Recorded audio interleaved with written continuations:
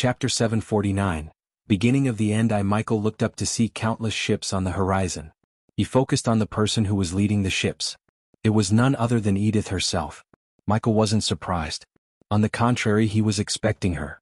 Something deep down always told Michael when Victoria was about to lose her life, Edith or someone would appear to stop the inevitable. One would expect Michael to panic, but he remained calm. The main reason for his calmness was he didn't have to hide his secret anymore. He welcomed them with open arms. He had a surprise stored in for the Guardians. Looking at the ships, Michael slowly floated above. The Guardians sent all their warships. Each ship was fitted with 60 to 70 cannons. All of them were enhanced with runes to kill even a fusion stage cultivator. This was the first time Michael had seen a glimpse of the guild's true power. With this much firepower, they could easily decimate a kingdom in a few hours.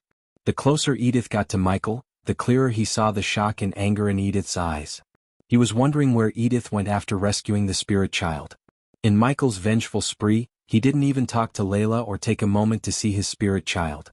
To be honest, Michael wanted to have a few words with the child before he returned to the southern continent.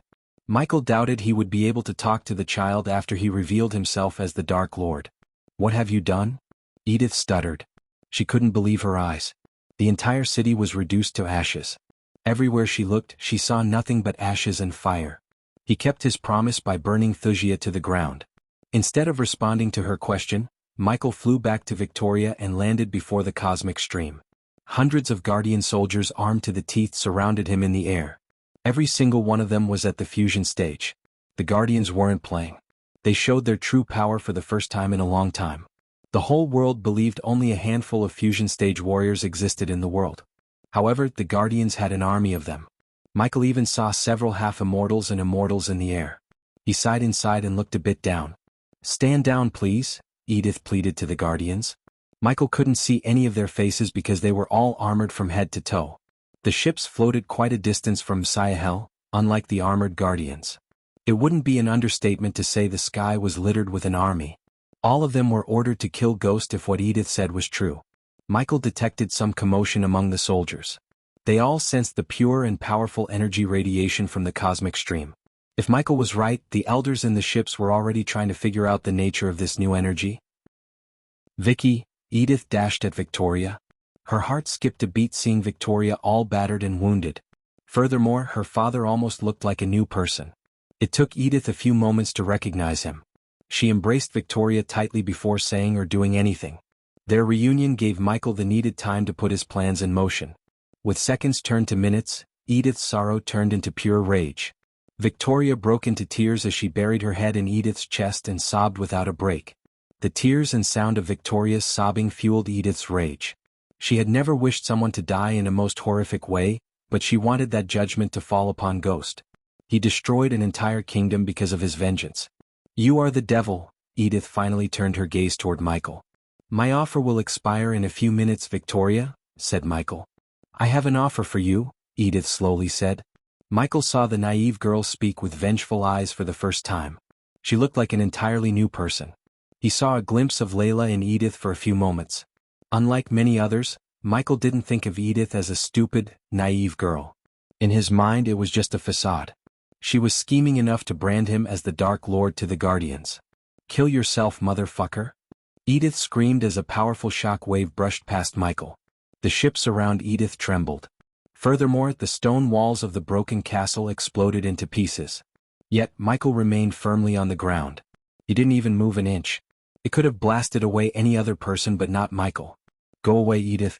He will kill you too. I've seen enough death." "Please go away," Victoria begged Edith. Maxim Barnes couldn't move his lips. He almost lost consciousness. "I am here to save you, Vicky. Don't worry about me. The Guardians are here. I brought help. Today I will take his life." Michael's laughter suddenly broke the silence. His devilish laughter echoed through the forest. This time his laughter wasn't normal. It was thick, demonic, and otherworldly. The Guardian soldiers were stunned. A glimmer of surprise emerged in Edith's eyes. Michael sensed several powerful figures watching him from the shadows. These figures tried to be sneaky instead of drawing Michael's attention. The only surprise Michael received was the disappearance of Noah. He really wondered what the heck had happened to him. Honestly, Michael could not believe Noah didn't try to fight or stop him for once. For now, Michael paid no attention to Noah. He had bigger things to deal with. Victoria looked around to see hundreds of soldiers in the air. Finally, a small light of hope lit in her heart. Michael was delighted to see that one small ray of hope in her eyes. Snuffing this light would be the last nail in Victoria's coffin. Edith slowly raised her hand before snapping. Suddenly, the immortal killing spear he took from General Franklin appeared in Michael's hand. Michael noticed countless runes radiate a bright crimson-red glow on the spear. The spear pulsated strange energy. Soon this energy surrounded Michael. A good plan indeed, Michael said to himself. He let the strange energy surround him completely. This energy felt familiar to Michael. It was the same energy radiation he felt from Hunter when he fought. Michael was surprised to see Edith mimic Hunter's energy signature, which the entire world believed to be the energy signature of the Dark Lord. Edith even managed to create a dark cloud around him to sell the idea that he was the Dark Lord to the Guardian Guild. Little did she know that Ghost was really the Dark Lord. Michael sensed the tension among the Guardian Guild soldiers. They all tightened their grips on their weapons. Michael felt the energy fluctuations around him go crazy. He could tell the Guardians were casting spells all around him. It would only be a matter of time before they go all out. "He is the Dark Lord," said Edith. Her voice echoed through the city. She wanted to see Ghost panic and be frightened by her words. She knew he had sensed the strange energy around him. However, contrary to her expectation, he remained calm. What surprised her more was the smile on his face. The smile caused uneasiness in Edith's heart. She saw no signs of panic or shock in his eyes. Instead, he just remained with a smirk. It was as though he somehow knew her plan all along. "You're going to pay for what you did here," Edith growled. "Thank you, Edith." To her shock, Michael thanked her. She frowned. Judging by the look on his face, Victoria's heart sank. "Thank you for giving one last ray of hope to Victoria." Michael slowly rose from the ground. The dark cloud created by Edith's runes slowly faded away. Instead, a darker and thicker cloud of darkness enveloped Michael. "Thank you for bringing all of these men to me." Michael's human voice changed. It sounded thicker, demonic, and frightening. Edith saw the place growing darker and darker.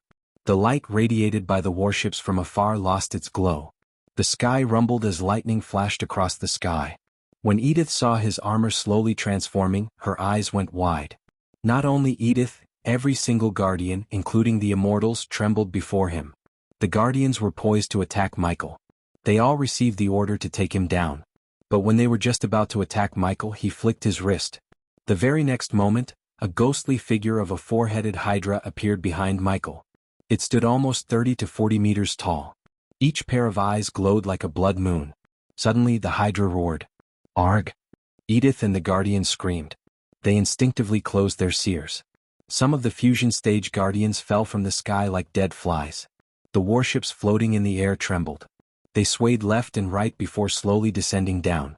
The runes on the ships and the Guardian armor lost their glow. The Guardians were completely off guard. They didn't even realize what had happened until the warships began crashing. No one could feel the energy within them. Simply put, Michael created an energy void around them.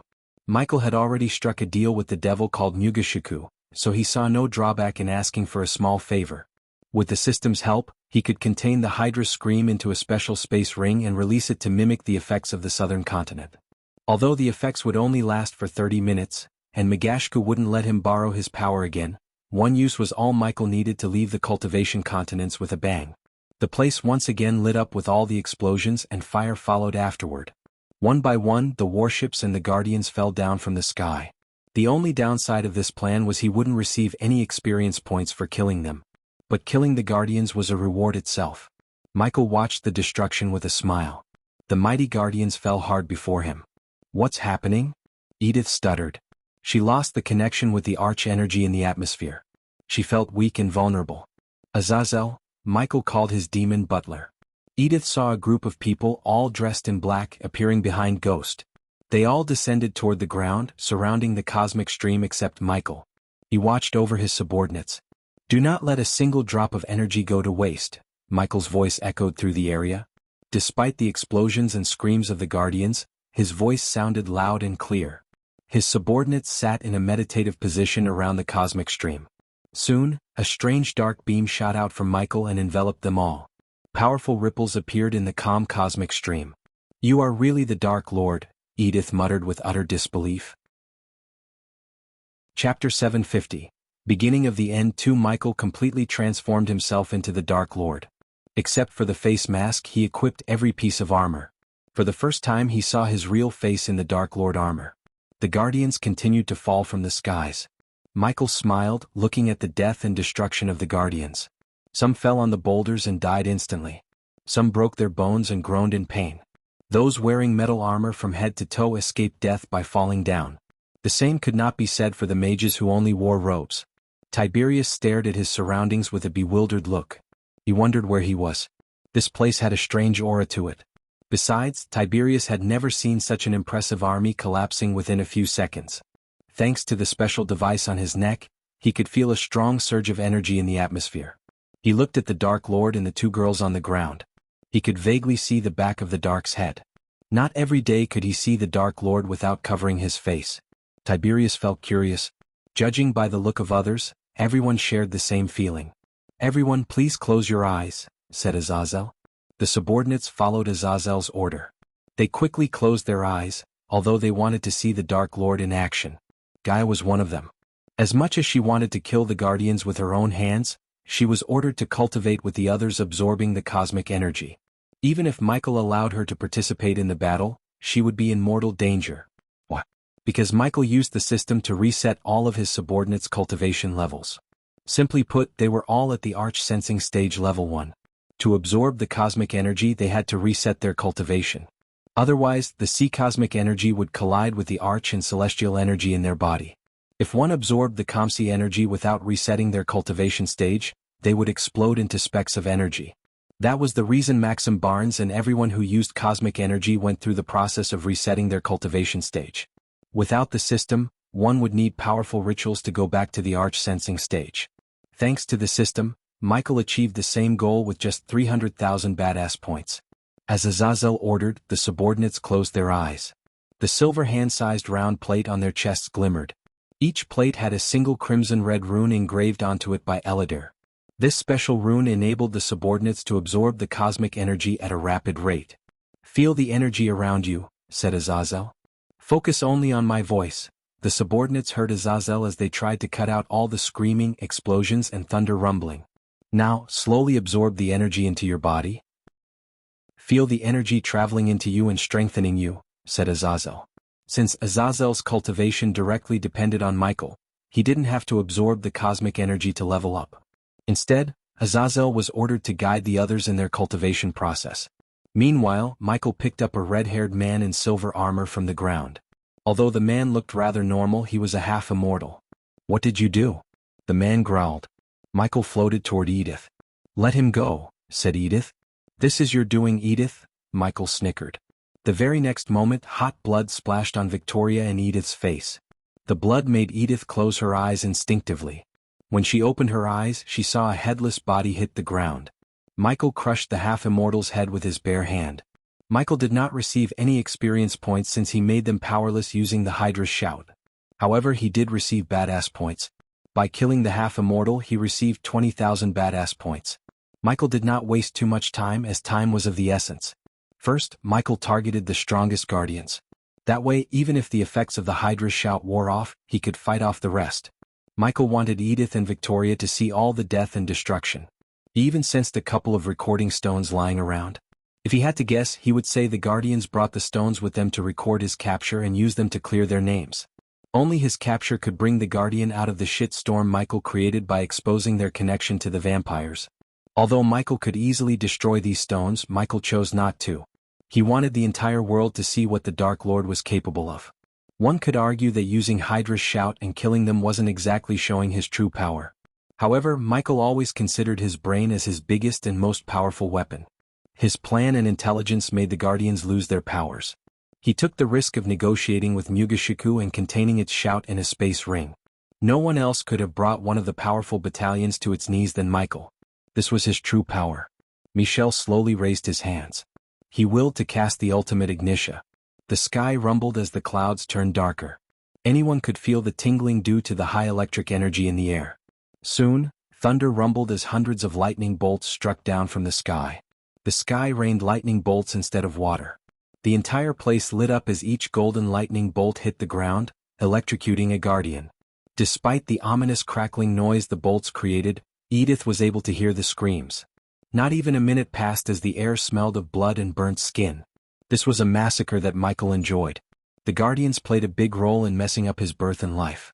Finally, Michael started to pay them back with interest. Every life he took made Michael happier. Finally, after a few minutes, the rain of lightning bolts stopped. The air still became electrified as Edith's hair stood straight up. Edith's mind went blank by all the death and destruction. No one could say she wasn't to blame for all this. The Guardians would have been alive if she hadn't brought the Guardians here. Once again, Edith paid a steep price for not listening to her sister Layla. She doomed more lives than she saved. She led a herd of sheep into the den of wolves. Michael played her right from the start. At some point, Michael really did hope that this girl would listen to Layla and go with her to the Rainbow Islands. Instead, she chose to stick with her best friend, which Michael admired about Edith. Right or wrong, Edith stood by her friend's side. But admiring her didn't mean Michael would let her do whatever she wanted. Michael wasn't satisfied by the burnt bodies around him. He wanted to eradicate the Guardians completely. Even after using the ultimate Ignitia, many escaped the spell's wrath. But before he cast another spell, Michael's gaze turned toward Maxim Barnes. Victoria hugged her father tight. The look in his eyes terrified her. Michael dashed forward using a lightning dash, grabbed Maxim Barnes and flew back to the sky. Everything happened before Victoria could realize her father was gone. "Father!" Victoria shouted. She tried to get to her feet only to receive a bolt of lightning through her gut. Victoria dropped to the ground, holding her stomach. Her clothes slowly got soaked as blood poured out of her gut. She gritted her teeth to fight the pain. Seeing the wound on Victoria's stomach, Edith panicked. She couldn't even access her space ring to give Victoria a healing potion. "Victoria!" Edith screamed. Michael held Maxim by his head. He put a slight pressure on Maxim's forehead with his thumbs. The skull slowly cracked. Maxim hissed in pain. Michael applied more pressure as blood seeped through Maxim's forehead skin. Maxim's legs frantically quivered. She lost her ability to cast a spell or fly toward her father. Hence, Victoria could only scream.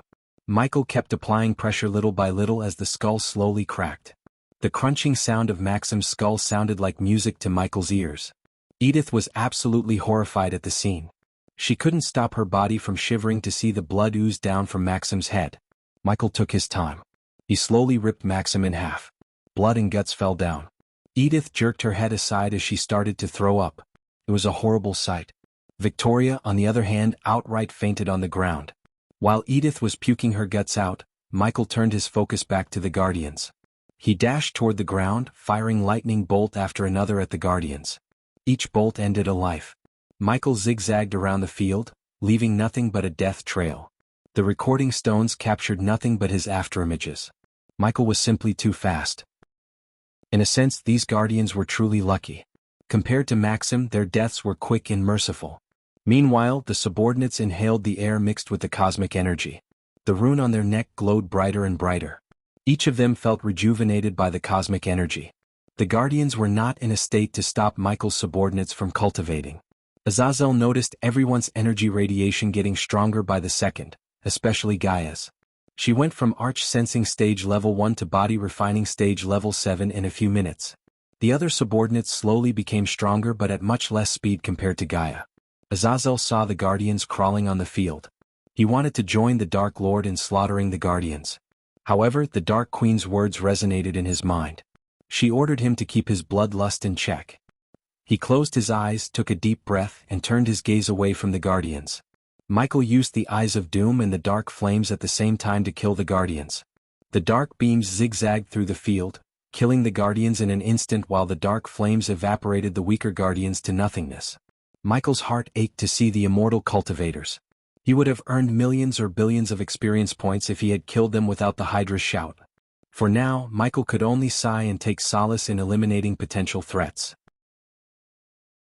Chapter 751. Beginning of the End 3. The city was littered with wounded Guardians, bodies, and the wreckage of ships. Red, black, and brown were the new colors of what was once a spirited city, which had become the stage of a devastating war. The air, which would normally be vibrant with the sound of work, trade, and craftsmanship, was now glowing red with fire and thick with smoke, ash, and embers. Hell had descended upon this area. Several powerful figures in the world headed for Ithilien after hearing the news of the Dark Lord battling the Guardians in Thusian's capital. Almost all the prominent families and powerful people had spies within the Guardian Guild. So it wasn't very hard to get a whiff of this news. Michael noticed these strange figures on the horizon but completely ignored them. He knew they were here to spectate. It was fine with Michael. The more people watched the slaughter, the more badass points he would receive. Michael continued to slaughter the Guardians left and right. He almost felt exhausted after killing them. Hundreds of corpses littered the ground. Those who moved an inch received a bolt of lightning through their head. Michael spared no one. This was not a battle but a massacre. The people who saw the massacre from a distance felt shivers down their spines. Some immediately turned around and left the island. They did not take the risk of drawing the Dark Lord's attention to them. Still, many daredevils remained in the sky watching the massacre. Among them were some news reports, including Nadia Hall. She wrote down everything she had seen in Ithilien. After killing every guardian in his sight, Michael started to throw the bodies near the cosmic stream. The bodies formed a big pile. They wondered what the Dark Lord was doing. He walked toward the pile of bodies, taking deep breaths. Even a half-immortal like him would feel exhausted after all the killings. Michael leaped on top of the bodies and sat down as though the bodies were his throne. Edith looked terrified. Her face went completely pale. She held Victoria tight in her arms. Victoria didn't seem better either. The blood loss caused Victoria's face to become pale.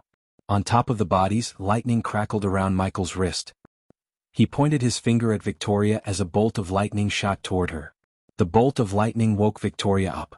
"No, stop," Edith begged Michael. She lost her composure and begged for mercy. However, Michael was not a merciful god. On the contrary, he was a vengeful one. He raised his hand as an invisible force pulled Victoria out of Edith's arms. The red dagger followed Victoria behind and landed in Michael's hand. "Please kill me if you want, but please let her go. I beg you. Please." Edith dropped to her knees and begged Michael. Michael looked over his shoulder to see his subordinates still cultivating. According to the system's calculation, it would take another 15 minutes to exhaust the cosmic energy in the stream. Michael heard the system's voice in his head. Over the years, Maxim Barnes and his men used a significant amount of cosmic energy. Luckily, the stream still had enough cosmic energy for all the subordinates to reach the soul refining stage. Since Gaia's cultivation speed was boosted by 40%, she would be able to reach the fusion stage level 7. With the cosmic energy coursing through their veins, all of his subordinates would be monstrously strong. Deep down, Michael couldn't wait to see what his subordinates could do in a real battle. Michael released Victoria as she fell down. Afterward, Michael turned his gaze toward the horizon. As expected, he found Nadia Hall among the spectators. "Nadia," Michael's voice echoed through the sky. Everyone hovering in the air turned their gazes toward the young woman in brown robes and gray fur coat. She adjusted her glasses. There was a glimmer of fear and shock in her hazel eyes. "Come here," Michael called Nadia Hall. "I will give you an exclusive," said Michael. The word exclusive kindled a fire in Nadia's hall. As a journalist, she knew what an interview with the Dark Lord could do to the newspaper. The sales would go through the roof, and her higher-ups would offer her the promotions on a silver platter. Thinking about her future, she took a deep breath and slowly flew toward Michael. She vigilantly glanced at everything around her. The fumes, black smoke, and dust clouded her sight. Despite everything, she noticed hundreds of bodies. Judging by the armors, Nada could tell they were not a run-of-mill guardians. Finally, her vision cleared enough to take a good look at the Dark Lord. To her complete shock, she saw Ghost in the Dark Lord's armor. For a moment, she thought this was some kind of elaborate prank. Only recently, the Dark Lord attacked Ghost. So how could Ghost be in the Dark Lord's armor? Ghost. Nadia tilted her head. She saw Edith crying in the corner of her eyes. The bloody remains and guts of Maxim Barnes almost made Nadia throw out on the spot. Luckily, she had a high tolerance for brutality. Michael sat on top of the bodies, guarding his subordinates. Michael waved his hand as Nadia Hall floated above to match his height. At that moment, Nadia Hall clearly saw Ghost. There was no mistaking it. "I am the Dark Lord," said Michael. "Ghost was just a life I tried to live in peace. But the Guardians made sure that I turned into the Dark Lord before I was even born." Nadia Hall's hands trembled while writing his words on the parchment. What about the battle in the royal land? The people had seen the Dark Lord attack Ghost? "You are asking the wrong question. The right question is, what will I do from now on?" said Michael. Nadia Hall felt goosebumps at the tone of his voice. What will you do, Dark Lord? Nadia asked the question. Rebuild this world, said Michael. His words sent a chill down Nadia's spine. Everyone who heard his words shivered. The Guardians and the Sky Hall needed a villain to fight so they could hide their rotten selves from the world. But they have chosen the wrong god to mess with. For a few moments Nadia didn't utter a word. She carefully chose her next few words. Dark Lord, you said the Guardians made sure you turned into the Dark Lord before you were even born. What did you mean by that? Nadia Hall had a hatred toward the Guardians deep down. Hence, she wanted to dig more dirt about the Guardians in the process. The Guardians slaughtered millions of people with the Sky Hall's aid to prevent a god from being born into this world. Their goal was to rule the world themselves. They didn't give a damn about the people they slaughtered in the process. Ultimately, they failed, and I am here to avenge all those innocent lives. Make no mistake. I'm not a merciful god. I am a vengeful one. If you are a guardian or someone connected to the Sky Hall, you have a death sentence on your head. If I were you, I'd quit. Are you openly waging war against two of the most powerful organizations in the world, Dark Lord? Asked Nadia Hall. No. They waged war against a god. So I will show them what will happen when you piss off a god. Nadia noticed her surroundings grow darker and darker. The sky rumbled as lightning streaks flashed across the sky. Can you tell us why you attacked Wuxia first? Asked Nadia Hall. They deserved it, said Michael without going into details. Nadia looked over the Dark Lord's shoulder and noticed the glistening pond as well as the dark-robed figures cultivating around it. But she had more pressing questions centered around the Dark Lord. What's your next plan, Dark Lord? What will you tell the people who are afraid of you turning their land into a battlefield? My war is against the Guardians, the Sky Hall, and anyone who crosses my path. As long as the people stay away from them, they'd be fine and have nothing to worry about. If you want to know more, you can ask the Supreme Guardian Andreas himself, said Michael. Nadia Hall creased her brows. Supreme Guardian Andreas lived and died 3,000 years ago. How could she ask someone who isn't alive? He is very much alive, said Michael as though he had read Nadia's mind. He is with Noah Winston in his spectral form. He is manipulating Noah Winston to make him his successor so he can stay in power forever. This man is not a hero as you all believe.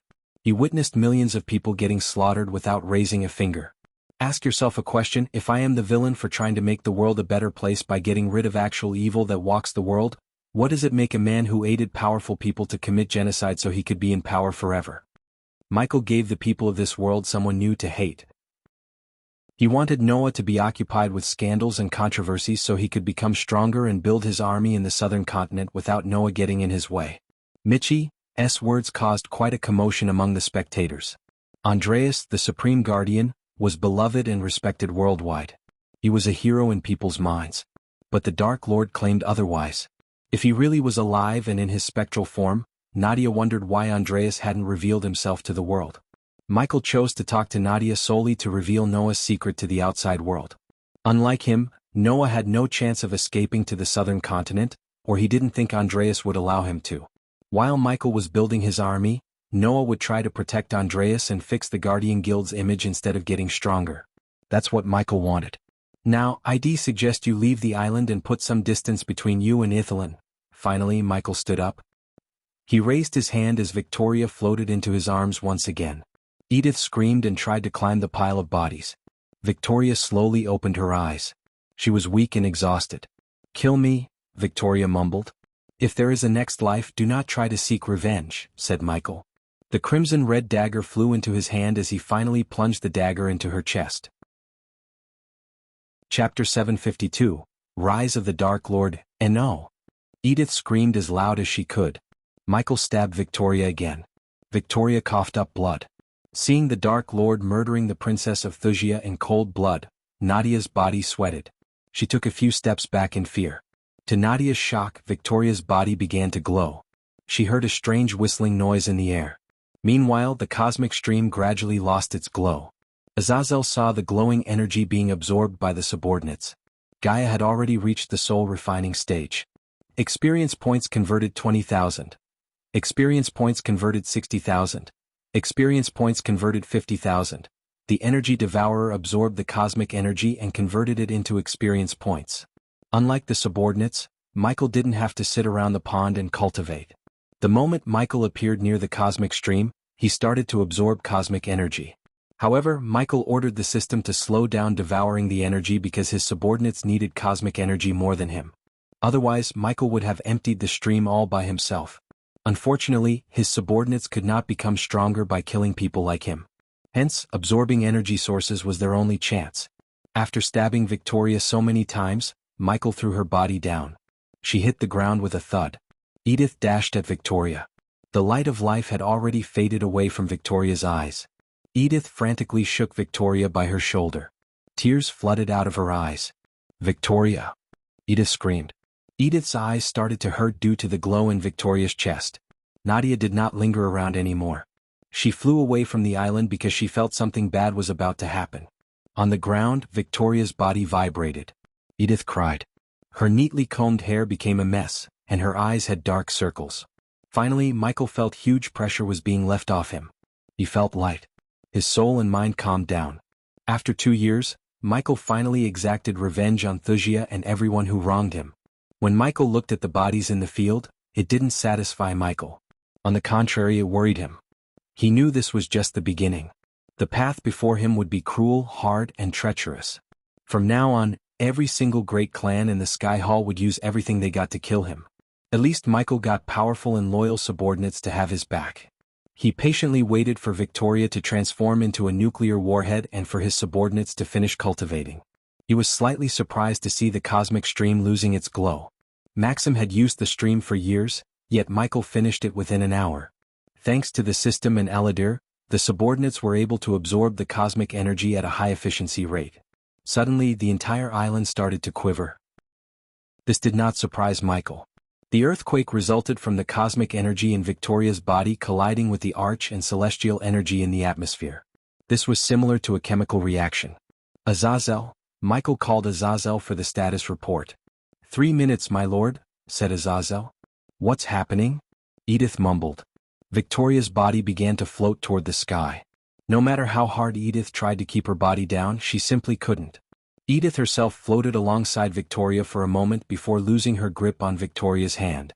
When Edith hit the ground, she could only scream for Victoria. Michael gave no shit about Edith. He promised Layla not to kill Edith with his own hands. But if she died in the explosion, that was not technically killing her by his hands.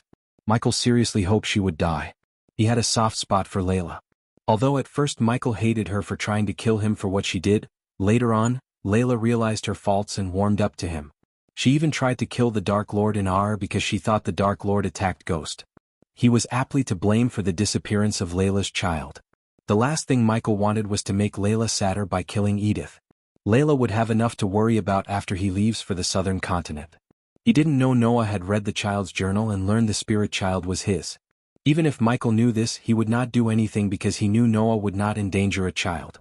The whistling noise sounded louder and louder. Nadia and the others could hear the noise even from miles away. Eventually, all of Michael's subordinates opened their eyes. They no longer felt the strange energy in the air. When they opened their eyes, the glowing pond was nowhere to be found. Everyone felt unstoppable. Tiberius clenched his fist as if he had never felt this strong before. Sadie, on the other hand, was in complete shock.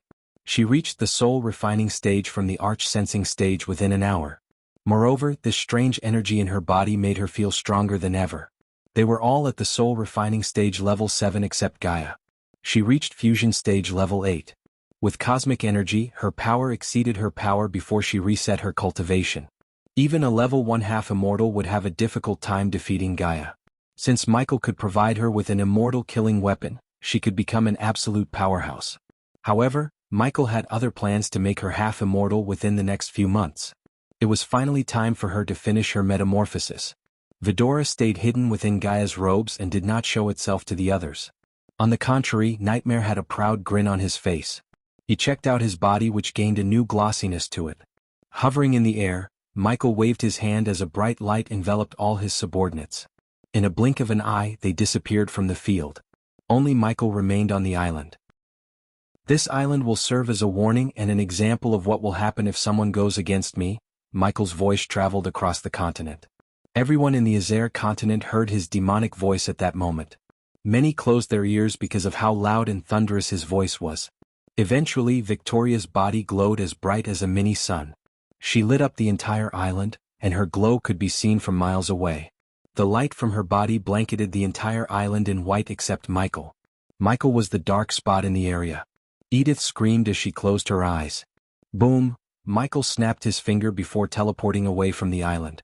The very next second, Victoria's body exploded with the force of a nuclear warhead. The bright light reached the point where it turned the sky white. But soon the white turned orange. The island crumbled as violent waves moved chaotically in the ocean.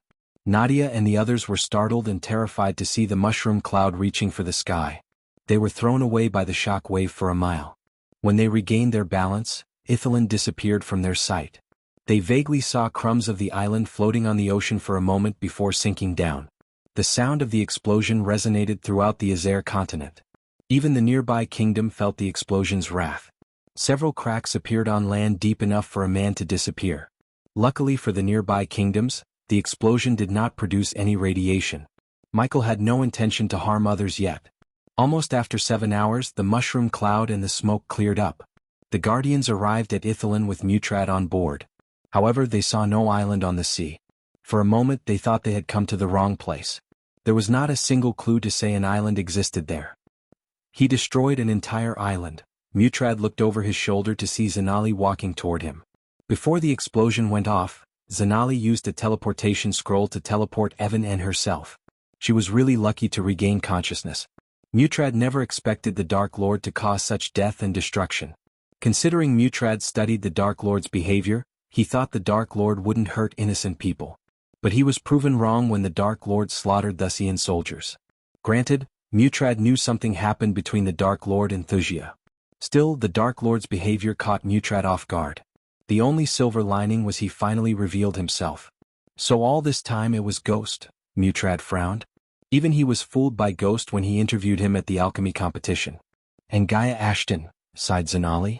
P1E's Visiti, N0V1B in. You and your kingdom will receive full protection of the Guardians and the Sea Folk. A whole lot of good it did to Thusia, Zanali snickered. Today he showed the whole world how incompetent Guardians are. No, Mutrad shook his head. They aren't incompetent or weak. He's a sneaky bastard with full of surprises. Although Mutrad sounded calm and composed, he was afraid deep down. He heard the reports of how the Dark Lord slaughtered the Guardians, including Immortals. He was nowhere near matching the Dark Lord in raw power.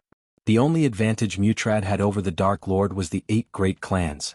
Ithelin's destruction was a good trump card when it came to negotiating to gather the 8 great clans against the Dark Lord. Of course, some of the clans might feel reluctant to go against the Dark Lord after his warning. Why are we here? Asked Zanali. After the day she had, she just wanted to head home. I don't know. Just needed to see it with my own eyes, said Mutrad. So the war between the Dark Lord and us has finally begun. Mutrad looked in the direction of the southern continent. Something told him the Dark Lord had gone beyond the void line. Open your eyes. We are losing this war, Zanali growled. She didn't think Mutrad should be the one who leads the fight against the Dark Lord. Instead she wanted Noah. Unfortunately she was still searching for Noah. Chapter 753. World has changed. 1 year had passed since the Dark Lord revealed himself who he truly was. Almost all the kingdoms in the world mourned the destruction of Thusia. They announced holidays in the name of Victoria Barnes, who fought the Dark Lord valiantly to the end and lost her life. The world called that day a black day.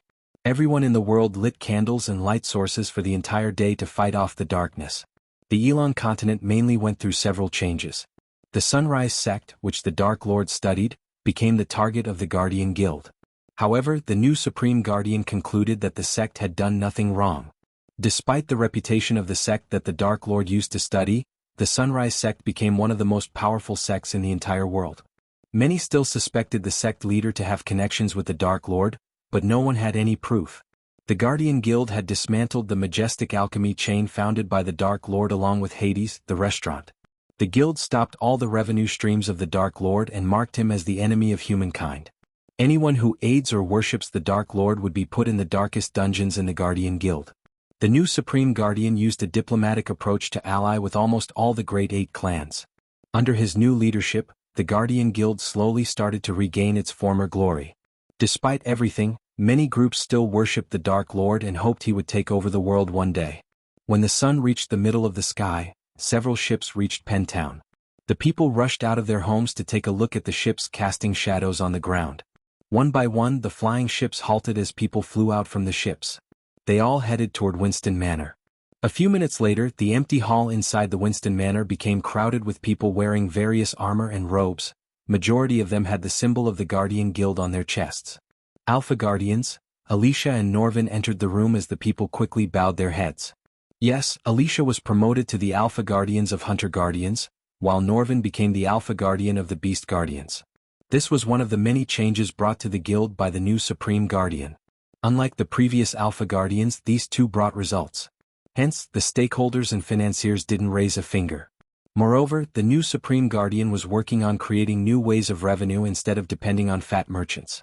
They were the main reason for the corruption in the guild. Over the past year, Norvin grew out of his tiny stature. Norvin walked beside Alicia wearing golden robes, transforming himself into his new humanoid form. His humanoid form was muscular, hairy, and had the puffy mouths of monkeys. Norvin had lost the childness on his face and looked mature. Alicia, on the other, looked as she always did, cold and distant. Everyone except the Hunter Guardians can stay outside. The Supreme Guardian will be with you shortly, said Alicia. The Guardians and the warriors from various factions left the hall, leaving a group of Guardians behind. Silence fell over the hall as they waited for the Supreme Guardian. A few moments later, Noah Winston, adorned in his new white knight armor, entered the hall. Noah radiated a much more powerful aura than he did a year ago. The noticeable thing about Noah was his hair. He cut his long raven black hair short and grew a stubble beard. Besides, he looked a bit tired and exhausted. The usual glossiness was missing on Noah's face due to the pressure and responsibilities of a Supreme Guardian. Leading one of the most powerful guilds took a mental and physical toll on him. Supreme Guardian, the group of Hunter Guardians knelt down to show their respect. Although Noah was weaker than them in terms of cultivation stages, his godly aura and leadership talents gained the Guardians' respect. Ultimately, Noah single-handedly pulled the Guardian Guild out of the hole the previous leader put the guild into. After the Dark Lord's interview with Nadia Hall, every organization put the Guardian Guild under the microscope. Many blamed the Guardian Guild for its incompetence and corruption. The revelation about Andreas being alive hit the world like a violent storm. It was always easier to put guilt on someone than prove them innocent. The Dark Lord's interview and the people's hatred toward the guild forced Noah to reveal the prophecy of the Dark Lord. That was the only way to calm the people down and focus on the real threat, the Dark Lord. But Noah himself hated the guild and Sky Hall for massacring innocent people 3,000 years ago. No matter what Andreas said, Noah refused to accept that killing many people was justifiable. This put a dent in the relationship between the teacher and the student. No one except Noah could rebuild the guild and simultaneously focus on stopping the Dark Lord. It was hard, especially when he and his mentor Andreas had different ideologies and plans to deal with the Dark Lord. Noah acknowledged the team with a nod. He flicked his wrist as a stone table appeared in the center. He went to the table as the team gathered around it. Alicia spread open the southern continent's map and the surrounding regions. An X mark was on the farthest west side of the continent, with nothing but an endless ocean. This ocean was unmapped territory for the rest of the world. Due to the constant lightning storms, tornadoes and tsunami waves, no one ventured into this ocean. Since it was inside the void line, even the cultivators refused to venture into this part of the map. The previous nameless ocean was now called the Dark Ocean by the world because that was where the Dark Lord currently resided. The Dark Ocean was the only place next to the Dark Forest where the sun didn't shine. It's always dark there. What did you learn? Asked Alicia. The group around her was the best of the best among the Hunter Guardians. Alicia sent them to learn about the Dark Lord's operations in the southern continent. The Dark Lord is building something on his floating mountain. He's been pouring resources and men into the construction.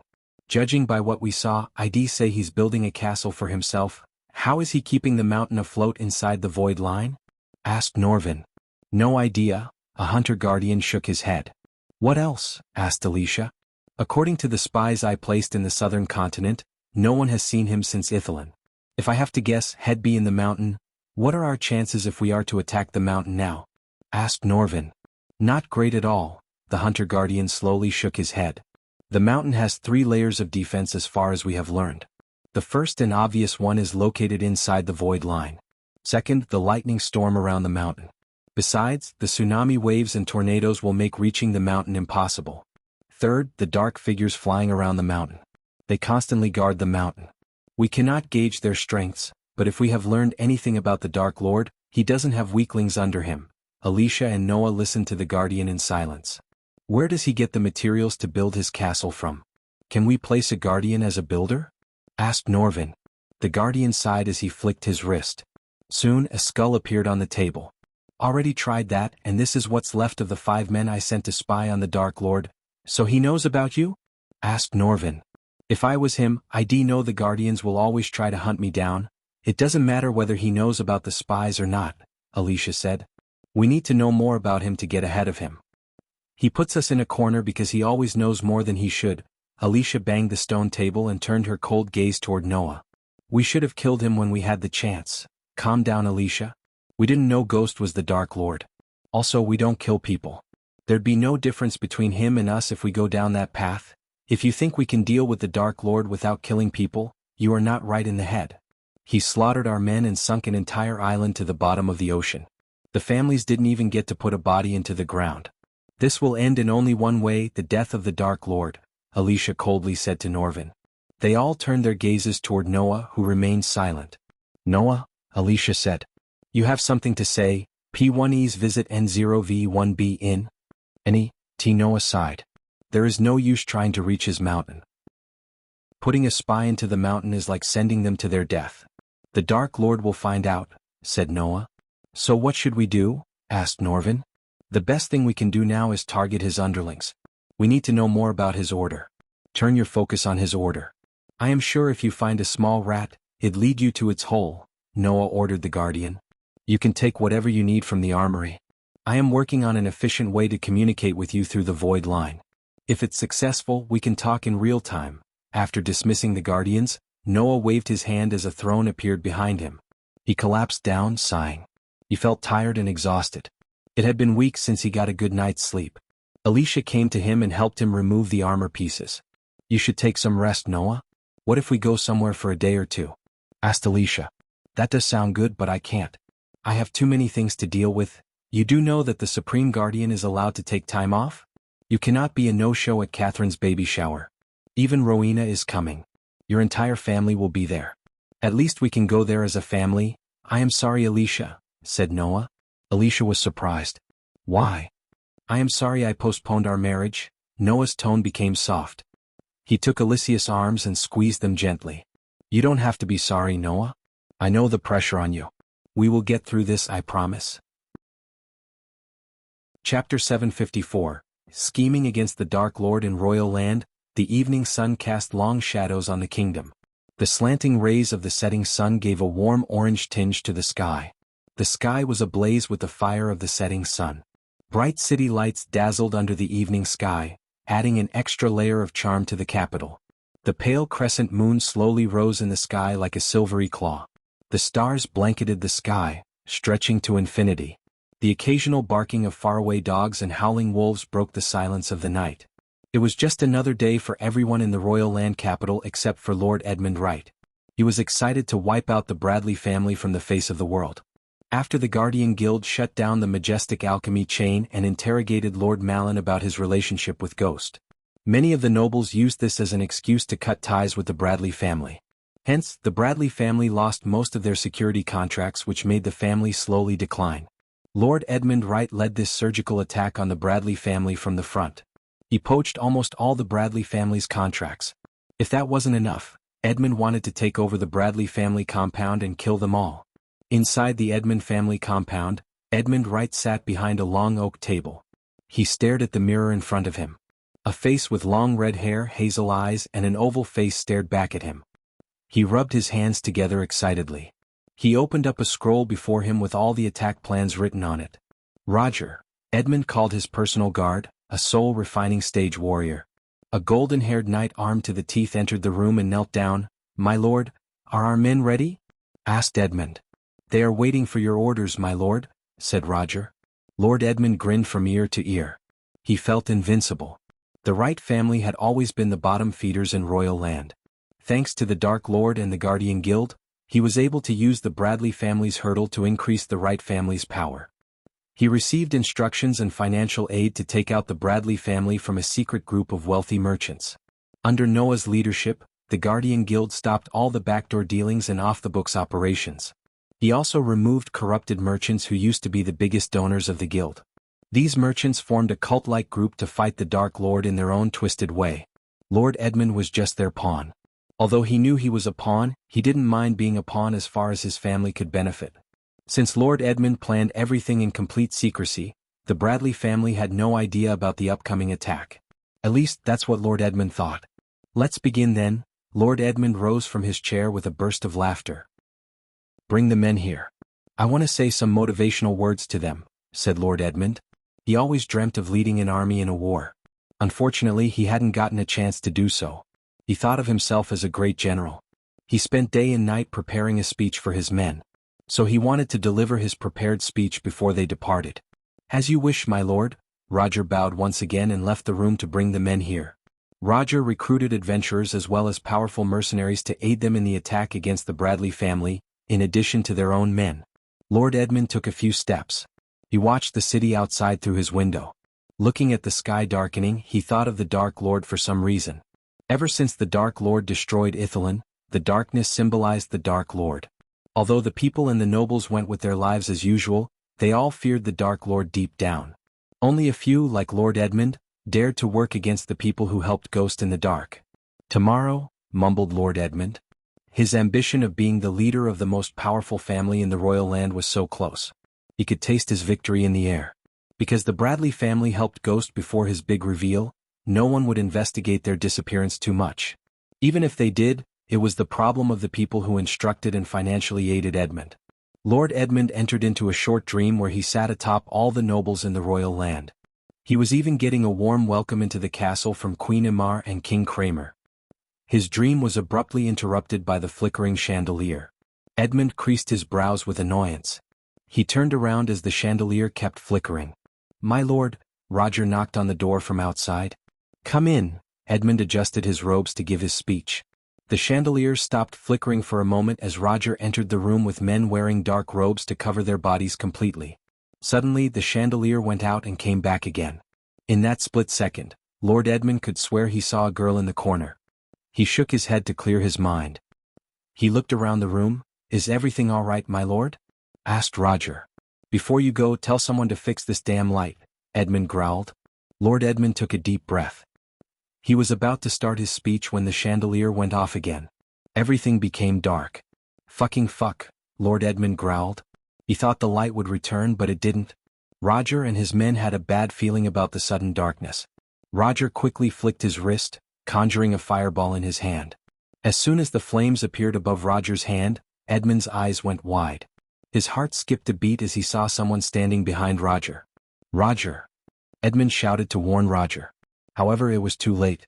The dark figure standing behind Roger plunged a dagger right into his throat. The others were startled by the splash of blood gushing out of Roger's neck. Edmund panicked as dark figures appeared one by one behind his men. They cut their throats before they could even react. The men groaned, clutching their throats.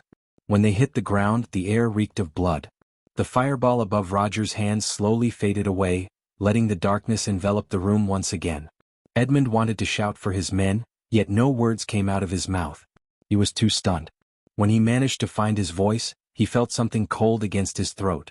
Shout and it'll cut open your throat, Edmund heard a chilling voice of a girl. His whole body trembled. The girl behind him forced him to sit back on his chair. Edmund heard the curtains closing. The blade was still against his throat. He still couldn't believe the strongest man he had was slaughtered in front of him in a blink of an eye. Silence fell over the room. A few moments later, Edmund heard a chair creaking. He could tell someone had sat before him. The next moment, he heard a snapping as the chandelier returned to life, bringing light to the room. When the light came back, Edmund saw a young man wearing exquisite black armor with a skull engraving on the chest sitting before him. The dark-robed figures stood around the room, covering their faces with dark hoods. These figures wore different black armor with the same skull engraving on their chests. The young man had shoulder-length black hair, a stubble beard, and a small cut on his left cheek. He signaled the girl behind Edmund to move the dagger away from his throat. Who are you? Edmund stuttered. He knew who these people might be judging by their armor, yet Edmund's mind refused to believe it. He desperately wanted them to be someone else. Congratulations, Edmund. You successfully drew the Dark Lord's attention, said the young man. Edmund's heart almost jumped out of his chest when he heard the name of the Dark Lord. No, no, no, no. Edmund's eyes watered. He mumbled repeatedly. Please forgive me. Edmund banged his head against the table to apologize. The entire world knew the result of going against the Dark Lord. A year ago he destroyed an entire kingdom and slaughtered hundreds of guardians, including immortals. The world hadn't forgotten that day. Hence, the people called it the Black Day. The moment Edmund decided to go against the Bradley family, he enforced several powerful runes, arrays and defense mechanisms around his manor. He even spent hundreds of thousands of gold coins to recruit powerful guards to guard the compound. Yet, the Dark Lord's men reached his room without raising a single alarm or tripping an array. Did you know the Bradley family helped the Dark Lord and were his allies? Asked the young man. This young man was none other than Ricky. Despite Michael's real identity, Daniel and Ricky followed him to the southern continent without a second thought. They did not give a damn about what the world said about the Dark Lord. Instead, they remained loyal as ever to Michael. Ricky and Daniel moved their families to Giselle without anyone knowing, with Gaia's help. Ever since then, they've been helping the Dark Lord as they always did. Unfortunately, Ricky's choice to follow Michael cost him his love. The current Ricky was more ruthless, powerful and loyal to the Dark Lord than the Ricky who served as the gate guard in the river town. His loyalty earned Ricky a spot in the Dark Lord's close circle. Soon, Ricky would be officially initiated into the order along with Daniel. Hearing Ricky's question, Edmund remained silent. He shivered, trying to find words. So what made you go against the Dark Lord's allies? Did you wake up one day and say to yourself, "Damn, I really hate this life, so I should end my pathetic life?" Asked Ricky. Please don't kill me. They forced me to do this. P1E's visit N0V1B in. To who? The Silver Order? Asked Ricky. According to Arya and Sadie, a group of people who call themselves the Silver Order have been working against the Dark Lord in the Elon continent. It was Arya who tipped Ricky about Edmund's connection with the Order as soon as Edmund started to steal the Bradley family's clients. Poor Edmund did not know that the Bradley family's head Lord Malin had sworn his allegiance to the Dark Lord and joined the Order of Death. To the outside world, the Bradley family was slowly declining, but in reality, Lord Malin had been helping the Dark Lord in secret using his family's resources. Yes, Edmund did not know they were called the Silver Order, yet he bobbed his head up and down to save his own life. Now, how should we deal with you? Ricky slowly unsheathed a black dagger. Chapter 755. Result of scheming against the Dark Lord. Ricky slid the dagger toward Edmund. You have two choices. You can take the dagger and kill yourself. If you do that, we will leave your family alone. Your brother will take over the family. He is not as stupid as you. Your family will continue to live and even prosper under his leadership. Your family will mourn your death every year, and you'll go as the greatest leader of the right family, said Ricky. Edmund shivered, yet no words came out of his mouth. Each black-robed figure had a murderous glimmer in their eyes under the cloak. Or, you can take the dagger and try to fight for your life. In that case, we will kill you and slaughter the strongest in your family. Your family and women will be vulnerable. Your allies will turn into rivals. They will come to pick the flesh off the bones. Your women will be ravished and sold to the slave traders. Your kids will be orphans and forced to beg for a scrap of food. You will go down in history as the last leader of the right family, Ricky slowly said. You have 5 seconds to make your choice. Ricky leaned back on his chair. Edmund stared back and forth between the dagger and Ricky. 1, 2, Ricky began counting. Edmund slowly picked up the dagger. He had to make a choice for the sake of his family. At that moment, Edmund regretted everything. If he could travel back in time, he would slap the hell out of the person who roped him into going against the Bradley family. There was no fighting against the young man and the dark-robed figures around him. He was at the core formation stage, while each black-robed figure was at the soul refining stage. Any one of them could kill him without breaking a sweat. This group could indeed slaughter all the strongest men in his family. Judging by the young man's look, Edmund could tell he wasn't kidding. 3, 4, Edmund placed the dagger against his throat. Tears rolled out of his eyes. He didn't beg for mercy as he wanted to die with the dignity of a leader. Before Ricky could count to 5, Edmund slashed his own throat. Blood splashed across the table. Edmund's body quivered violently for a few moments before finally coming to a halt. Edmund fell on his table with blood oozing out of his throat. Ricky took a dark cloth from his pockets, wiping off the drops of blood from his face. Good choice, said Ricky. He then looked over his shoulder at one of the black robe's figures. "Bring him in," said Ricky. The black robe figure exited the room and returned to the room with a red-haired man who shared some features with Edmund. He was none other than Edmund's younger brother, Norden. He didn't react like he saw his brother's body just now. On the contrary, Norden watched everything that had transpired, from Ricky's arrival to Edmund's suicide. Ricky walked back to Normand, forcing him to sit on the chair he was sitting on a few moments ago. Ricky grabbed Norden's hair and made him watch Edmund's dead body. "You know your brother is lucky. We gave him a choice. But you." Ricky patted Norden's head a couple of times. "You are not so much. If you fuck this up, we won't give you a choice but make everything that your brother didn't want happen." Norden's face lost its color. He shivered. "And also you serve the Dark Lord from now on. You want to serve the Dark Lord, right?" asked Ricky. He slowly ran his finger across Norden's neck, pretending to cut his throat open.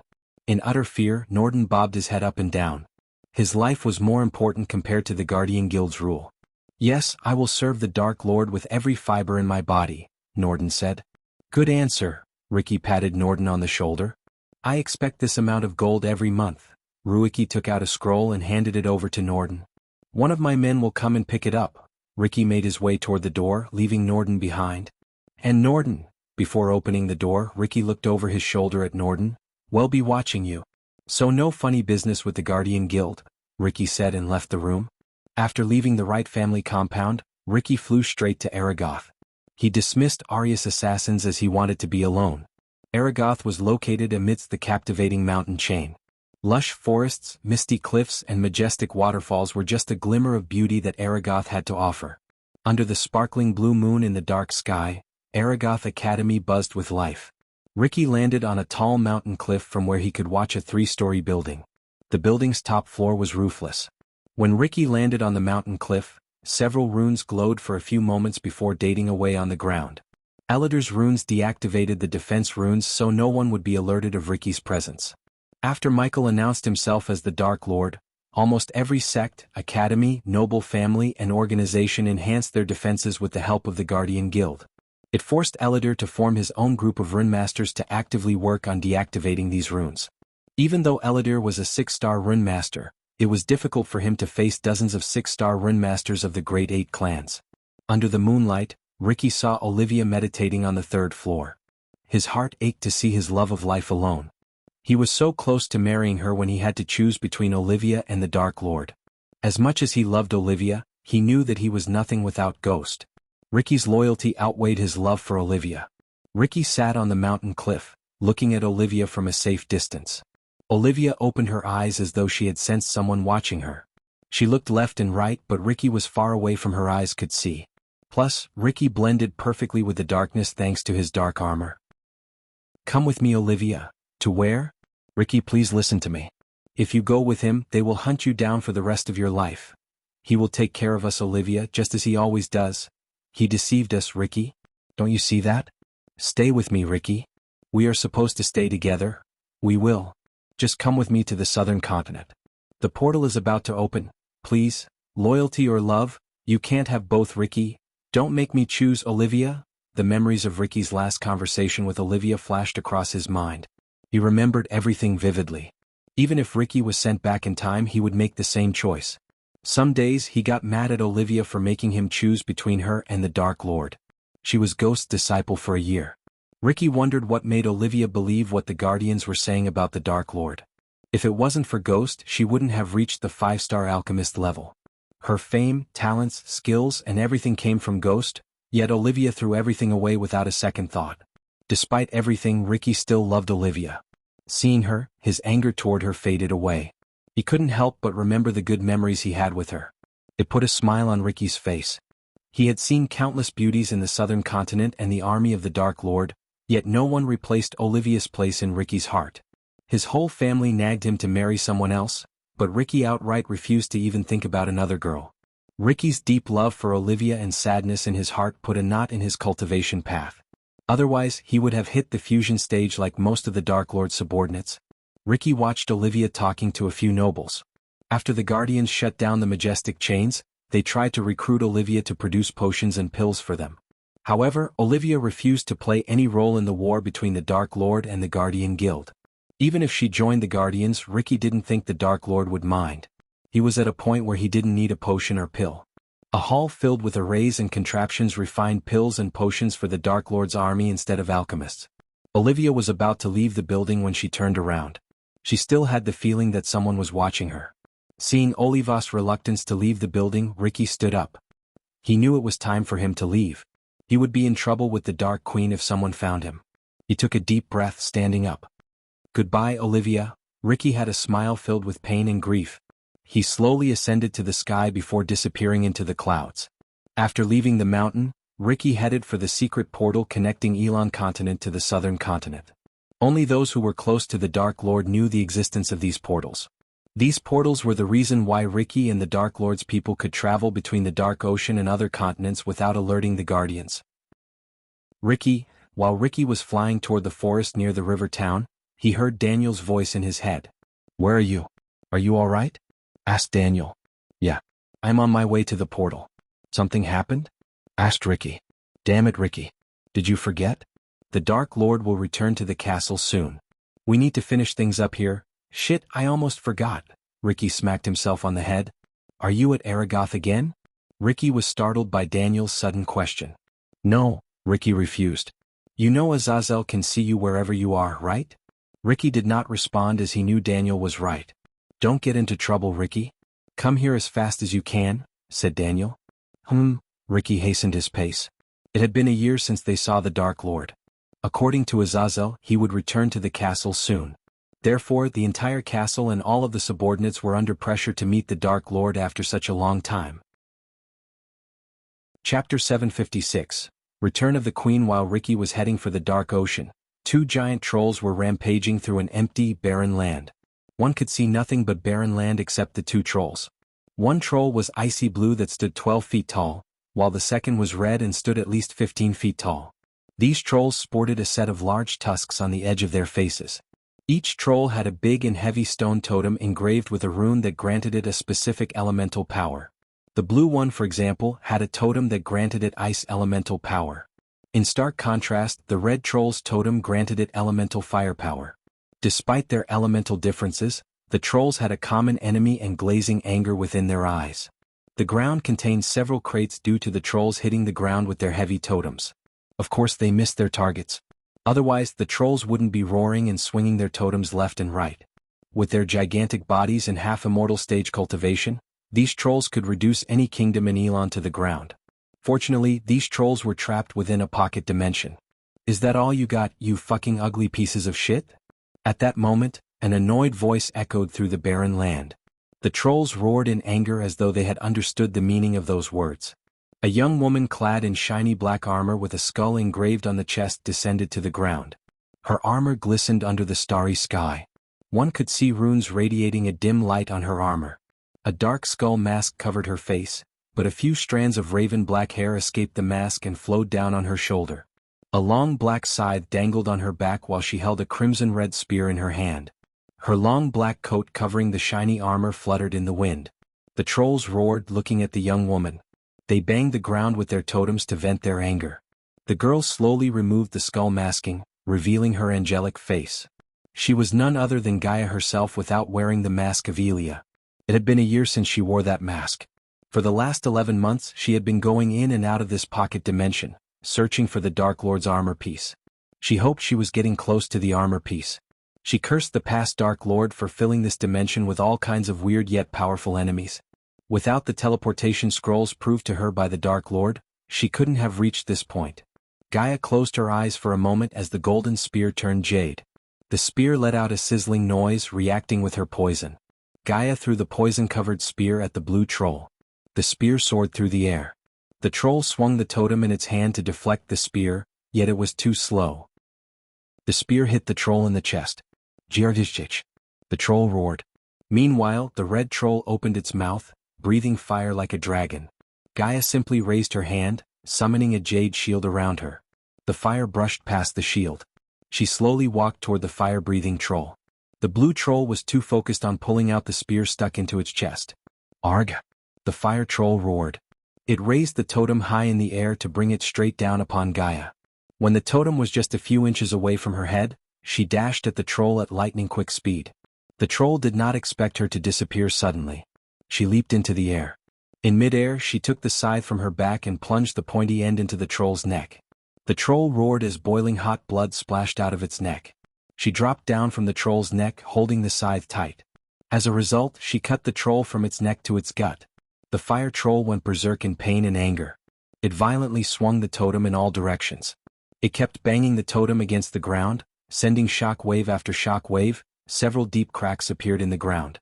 Gaia leaped behind to put some distance between her and the troll.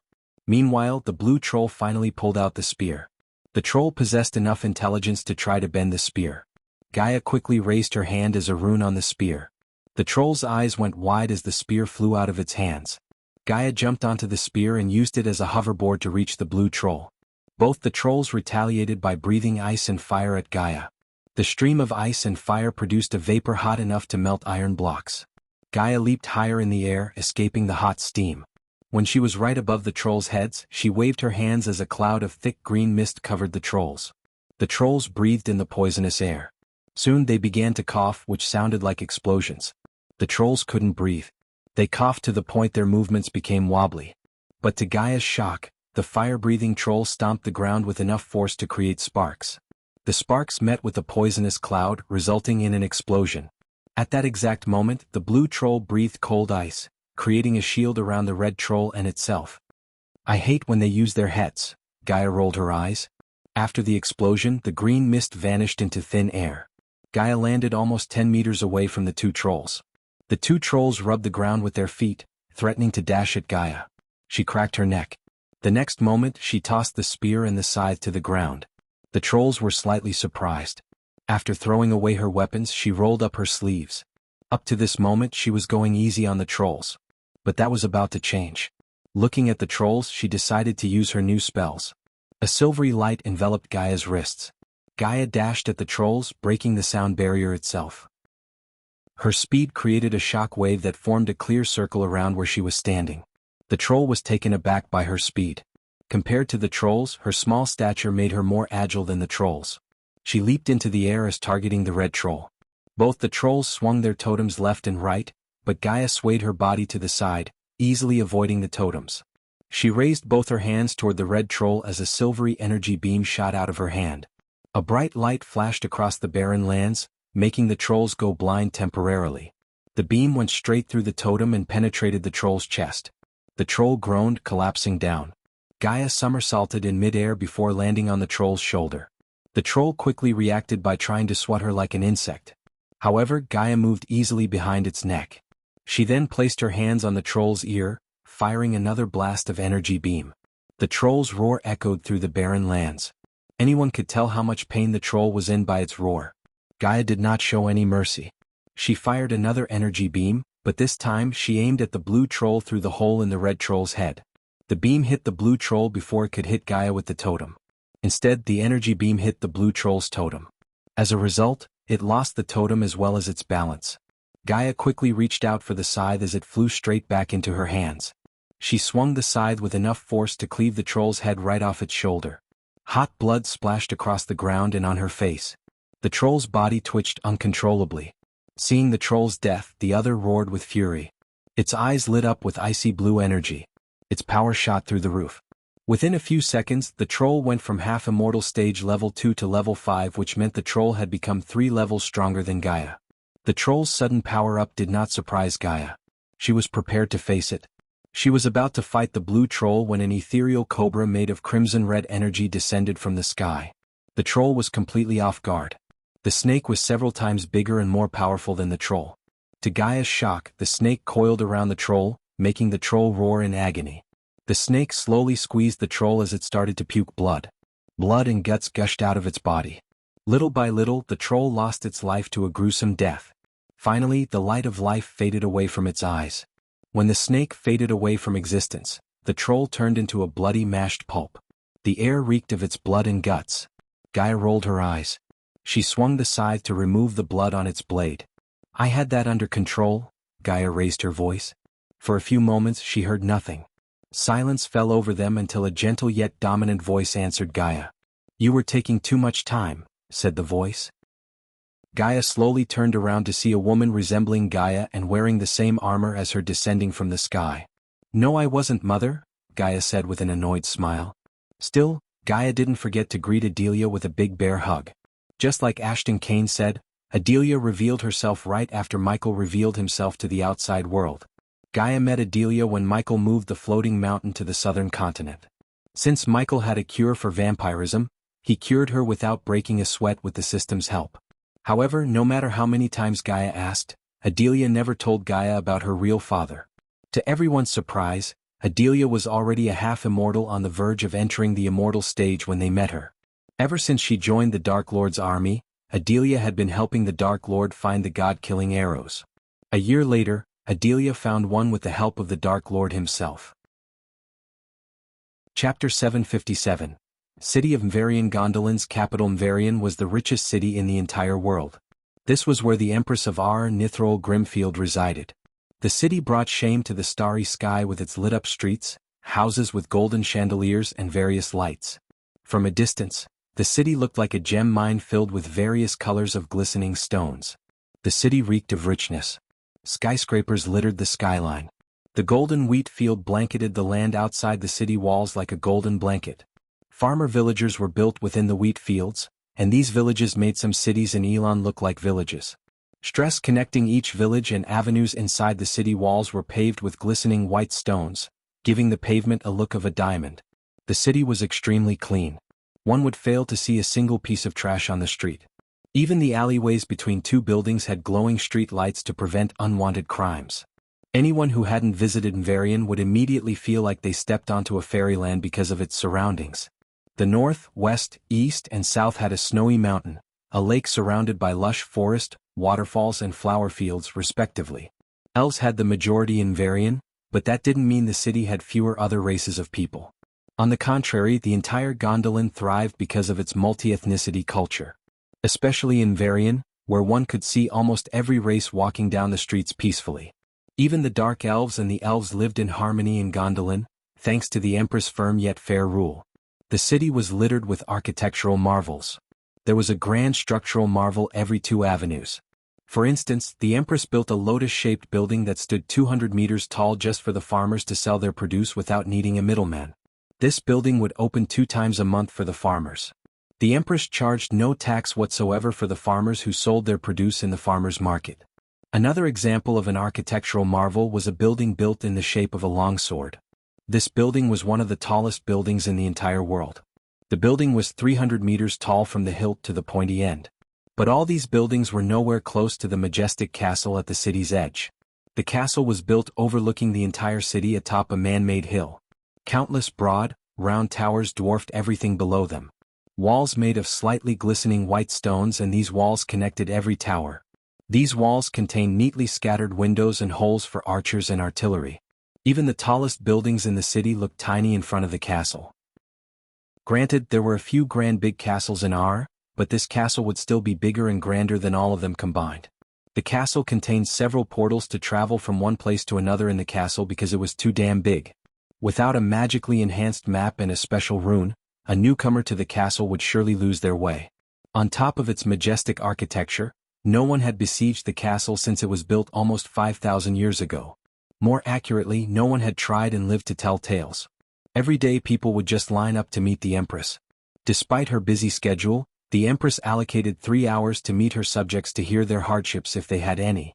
She was the most beloved Empress of all time. People just adored and worshipped her as a goddess. Unfortunately, the people had to wait for a few days as the Empress left the kingdom to meet with the Supreme Guardian in a secret location. Because of her visit, she missed the annual alchemy competition that's happening in the capital. The last alchemy competition ended up with no winner. Instead, they were attacked by the vampires. It was a black day in the alchemy world. Almost half the alchemists were wiped out by the vampires that day. Only a few survived, thanks to Noah Winston, the current Supreme Guardian. After Ghost revealed himself as the Dark Lord, many theorized that he orchestrated the attack on the alchemist competition from the beginning. The world turned everything Ghost did into an evil, messed-up story. The worst thing was that the world believed everything because the Guardian Guild before Noah took over ensured the people believed everything. However, Noah put a full stop to false stories. The alchemy competition was held in a building made of jade glass. The building resembled a lotus. Each petal had shops, homes for the rich and halls. Since the alchemy competition attracted thousands of people, the committee decided to hold the event in the center where even 100,000 people could comfortably sit and enjoy the event. Today was the second day of the competition. The rules and format of the competition did not change, but the judges did. Last time they invited Ghost, Adovan, Gabriel and Hendrix Gardner as the judges. Obviously they couldn't invite Ghost this time. So in his stead, they invited the current youngest 5-star alchemist in Elon Continent, Olivia Palmer. Hendrix Gardner and Aishin accompanied Olivia Palmer on the stage. Hundreds of fledgling alchemists occupied the stage below them. Since they weren't as experienced as the alchemist who died last year, the competition committee decided to give relatively easier formulas. The front-runners of the competition were Leylon Icarus, Gabriel's disciple, Jennifer Voldegard, and Elmer Jenrick, an elf from the prestigious Jenrick family in Gondolin. After a year of rigorous practice, Leylon and Jennifer had almost reached the 4-star level. Everyone in the arena was focused on Jennifer and Leylon. Although Elmer performed well enough to reach 3rd place, his technique and purity level did not earn him people's confidence. The elves cheered for Elmer since he was their kind, but they did not have any hopes for him to win the competition. This time, I'll honor my teacher by winning this competition, said Leylon, standing on the field next to Jennifer. Last time the competition was rigged. I was robbed of my 1st place, Leylon complained. The hall had an array to prevent the cheers and outside noise from the spectators from reaching the competitors. However, if the crowd was silent, they could hear any sound from the field. Unfortunately, they were still buzzing as they failed to hear Leylon's words. Jennifer tried to remain calm. Even though she was a clone of the Sky Hall, she had her own thoughts and feelings. Hence, she felt annoyed by Leylon's constant nagging. We both knew Noah was winning last year, said Jennifer. She glanced at Elmer for his thoughts, but the elf was busy cleaning his jade table. Sorry, I didn't know that. But hey, I also knew your sister was working for the Dark Lord, snickered Leylon. Eve Voldegard was one of the people who followed Ghost to the southern continent despite what the world said about him. Because of Eve's decision to follow the Dark Lord, the Voldegards were forced to disown Eve. As far as the Guardians were concerned, she was a criminal for following Michael. Noah did not punish the Voldegards for Eve's choice. However, they were secretly monitoring the Voldegard family. Don't talk about my sister, Jennifer gritted her teeth. Not that Leylon's words angered Jennifer, but if the real Jennifer was here, she would have gotten angry. Thus, the clone did the same to play her role correctly. What was the committee thinking when they decided to allow you to compete? Leylon growled. Why do you care since you are so sure about winning the competition? Jennifer replied. Humph, Leylon snickered. On the other hand, Elmer remained silent without putting his nose into their conversation. Instead, he cleaned the jade table spotless as though he hated dust on his table more than anything. The jade table reflected his clean-shaven face with blue eyes, a square jaw and striking golden hair. Elmer was not a talkative type. Since the competition had started, he barely spoke. Finally, the crowd became silent when the bell rang. Everyone quickly shut their mouths as the alchemists' bodies tensed. They all looked at the judges. Aishin rose from his chair and made his way to the edge. He glanced over the field with the alchemists. It's my honor to welcome you all to the second day of the competition. Once again, I have to thank Her Imperial Majesty for providing us with such an exquisite venue and protection. We couldn't have done this without Her Imperial Majesty's aid, especially what happened last year. As before, please mourn for the lost ones for a minute in silence, please. The crowd rose from their chairs to pay their respect to the alchemists and people who lost their lives at the competition last year. Silence swept across the arena. The people closed their eyes, lowering their heads. Thank you, Aishin's words broke the silence. Without a further ado, let us begin the second stage of the competition. To start it, I'd like to welcome the youngster 5-star alchemist in the Elon continent and the head of alchemy in Aragoth, Miss Olivia Palmer. As soon as Aishin united Olivia to the front, an awkward silence occupied the arena. Few mumbled something under their breath. Everyone stared at Olivia with different looks.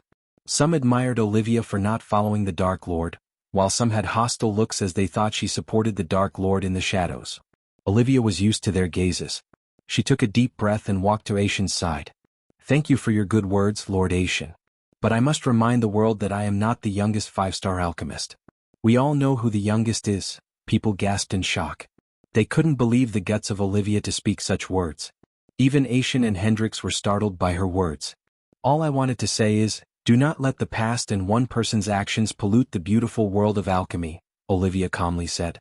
Your challenge for the second round is you have to brew the Lucid Dreams potion in under 2 hours. To help you brew it, you will receive the recipe and 3 batches of ingredients. As the competition began, several people were on their way to kidnap someone important. These figures were using the forest outside the city as their cover. With their black armor, they perfectly blended with the environment. The competition was really cursed as it attracted the wrong crowd for the second time.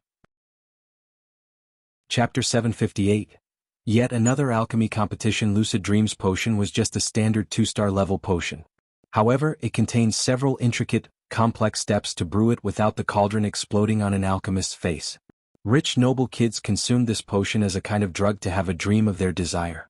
Elmer noticed 3 batches of ingredients materializing on his table.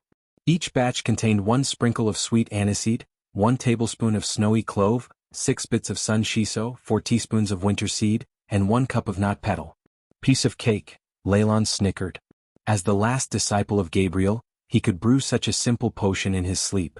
Every challenge Leylon tackled boosted his confidence to another level. In Leylon's excitement, he failed to notice Elmer's strange, amused smile. The smile disappeared as fast as it appeared. Beat the sweet aniseed as you do with your enemies and put the result in a container, Leylon mumbled under his breath. He didn't even look at the recipe scroll. Add a sprinkle of liquid ice to turn it into messy water, then add the snowy clove all at once and make sure you don't leave any remnants. Leylon continued to work his magic on the ingredients. Despite being a clone, Jennifer was extremely well-versed in alchemy. She was slower than Leylon but so much faster than Elmer. Fill the cauldron with unsalted seawater, add the mixture and bring it to a boil, freeze it and bring it to a simmer. Let it reduce by half before adding the sun shiso and winter seed. Mix both together first, then add all at once. While Leylon was brewing the potion, a tinge of sorrow rose in Olivia's heart. A year ago she was beside Ghost, her teacher, and watched the competition. She still couldn't believe her teacher was the Dark Lord the entire world was afraid of. When she thought about Ghost, she had nothing but pleasant memories. Without him, she couldn't have reached her current state. Every day she asked herself whether he really helped her or used her for his own benefit. Unlike Ricky, she couldn't drop everything and follow the Dark Lord to be a criminal wanted for the rest of her life. For some strange reason, she felt Ghost was watching her from somewhere in this arena. But she quickly dispelled the feelings as the arena was protected with all kinds of defense arrays and runes. It was impossible for the Dark Lord to step into the arena. Little did she know that the Dark Lord was in the arena and closer to her than she thought. "Are you all right, Miss Palmer? You look a bit worried," asked Hendrix Gardner. He was the 6-star alchemist who almost lost his life to the vampires. The reason he was sitting here alive was Michael. Unlike Gabriel, Michael did not want Hendrix dead. "Nothing," Olivia shook her head. "You remembered him, didn't you?" Hendrix surprised Olivia with his question. "No, Lord Hendrix. Why would you say that?" Olivia creased her brows. Hendrix leaned closer to her. "Friendly piece of advice. Every coin has 2 sides," Hendrix whispered to Olivia. For a moment, she almost doubted Hendrix to be one of the Dark Lord's minions. Even if he was, Olivia had no way of knowing. But this was the first time anyone had talked about the Dark Lord without fear in their eyes. In the meantime, Leylon completed half of the process. The wide grin on his face told everything. Reheat what by now is a foul liquid, mix in the nut petal, and let everything rest for 15 minutes. You could do something else in the meantime, like laughing at how pathetic the rest of them are. Leylon laughed at Jennifer and Elmer, who hadn't even finished refining the ingredients. 2 hours flew by in a blink of an eye. As expected, Leylon had the highest purity rate, followed by Jennifer and another new alchemist. Elmer placed 6th in the ranking. He barely avoided elimination by purity. After the results, the second day of the competition ended. The judges dismissed the alchemists. Most of them stayed in the building. Instead of staying in the room allocated to him, Elmer went outside. When she stepped out, he met a silver-haired elf surrounded by knights. The elf was at the soul refining stage and radiated an aura of a born leader. "There he is. Took you long enough, Elmer," the elf greeted Elmer with a stoic face. "Lord Hammond," Elmer bowed deeply, showing his respect. "You still in the competition?" Hammond tilted his head. He was an elder in the Jenrick family and the man who brought Elmer to the family. "Apparently," Elmer said.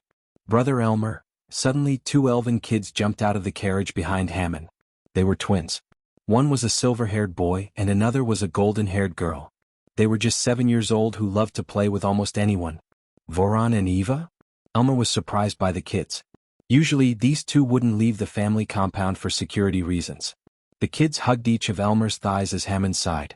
I have an important task for you, Elmer. You need to get them to Jenrick family safe house. Did you win, brother Elmer? Nah, he lost. The kids played with Elmer. Why me? Elmer asked Hammond. Because I said so and I must be somewhere else, said Hammond. You expect me to ride in the carriage with them? Yes. We cannot fly until we cross the border, remember? Looking at Elmer's worried face, Hammond patted him on the shoulder. Quit worrying. My guards will be with you all the time.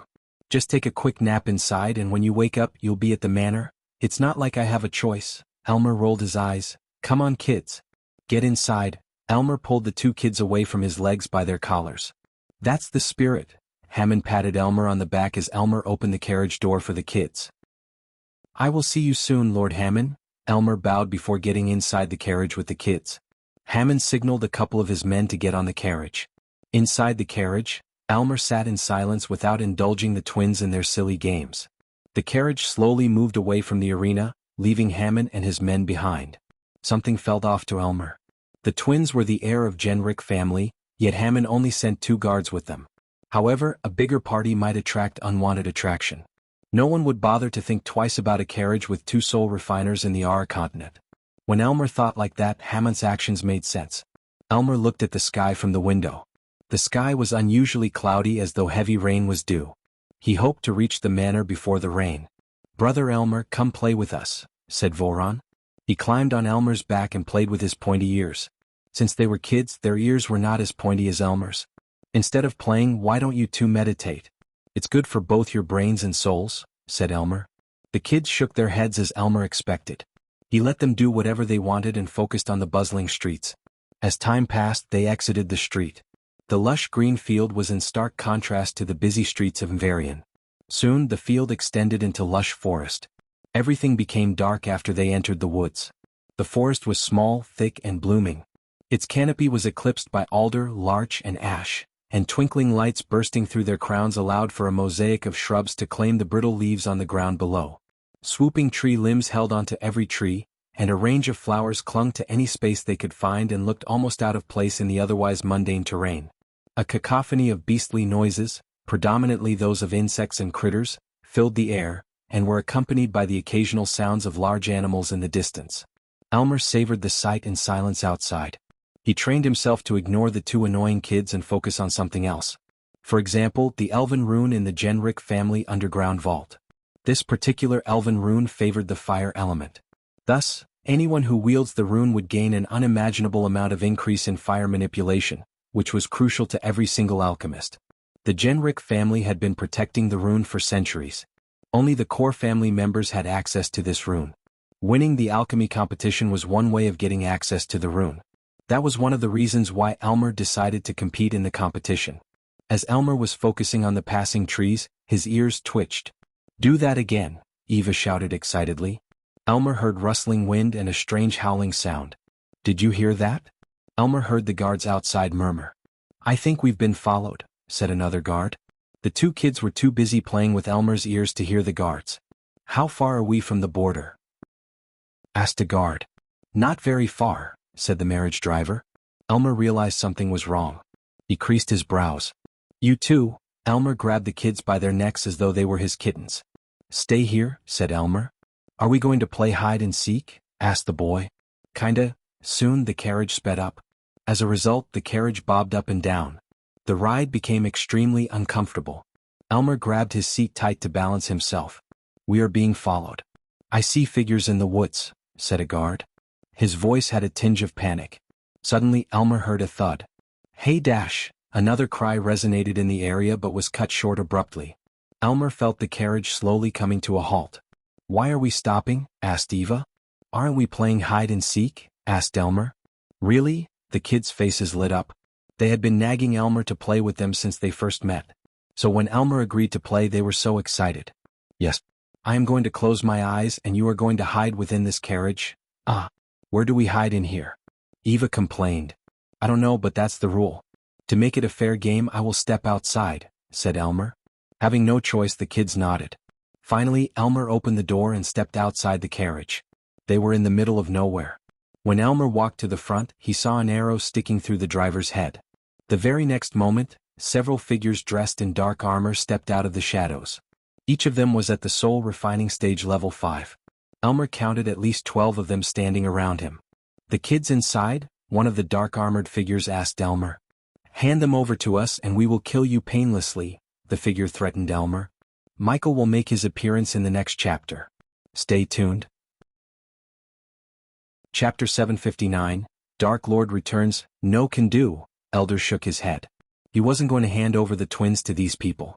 He may have been cold toward the kids and didn't like to spend time with them, but the kids adored him. His heart simply refused to give the kids to the strangers. The black-robed figures chuckled. The elf before them was just at the core formation level 1.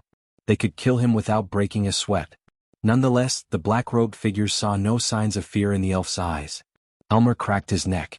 Kill this fool and take the kids, the black-armored man ordered one of his men who stood a couple of meters away from Elmer. The black-armored figure unsheathed his dagger. He strolled toward Elmer playing with his dagger. The black-armored figures expected Elmer to cast a spell or at least poise to defend himself.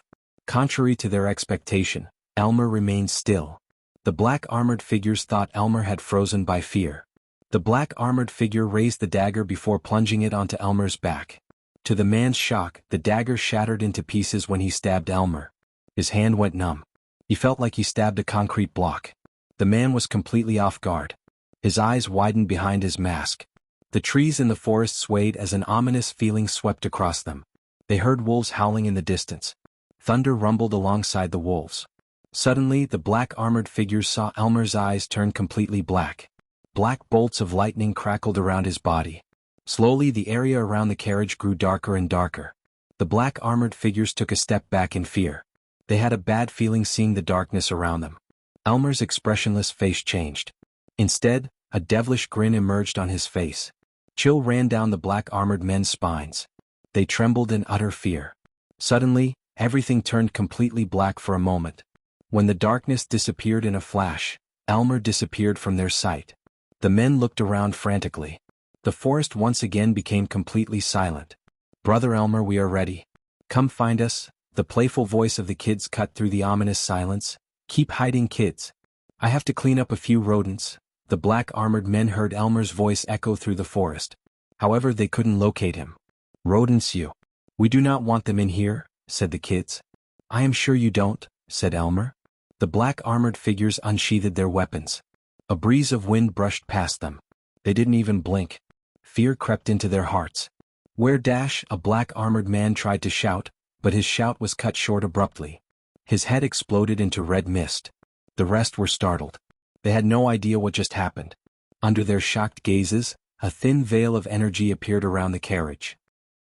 He's dead. What happened? One of the men stuttered. Everyone trembled to see the blood spewing out of their friend's neck. One moment he was fine and the next his head exploded like a watermelon. Once again a breeze of wind brushed past them. Following the wind, another head exploded. The black-armored man who stood beside the man fell down in shock. Blood splashed across his face in the ground. Yet they didn't see what just happened. One by one heads exploded. Fuck it, some dropped everything they had and tried to run into the woods. But a dark beam came out of nowhere and penetrated their heads. They died instantly. Only one survived the quick massacre. The one who survived tried to crawl under the carriage but couldn't go through the energy shield. It was like an invisible wall. No matter how hard he tried, he couldn't even move an inch forward. The man's heart skipped a beat when he saw Elmer behind him. Elmer lifted up the black-armored man by his neck. Who are you? The man mumbled. Elmer snatched the mask off of the man's face. After removing the dark mask, a man with a gray stubble beard and brown eyes stared at Elmer. The man's eyes almost popped out of their sockets as Elmer's face slowly transformed. His pointy ears grew shorter, resembling human ears. The silvery hair turned black. If these weren't shocking enough, Elmer's face itself transformed into resembling someone else. The man recognized his face almost instantly. In fact, everyone in the world would recognize the face because the Guardian Guild had posted thousands of posters worldwide with his face on. Dark Lord, the man muttered. He couldn't believe that out of all people, they actually stumbled upon the Dark Lord himself. They were actually ordered to kidnap the kids where the Dark Lord was. The man's mind went blank. Everyone in the world knew how he slaughtered hundreds of guardians, including immortals, before he obliterated Ithilin to oblivion. "What's your name?" asked Michael. "Thamer," the man mumbled. It had been a year since Michael took the identity of Elmer, an elf, and infiltrated the Genric family. A lot of things have happened since he exacted revenge against Wuxia. One of the major things was the system going offline. He upgraded the system from version 7 to 8. To Michael's surprise, the system required an entire year to upgrade itself. But before it went offline, the system required Michael to get his hands on the Elven rune in the Genric family without revealing his identity for some reason. To the outside world and his minions, he disappeared and went underground. But in reality, Michael was staying with the Genric family, slowly gaining their trust and working as an amateur alchemist. Only a few knew about Michael's current identity, which included Gaia and her mother. While he was living with the Genric family, Gaia and her mother continued the search for the god-killing arrows and his armor pieces. Michael was so close to getting access to the secret vault, which was protected with all kinds of runes and arrays, that even Eladir had trouble breaking them. Since the system strictly advised Michael not to reveal himself, he didn't take the risk of letting Eladir take a crack at the arrays and the runes. Hence, Michael chose the good old ways. To be honest, Michael loved the fresh air. He let his subordinates handle everything back in the southern continent. The Guardians poured all the resources into finding him in the southern continent while Michael lived right under their noses. Plus, he was able to get a good understanding of Ar and Empress Nithrol Grimfield. Unfortunately, because the system went offline, Michael couldn't break through to the immortal stage. Everything was going great until these assholes decided to ambush him and the two annoying kids. Whoever sent Thamer just made it into Mysaheel's kill list. "You know who I am, right?" asked Michael. Thamer bobbed his head up and down. "So you know what I can do to you and everyone you know and care about?" Michael's eyes glimmered with killing intent. Thamer's heart skipped a beat. "But I will give you a chance to avoid all that bloodshed. Answer my questions and I won't kill your loved ones. Do you understand?" Thamer did not understand as Michael tightened his grip around his neck. "Do you understand?" Michael's voice became demonic for a moment. "Yes." Thamer immediately nodded in utter fear. "Who sent you?" Michael asked the simple and the most obvious questions. Considering his time in the Genric family, he could say the Genric family had no enemies hostile enough to kidnap the twins. A criminal act like this would get them the most brutal punishment there was from the Empress herself. The Empress was kind and brutal at the same time. Her war gods would go to any lengths to find out the kidnappers and bring them to justice. These war gods were the main reason why Gondolin had so few criminals. But if someone had sent people after the twins to kidnap them despite everything, Michael wanted to know who this daredevil was. "Hammond. Lord Hammond sent us," Thamer blabbered almost immediately without a second thought. The Dark Lord frightened him more than Hammond ever did. "That fucking rat." "It seems I am not the only one with hidden agendas in Genric family," said Michael. "Where do you plan to meet Hammond again?"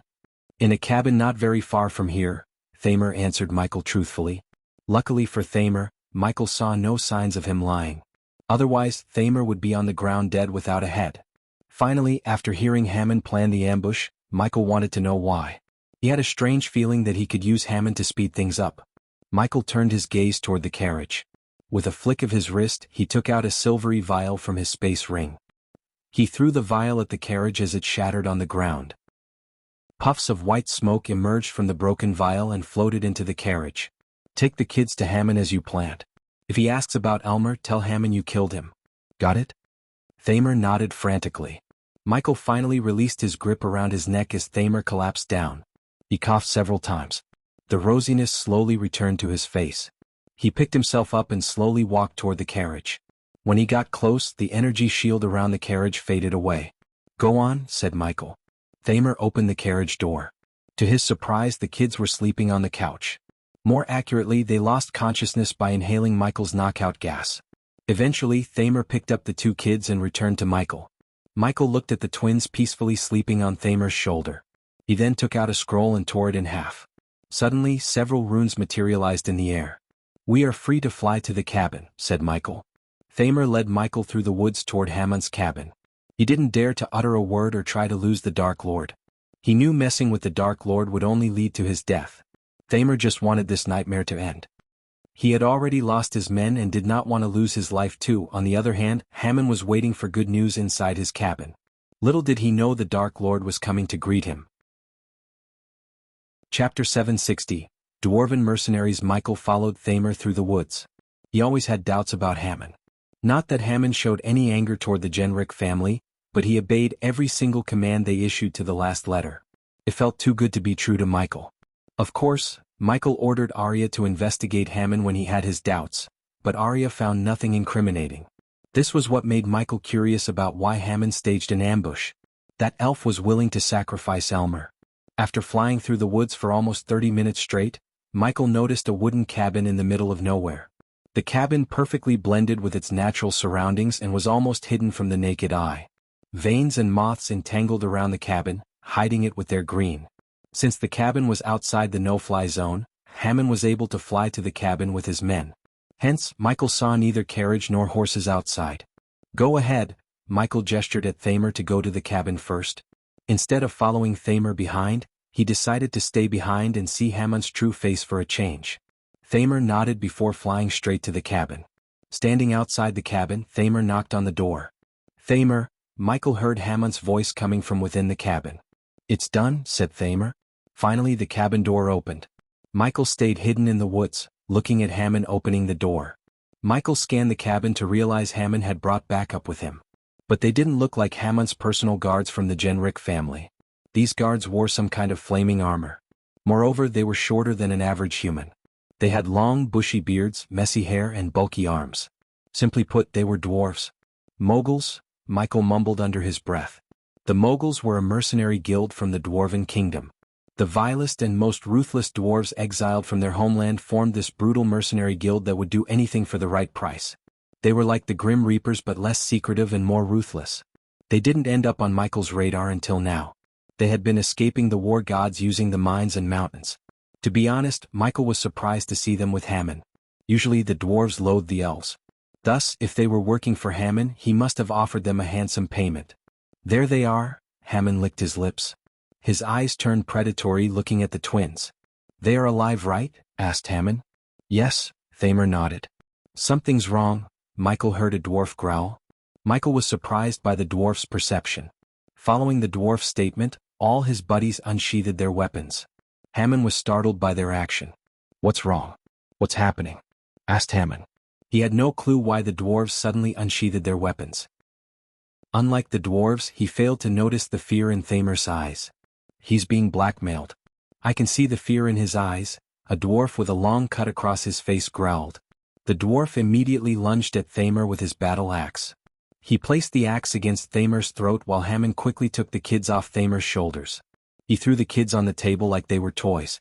Another dwarf kicked Thamer on the knees to bring him to his knees. Instead of questioning Thamer, the dwarf just stared into his eyes. "He is not himself. Someone forced him to do this," said the dwarf. Once again the dwarves surprised Michael. Despite their lust for blood and booze, they actually showed some intellect. They didn't even believe Thamer for a minute. Just by looking into Thamer's eyes, the dwarves figure out he was forced. Michael calmly watched everything that was happening inside the cabin. "We are all fucked," mumbled Thamer. Tears rolled down from Thamer's ears without his control. Thamer's tears completely dazed Hammond. He knew Thamer for years. Thamer was one of the most ruthless and heartless bastards he had ever known in his life. But he was sobbing like a little child. "Thamer, what the hell are you talking about?" Hammond asked Thamer. He yanked Thamer by his collar. Before Thamer could utter another word, a bright light flashed across the cabin. The dwarves were startled. Soon, a sudden gust of wind snuffed out all the candles in the cabin. Darkness fell over the room. Hammond couldn't even see his own hands before his eyes. The dwarves quickly lit the lanterns dangling on their waists. Since they traveled through dark mines, they all had lanterns to light their way. Hence, they quickly fought off the darkness with the lanterns. The lantern light dimly lit the room with a shade of orange. Hammond let go of Thamer and moved closer to the twins. "Someone's here," said a dwarf. Hammond's ears twitched as he heard footsteps. The footsteps sounded louder and louder until the door creaked. Every single pair of eyes were locked onto the door. They expected someone to open the door wide open any second. As they expected, someone did open the door. In the dim light, they saw Michael walking into the cabin. The dwarf near the doorway lunged at Michael without a second thought. Only when he was in midair the dwarf recalled the face. His eyes widened in shock. But it was too late as Michael caught the dwarf by his neck in the air. The dwarf's feet quivered as he started swinging his battle axe at Michael to cut his head. Hammond heard a cracking sound as the dwarf stopped quivering in Michael's hand. The battle axe fell off the dwarf's hand and hit the ground with a loud thud. "The Dark Lord," Hammond mumbled under his breath. His predatory eyes glistened with fear. The dwarves took a step back. To a man who killed immortals, killing a bunch of soul refiners was as easy as lifting a finger. The dwarves were not stupid to rush into battle head-on with the Dark Lord himself. Judging by the situation, the dwarves knew the only way to escape was through negotiation.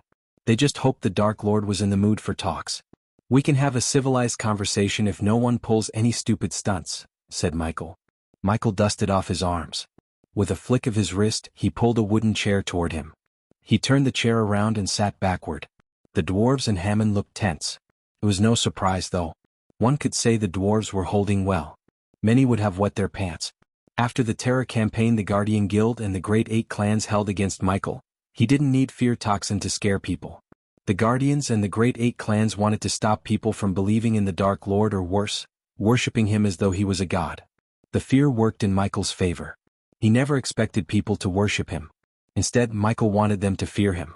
That was why Noah stopped the campaign to spread fear throughout the world, as he knew the Dark Lord wanted just that. Still, Noah was too late.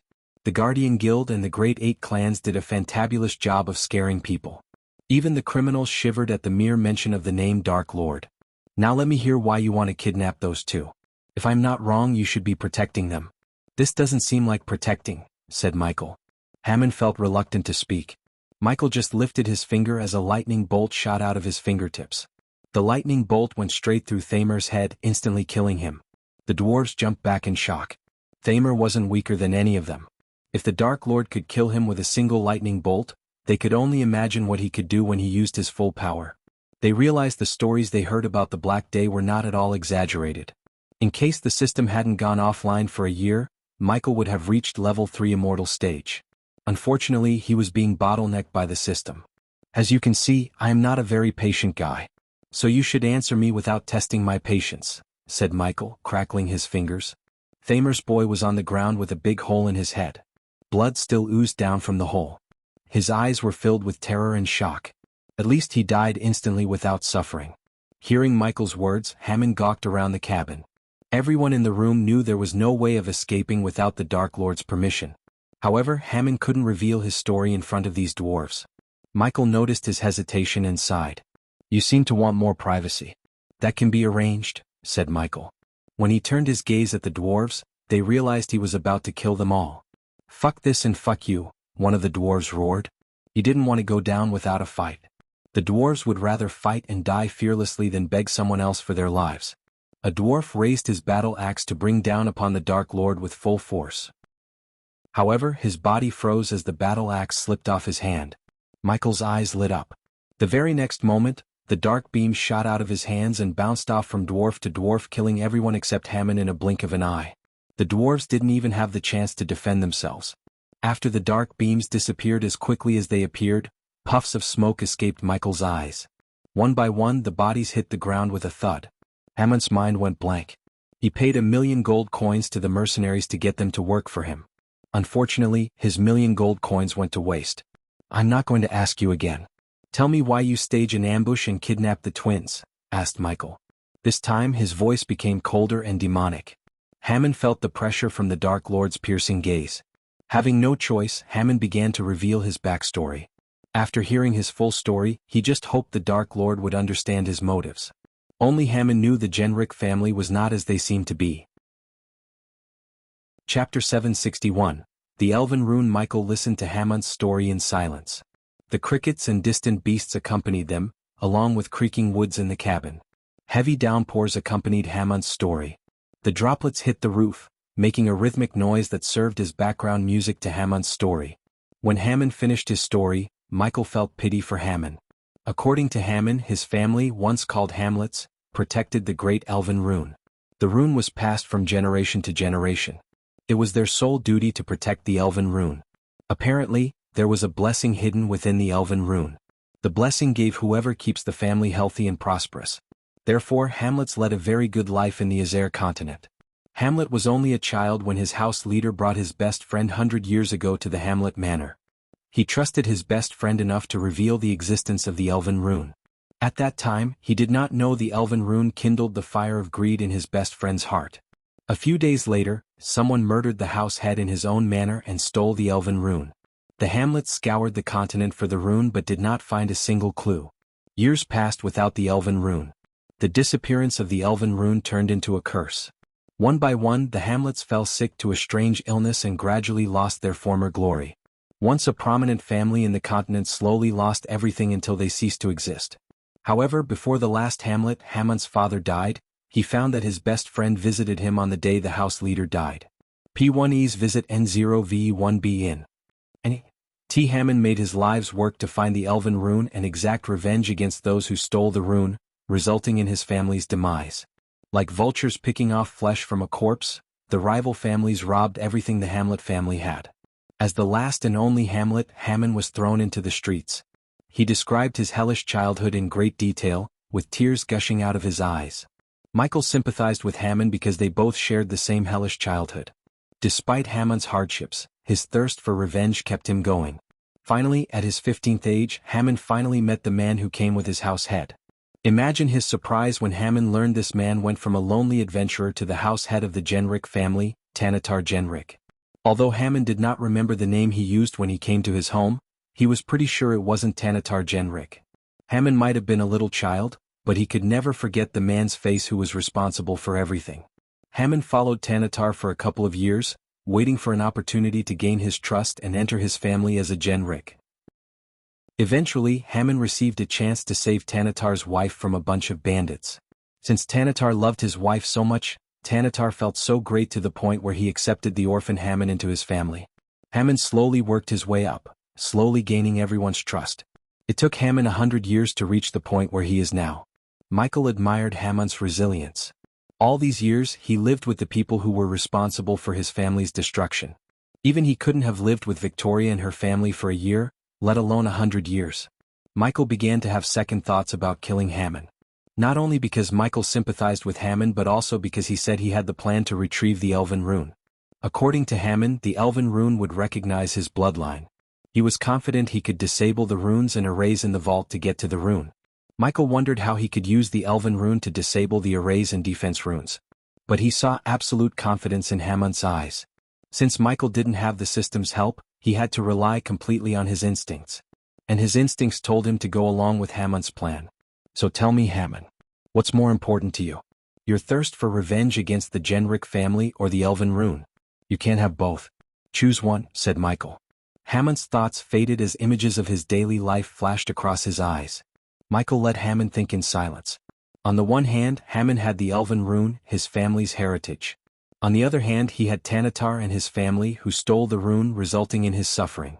Without the Hamlet family, there was no need for the elven rune. That rune didn't have the power to bring his family back. However, killing Tanatar and destroying his family would certainly avenge his family and bring him peace. Hence, Hamon chose revenge against the Genric family instead of the elven rune. As far as Hamon was concerned, the Dark Lord could take the rune. I want the Genric family dead, Hamon growled. Except the kids. Be honest, do you really plan to kill the children? Asked Michael. Hamon hesitated to answer Michael because he wasn't a child killer. Subconsciously, Hamon was attached to the twins and the other children. His anger was pointed toward Tanatar, not the innocent children and others. Hamon was not a killer like Michael. He killed everyone in Victoria's family except the children because she sent them away before the war. The last time Michael heard, Noah had created an orphanage for children on every continent. As much as Michael hated Noah for being a righteous prick, he admired Noah for his leadership and initiatives such as the orphanages. He was really taking the Guardian Guild on a better path. Pity their end goal was to fight Michael, which would result in only death. Your hesitation is the answer, Hamon. You can have your revenge. I am not going to kill you but... Michael rose from the chair. I will take the elven rune, said Michael. Michael waved his hands before his face. To Hamon's shock, his face transformed, resembling Elmer. Elmer? Hamon mumbled. For a moment, Hamon thought the Dark Lord had taken Elmer's face. However, he slowly connected the dots to realize the Dark Lord was Elmer. With another wave of his hand, Michael changed his face to look like another elf. Elmer is dead, said Michael. Now get your plans on the road. As I said before, I am not a very patient guy, Asterisk asterisk asterisk asterisk asterisk asterisk asterisk asterisk asterisk asterisk asterisk asterisk asterisk asterisk asterisk asterisk asterisk. The Genrick family mansion was located on the outskirts of Mvarian. The mansion would have seemed identical to any other in the prestigious neighborhood to the outside viewer. Large curtained windows set in solid concrete walls and burnt silver tiles on the roof. Stone statues and a large metal gate guarded the entrance. A freshly trimmed lawn, flowering bushes, and sunlight reflecting off the surface of a fountain on a typical warm summer day. A well-kept gravel path led to automatic double doors.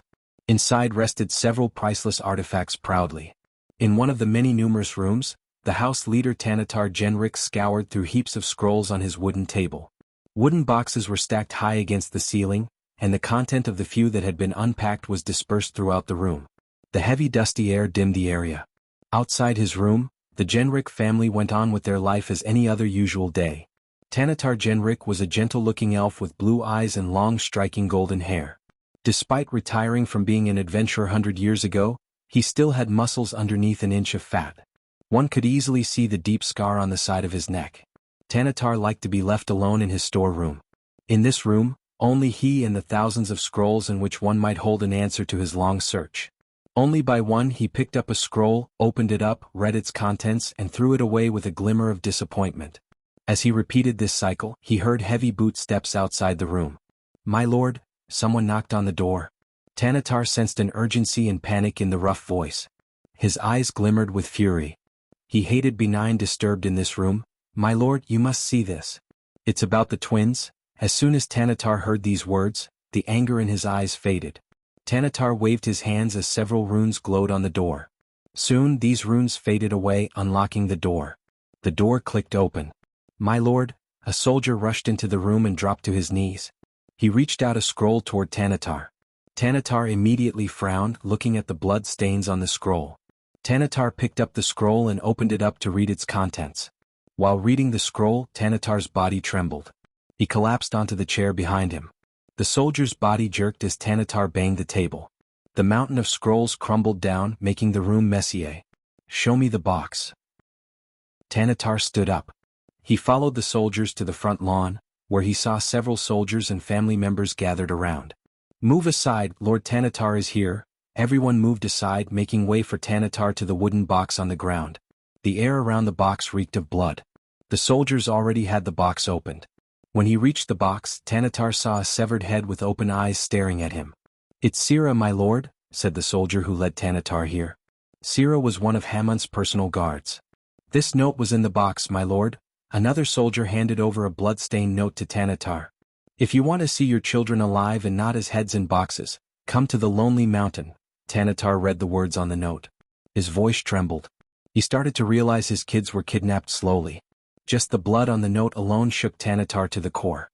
At that moment he couldn't think as a veteran adventurer or a leader but as a father. He failed to keep his stoic wall around him. Thinking about his children in danger made the wall crumble down. For a few moments his mind went blank. "My lord, what does the note say?" a soldier asked with worry. The soldier's words pulled Tanatar out of his dazed state. "Gather our men, we are going to the Lonely Mountain." Tanatar barked his order at his men. "Lord Tanatar, what happened? What's the meaning of all this?" One of his core family members asked Tanatar. "Voron and Eva." Tanatar's words didn't come out through the lump in his throat. "What happened to them?" the elves panicked. "They were kidnapped." Tanatar barely finished his words, shaking everyone to their core. While Tanatar and the others were gathered at the front lawn, Hamon entered the mansion via a secret path only known to the elders. Michael accompanied Hamon as one of his personal guards. Michael followed Hamon behind a dimly lit underground passage.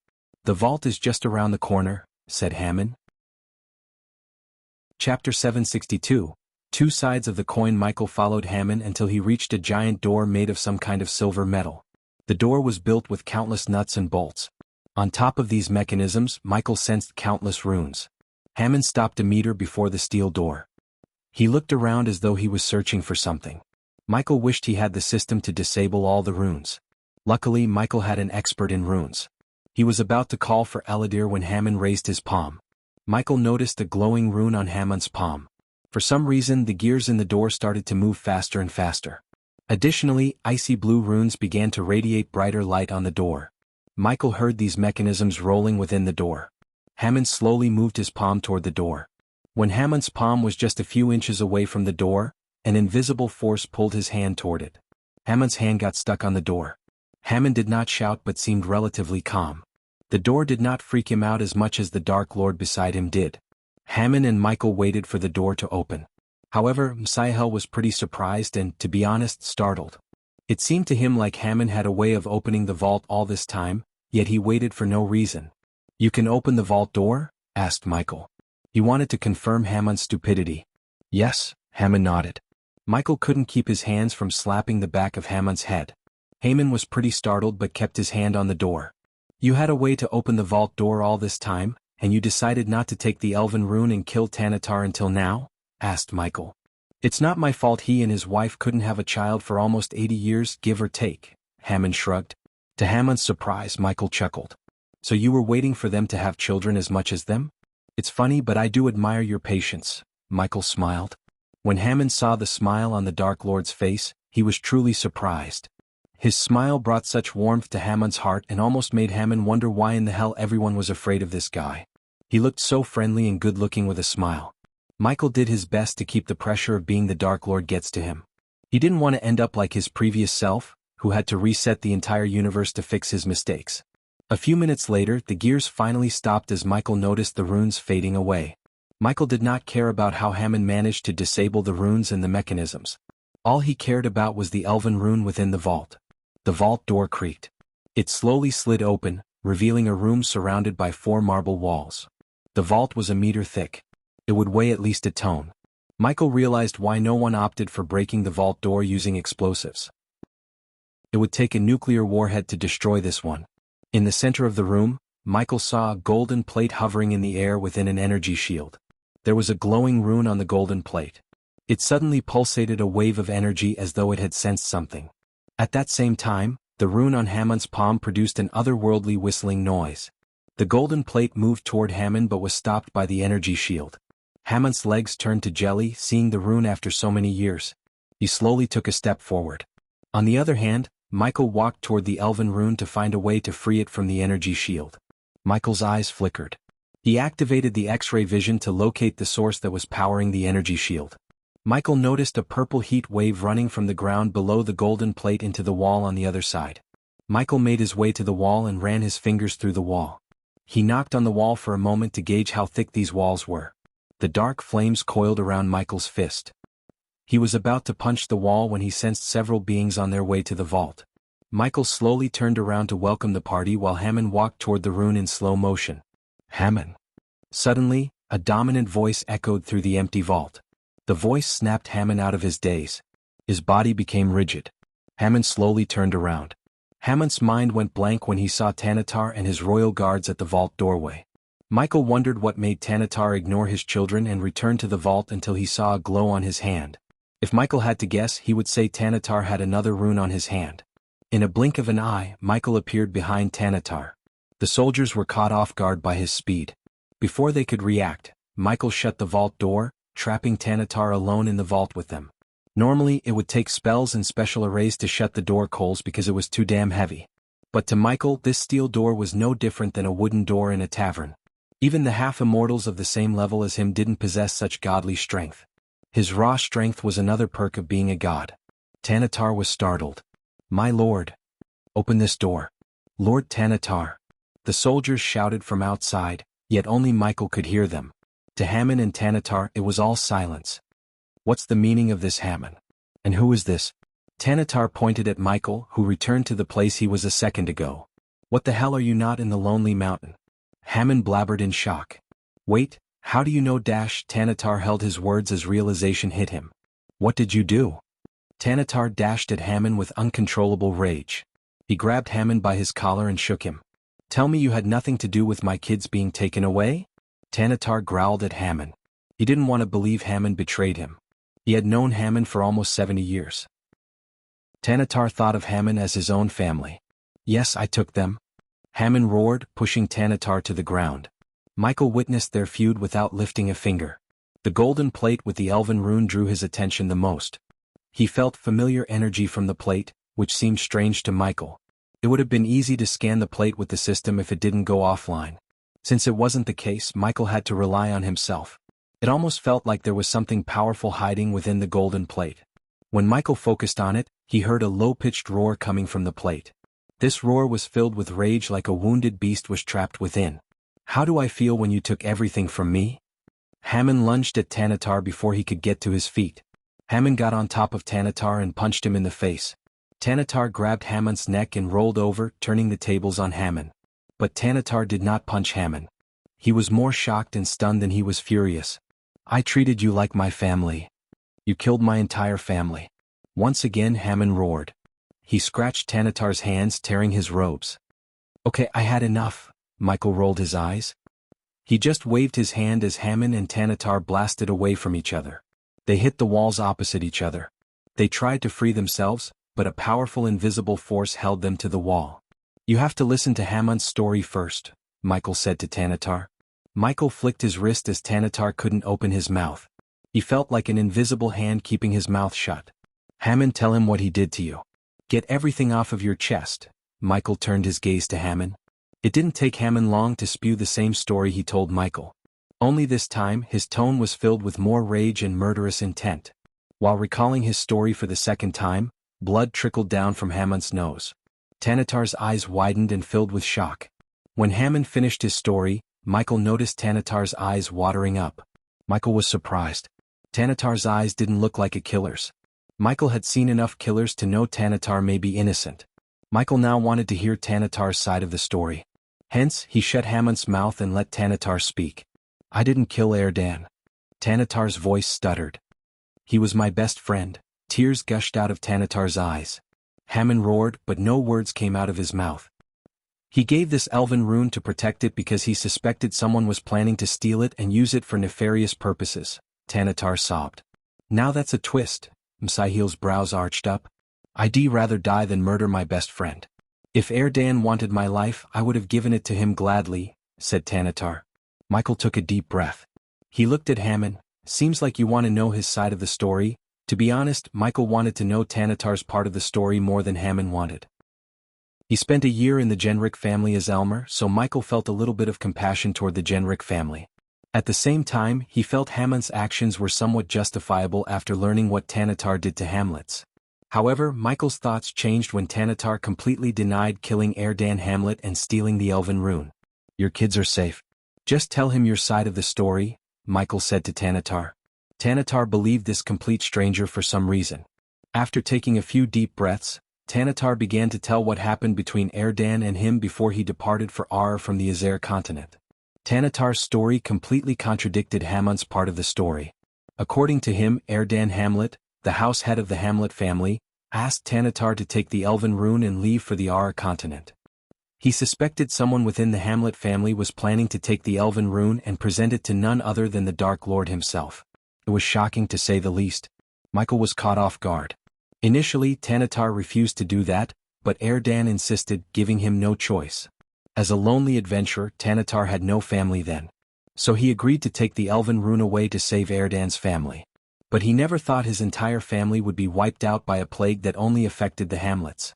Even after founding the Genric family, Tanatar did not stop looking for survivors. Unfortunately, he found no one and concluded the entire Hamlet family was wiped out. So someone from the Order was living with the Hamlets. Michael sighed. He knew he or she probably died from the strange sickness that hit Hamlets. But Michael couldn't figure out how Erdan learned about the Order members' plan. Michael refused to believe they were sloppy enough to let Erdan learn about their plan. The members of the Order were extremely cautious and cunning. They survived centuries without being discovered by the Guardian Guild or the Sky Hall. So how could Erdan, a mere lord of a family, find them? Something told Michael there was more to the story than Hammond and Tanatar told him. Unfortunately, Michael doubted either of them knew the full story behind Erdan's decision. Chapter 763, A God's Judgment. Happy New Year, my dear readers. As my tiny gift to you all, I will mass release 5 chapters on January 5, 2023. May you receive all the blessings from the God. Tanatar and Hammond were both in shock after hearing each other's story. Either of them couldn't believe what the other had gone through over the years. Michael believed Tanatar's story as much as he believed Hammond's. While they were silent, staring at each other, Michael punched the wall. The entire wall trembled as dust and pieces of ceiling crumbled down. Tanatar yelled at Michael, but he ignored the elf and continued to punch the wall. The wall was at least 2 or 3 meters in width. Usually it would take special equipment and runes to penetrate the wall. But to Michael, his fist was more than enough. The vault continued to tremble as dust crumbled down from above. "Stop!" Tanatar shouted at Michael. As someone who built the walls, Tanatar knew why Michael was punching the wall in that certain place. After punching a hole in the wall, Michael noticed a blue rune glowing within the wall. Michael opened his palm as a stream of dark flames shot to the rune. Under the scorching heat of the dark flame, the rune faded away. As the rune disappeared, the shield around the elven rune flickered. It lost a bit of its glow. Michael scanned the room for more runes. He counted 3 more. "Hammond, who the hell is that? You have to tell him to stop," Tanatar yelled at Hammond.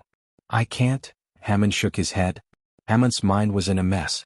After hearing Tanatar's story, everything he believed turned out to be false. At that moment, Hammond's entire life felt pointless. He couldn't care less about the elven rune. Meanwhile, Michael reached another wall and started punching it like before. The soldiers tried to break the vault door from outside.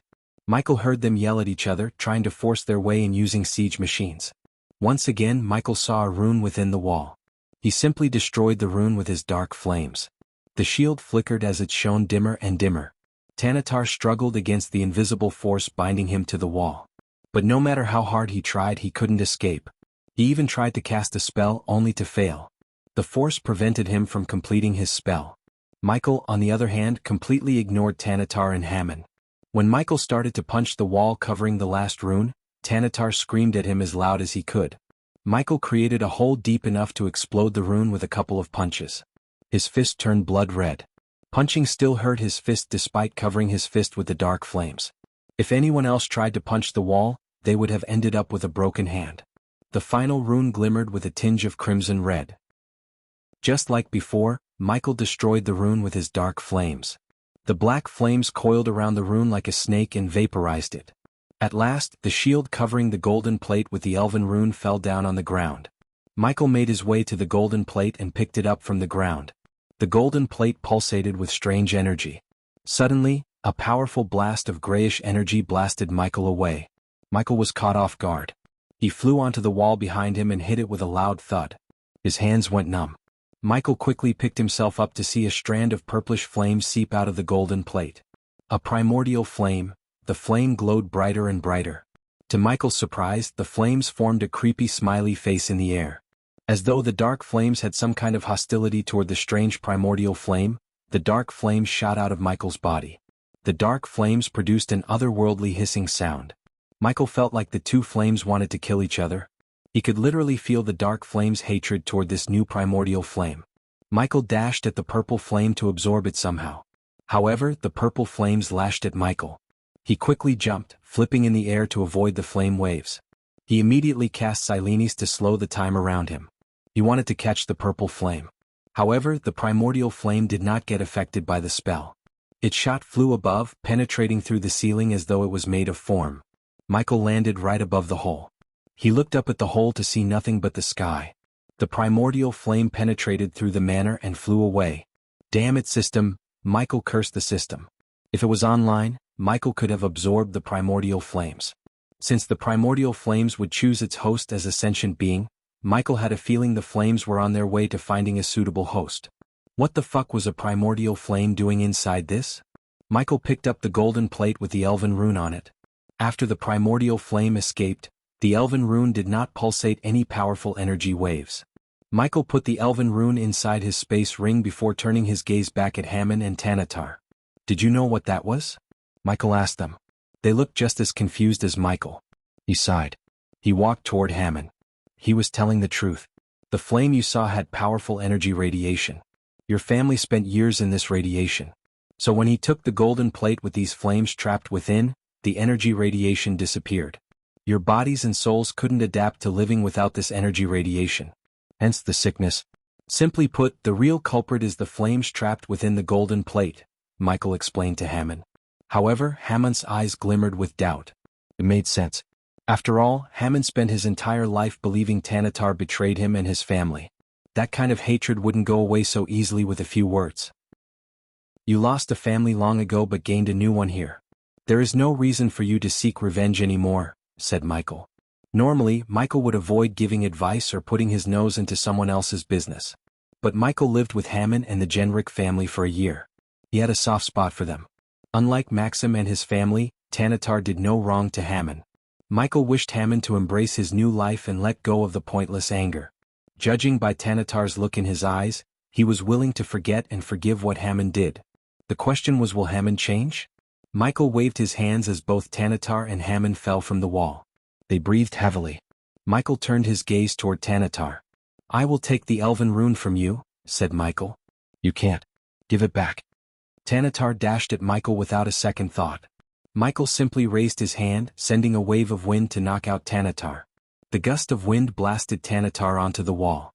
Tanatar growled in pain. He even coughed up blood. If Michael didn't hold back his power, a simple wave of wind could have killed Tanatar. After purifying his body with pills and potions refined by him, his power skyrocketed. It even freaked out Michael. He actually had to hold back most of the time to avoid accidentally killing his foes. Hammond didn't lift a finger. Michael saw the lingering hatred in Hammond's eyes and sighed inside. P1Es visit N0V1B in. Don't do anything stupid, Tanatar. I can take this rune and go away peacefully or take it after I slaughter your entire family. The choice is yours. Lightning bolts crackled around Michael's wrist. The mere mention of Tanatar's family made him back off. This elven rune was a burden for both of you. Be glad I am taking it off your hands. Don't make me kill you all, Michael threatened Tanatar. The aura Michael released made Tanatar tremble in fear. Not a single word escaped the elf's mouth. Meanwhile, Hammond stood there like a statue waiting for the Dark Lord to leave.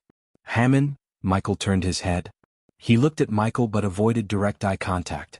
Suddenly, Michael grabbed Hammond and lifted him off by his neck. Tanatar's heart skipped a beat.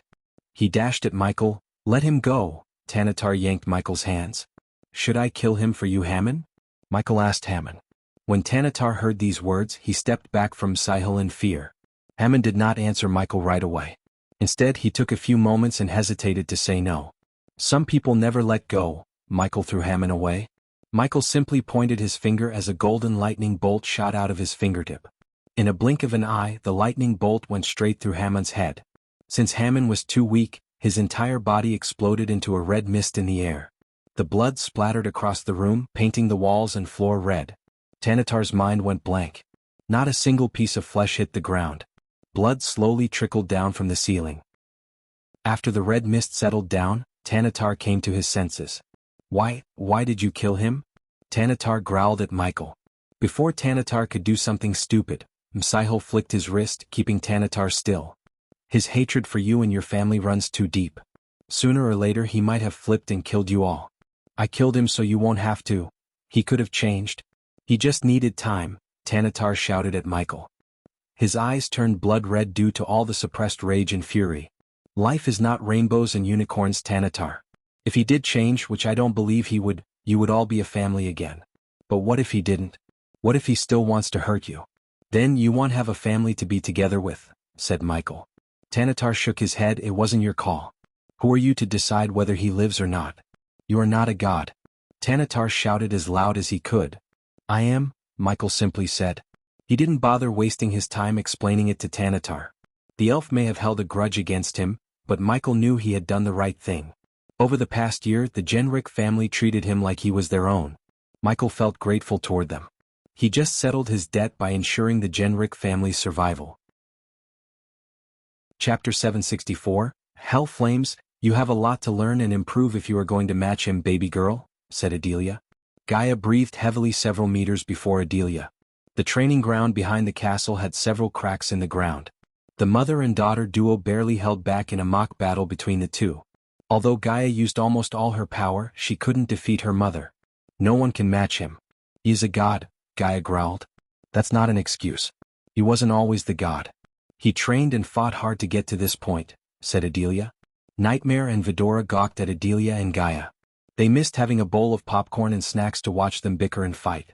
Nightmare laughed, seeing Gaia getting her ass kicked by her mother. In the Dark Army, only Adelia could defeat Gaia in a battle. Even when Adelia suppressed her cultivation to match Gaia, she still defeated Gaia without breaking a sweat. I trained him. Well, mostly, Gaia rolled her eyes. Why don't you challenge him to a duel when he returns? Asked Gaia. It'd be a great motivation for me to see you get defeated for once. You want your mother to fight the Dark Lord? I never thought you had a grudge against me, Adelia sighed. Gaia sighed and threw the sword in her hand. It's not like that, mother, Gaia gently smiled. Gaia was about to go to her mother and embrace her when a bolt of lightning hit the training ground. Gaia and Adelia were startled by the sudden lightning bolt strike. To their surprise, they saw Michael where the lightning had just struck. How are my two favorite ladies in the world? Asked Michael as they all dashed at Michael. Nightmare shrunk himself and leaped onto him with Vidora. Nightmare and Vidora showered Michael with wet kisses. It had been a year since they saw Michael. Michael rubbed their chin as he turned his gaze toward Gaia. He opened his arms, waiting for her to embrace him tightly. Gaia hugged him as her face lit up with joy. She buried her head in his chest like a little girl.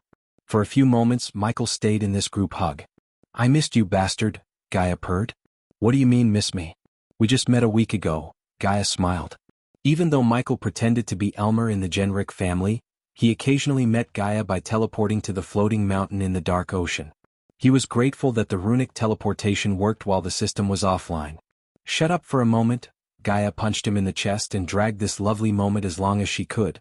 Finally, after a minute or two, Adelia cleared her throat to disband the hug. She knelt down to pay her respect when she saw the Dark Lord's gaze fall on her. You don't have to do this. We are family, said Michael. Vidora jumped onto Michael's shoulder. After a year, Vidora and Nightmare both grew in size and power. They were just a few months of cultivation away from reaching the fusion stage. I swore to serve you as your servant long before you met Gaia, my lord. So it's my duty to bow my head and kneel down, said Adelia. Oh, come on, mother. Don't make him pull ranks on you and order you not to do this. Gaia rolled her eyes. You can do this until we get married. After that, you'll officially become my mother-in-law and then you have to stop all this. Are you ordering me, my lord? Adelia asked with a playful look. Not yet, Michael smiled. Finally, Adelia rose to her feet as Michael let go of Gaia. Nightmare jumped onto Michael's other shoulder and swapped his tail around Michael's neck. Michael looked around the floating mountain and saw the castle construction work in the distance. The waterfall behind the construction site proudly flowed from atop the sword-shaped mountain peak. He noticed the vampires patrolling the floating mountain as Saber instructed them. Thanks to Mugashiku, the dark ocean became a perfect safe haven for Michael. Looking at the dark storm clouds above him and the continuous lightning storm, Michael wondered if he had lived in the place before he reset the universe. This place was simply perfect.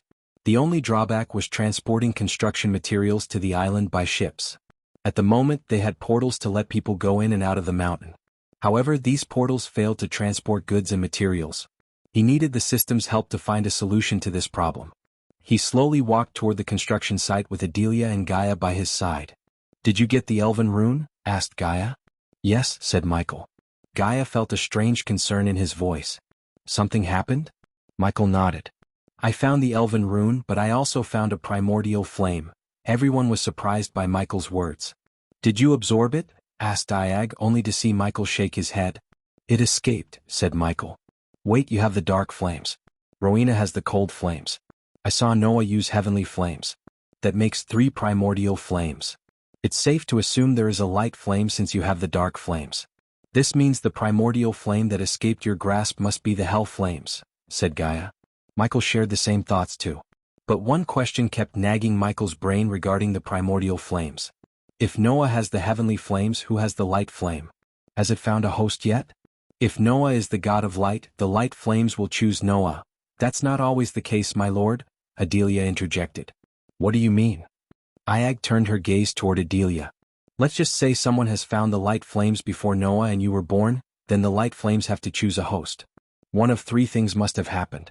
1. No one has found the light flames yet, and they are still trapped somewhere. 2nd, Noah possesses both heavenly flames and the light flames. 3rd, someone else has absorbed the light flames. Michael listened to Adelia in silence. After spending time with Adelia, Michael learned where Gaia got her intelligence from. Adelia had both the brains and power.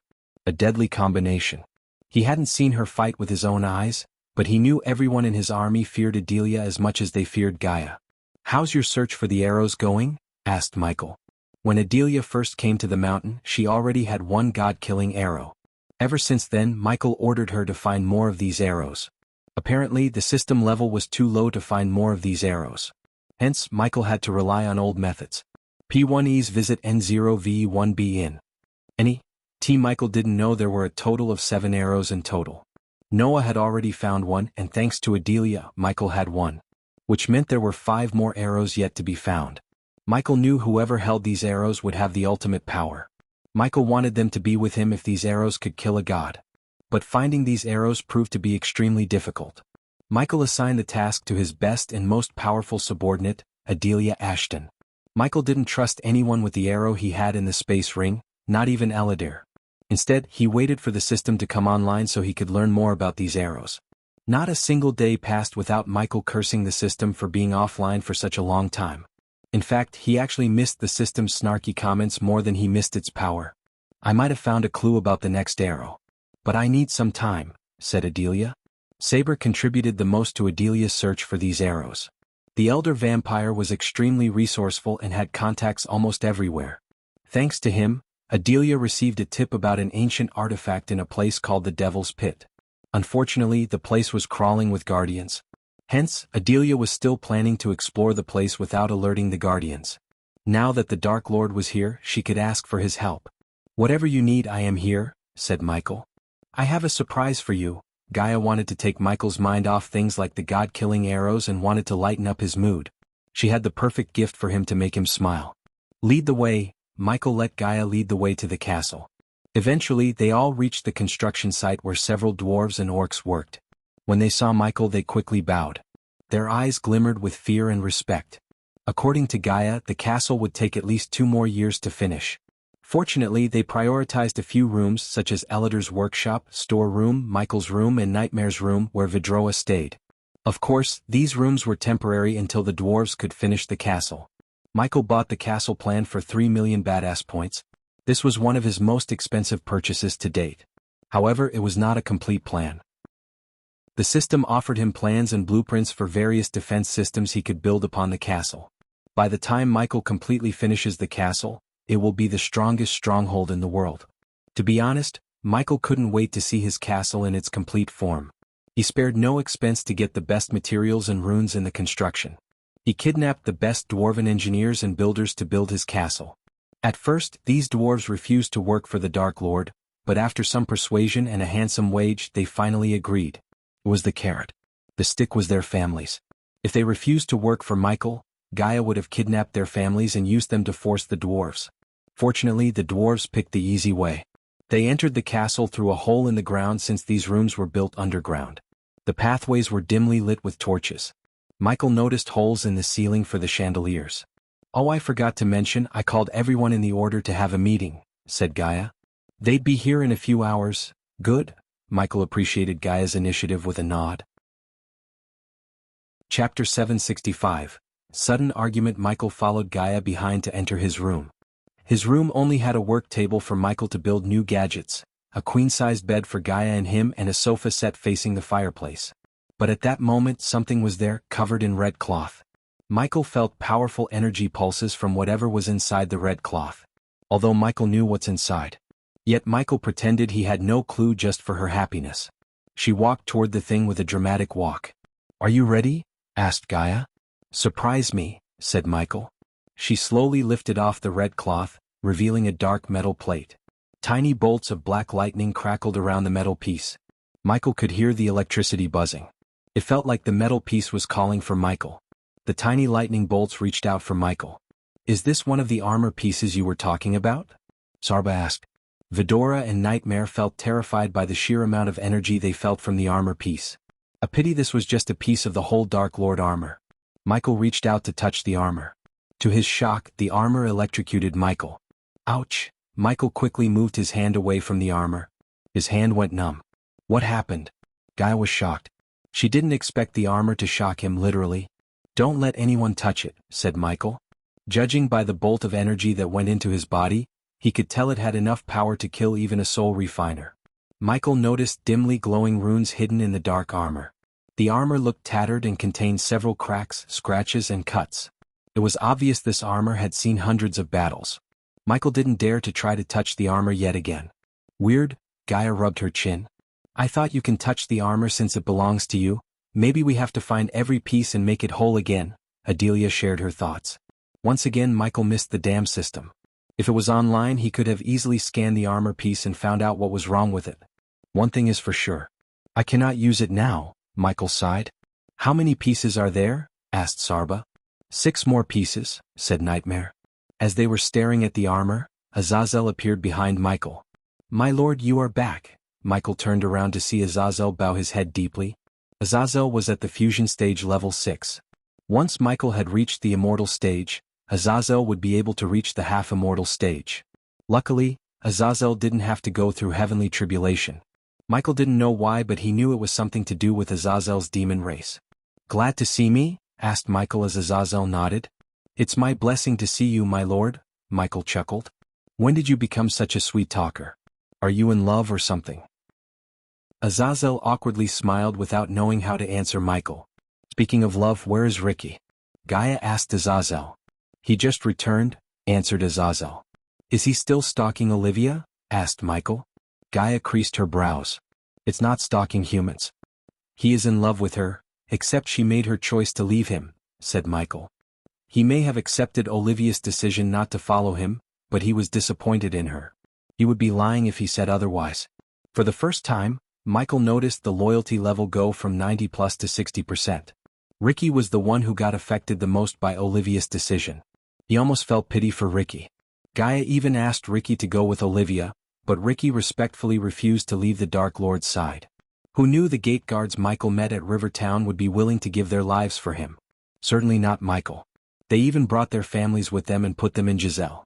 With Caius' aid, their families lived comfortably under the Dark Lord's protection. So what?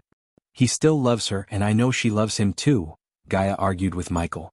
Seeing her bicker with the Dark Lord himself made Adelia chuckle inside. Even before the marriage she started to act like an angry waifu. So you're telling me she's with Ricky? Michael calmly asked Gaia. No, then she doesn't love him enough, said Michael. As soon as Gaia heard these words, her eyes glimmered with anger. Are you messing with me right now? She growled. We should go. Adelia grabbed Nightmare and Vidora from Michael's shoulders. Hey, let us go.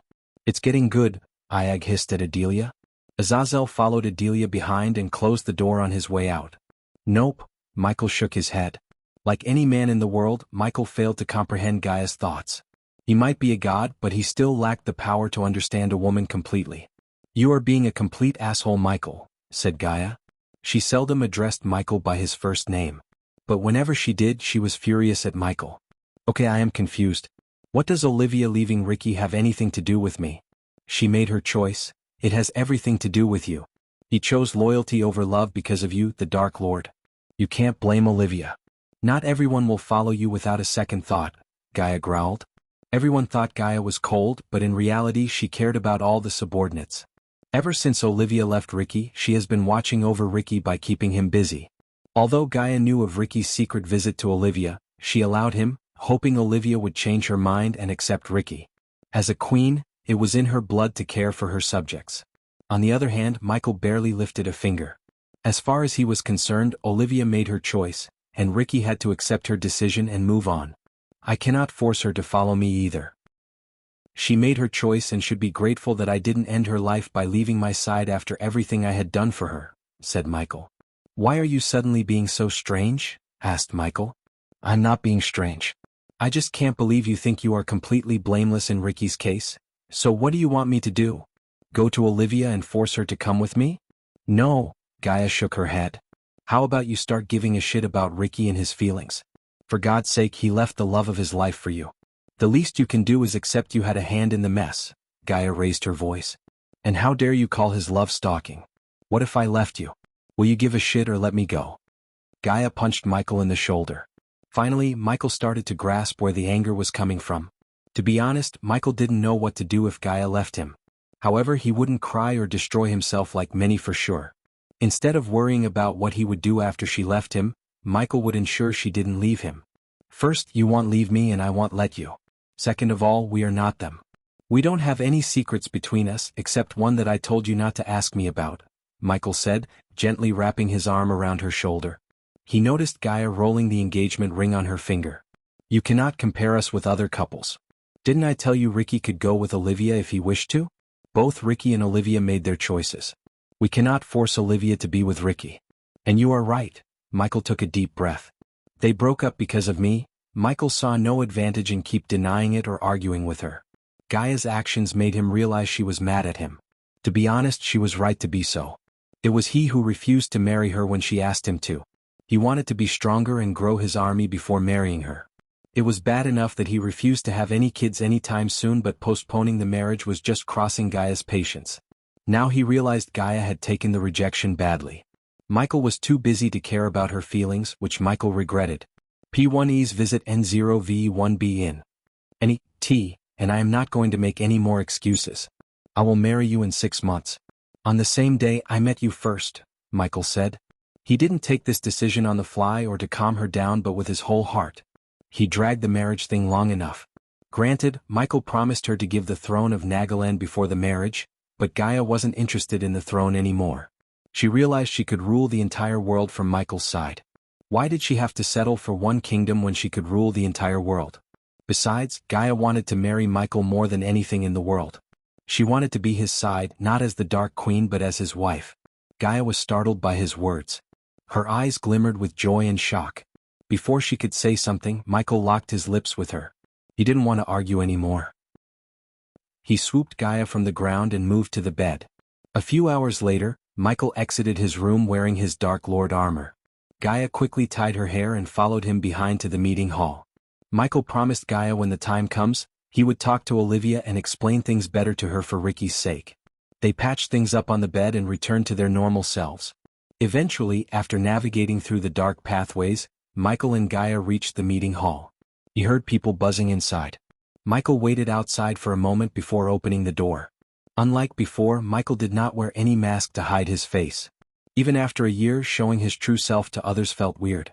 He took a deep breath and finally opened the door. Inside the hall, everyone turned their gazes to the door. The entire hall fell silent as soon as they laid their eyes on him. Every one of his subordinates attended the meeting as they were ordered to. "My lord," Azazel came to Michael's side. "Everyone is here, my lord," said Azazel. "We shall start then," said Gaia. Chapter 766. Each with their own problem. When everyone inside the hall saw Michael, they became silent. They quickly dropped to their knees to show their respect. Sadie's eyes glistened with shock. She still couldn't believe Ghost was the Dark Lord all this time, and she shared the bed with the Dark Lord himself. Thinking about that, she both felt terrified and funny. Michael made his way to the long table in the center. His throne, made of skull and bones, was located in the front beside Gaia's throne. Michael sat on his throne, putting one leg atop another. "Take your seats," said Gaia before sitting beside Michael. All of Michael's subordinates took their seats. They looked a bit scared more than usual, seeing Michael almost after a year. Every single one of them heard what had transpired on the Ithilin island. Just like the rest of the world, they were scared too. After all, Michael slaughtered half immortals and immortals as though they were nothing. To this date, Michael received badass points whenever someone gets afraid of what Michael did at Ithilin. It passively generated Michael with badass points. In addition to Michael's subordinates, he noticed a few new faces. These new faces were the ministers working for Michael's subordinates. Among these, some familiar faces stared at Michael with shock and awe. For now, Michael ignored them. "We will initiate the new members into the order after this meeting," said Gaia. "How is everyone doing?" Michael asked his subordinates. "Very well, good, fine, thanks to you, Dark Lord," his subordinates answered him with respect. "I am glad to hear that. I was gone for a year, so I want to hear what you did in that time." Michael glanced over at his subordinates. "Let's start with you, Tiberius, King of War." Michael turned his gaze toward Tiberius. Physically, Tiberius looked healthy, glowing, and with more muscles. He wore fancy robes suitable for a king rather than a warrior. The cultivation device made by Michael and Eladir glimmered around his wrist. The device resembled a silver wristwatch with something glowing in the center. It was built with intricate parts and runes that turned arch-energy crystals into pure energy and helped Michael's subordinates cultivate even within the void line. This device was the most precious and powerful thing an order member could have. Only those who swore their loyalty directly to Michael received this device. Each device was equipped with a self-destruction rune. In case someone else got their hands on the device, it would explode into pieces, leaving nothing behind. Because of the cosmic energy coursing through his veins and the device around his wrist, Tiberius managed to reach the fusion stage level 5. Michael was happy with Tiberius' cultivation progress. In fact, no one disappointed him. Tiberius took a deep breath. I've been building an army as I was ordered. Freeland is growing faster than I initially expected. Since we haven't faced a war, our army lacks real battle experience, said Tiberius. Although they had a large army, most soldiers in the army didn't fight in a real battle. Without fighting a real battle, they would still be novices when it comes to war. Unfortunately, no one had the guts to wage war against the Freeland ruled by Tiberius. The biggest reason was Giselle's rapid growth in power. Gaia's leadership and the resources Giselle received from the order made Giselle stronger than any other kingdom ruled by a senate. On top of that, Maven became a part of Giselle, making Giselle the biggest kingdom in the southern continent. Among the 7 kingdoms in the southern continent, Maven and Giselle became one. As a result, 7 kingdoms became 6 kingdoms. With King of the Night, Saber's help, we managed to broker peace between Prerid and Myril. So we didn't need to send out troops to fight Prerid, said Tiberius. General Quintus worked for Fabia, who was working for Saber, so General Quintus became Michael's subordinate without him knowing. Gaia talked about initiating Quintus into the order as he was a fierce warrior and could be a valuable asset to them. However, Michael needed time to assess everyone's opinion of Quintus. He invaded Aria's homeland and turned them into slaves. Plus, he killed Heinberg, which gained Tiberius' wrath. Therefore, they might not be so welcoming to Quintus. In fact, Michael wouldn't be surprised if Aria or Tiberius wanted Quintus dead. At that time, Michael would have to end Quintus' life not to piss his subordinates off, especially Aria, whose life was turned upside down because of him. As for Kivin, Zoril, and Nettis, if you don't know about these kingdoms are called Trident of the Southern Continent, ruled by kings instead of senates, Gaia explained to the newcomers. Continue, said Gaia as Tiberius went on. They don't meddle with the Senate-ruled kingdoms. If I may, Dark Lord, Sadie raised her hand, I heard the 3 kings had met each other in secret. Also, I've been hearing from my girls each kingdom is bolstering its military and defense, said Sadie. As the Queen of Whispers, she was tasked to learn what was happening in the world as much as she could using the Silver Moon Girls. Sadie recruited girls and sent them to every single kingdom in the world, to learn rumors and information from the nobles. The Silver Moon Girls were extremely efficient in gathering information and secrets from drunken nobles. Under their charm and beauty, the nobles opened up, and secrets flowed out of their mouths like a river. Do you know why they met? Asked Gaia. Not yet, Dark Queen. But I put my best girls to work. We will have something soon, said Sadie. As I was saying, they don't meddle with the Senate-ruled kingdoms. In other words, we do not have anyone to wage war on. An unused blade will eventually go blunt. So I'd like to request the undead to fight, Dark Lord. Tiberius made an unusual request to Michael. Michael thought about Tiberius' request for a few moments. He certainly couldn't go wage a war against a kingdom just to train his army. Even if the 3 kingdoms were bolstering their defense and army, it wasn't enough to wage war against them. Sometimes, they might do this because of Michael's existence in the southern continent. Dalar, Michael turned his gaze toward the orc at the table. I can definitely spare some undead for training, Dark Lord. But where do I send them?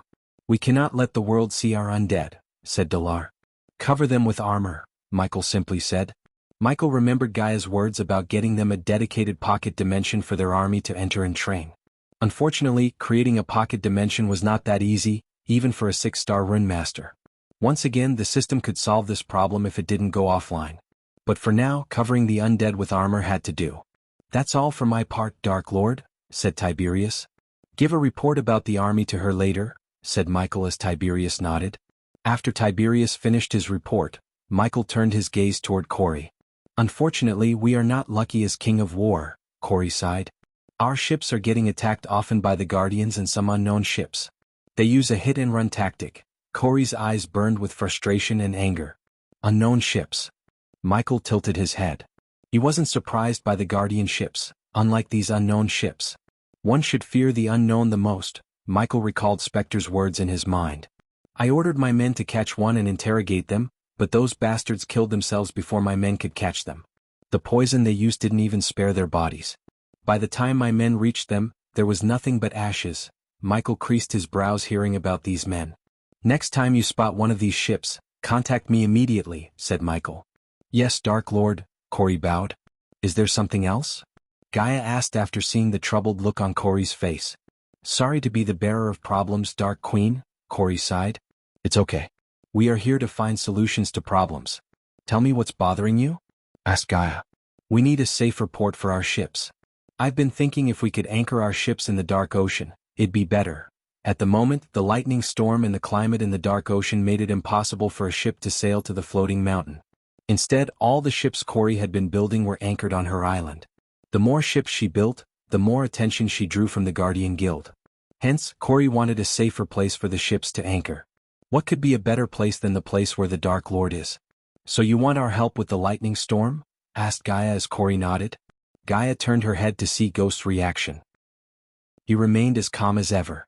After a while he opened his mouth. For a while keep the ships on your island. I will tell you when to sail in when the right time comes, said Michael. Michael had been thinking about shifting his naval army to the Dark Ocean for a while. However, the Dark Ocean's weather stopped him from doing so.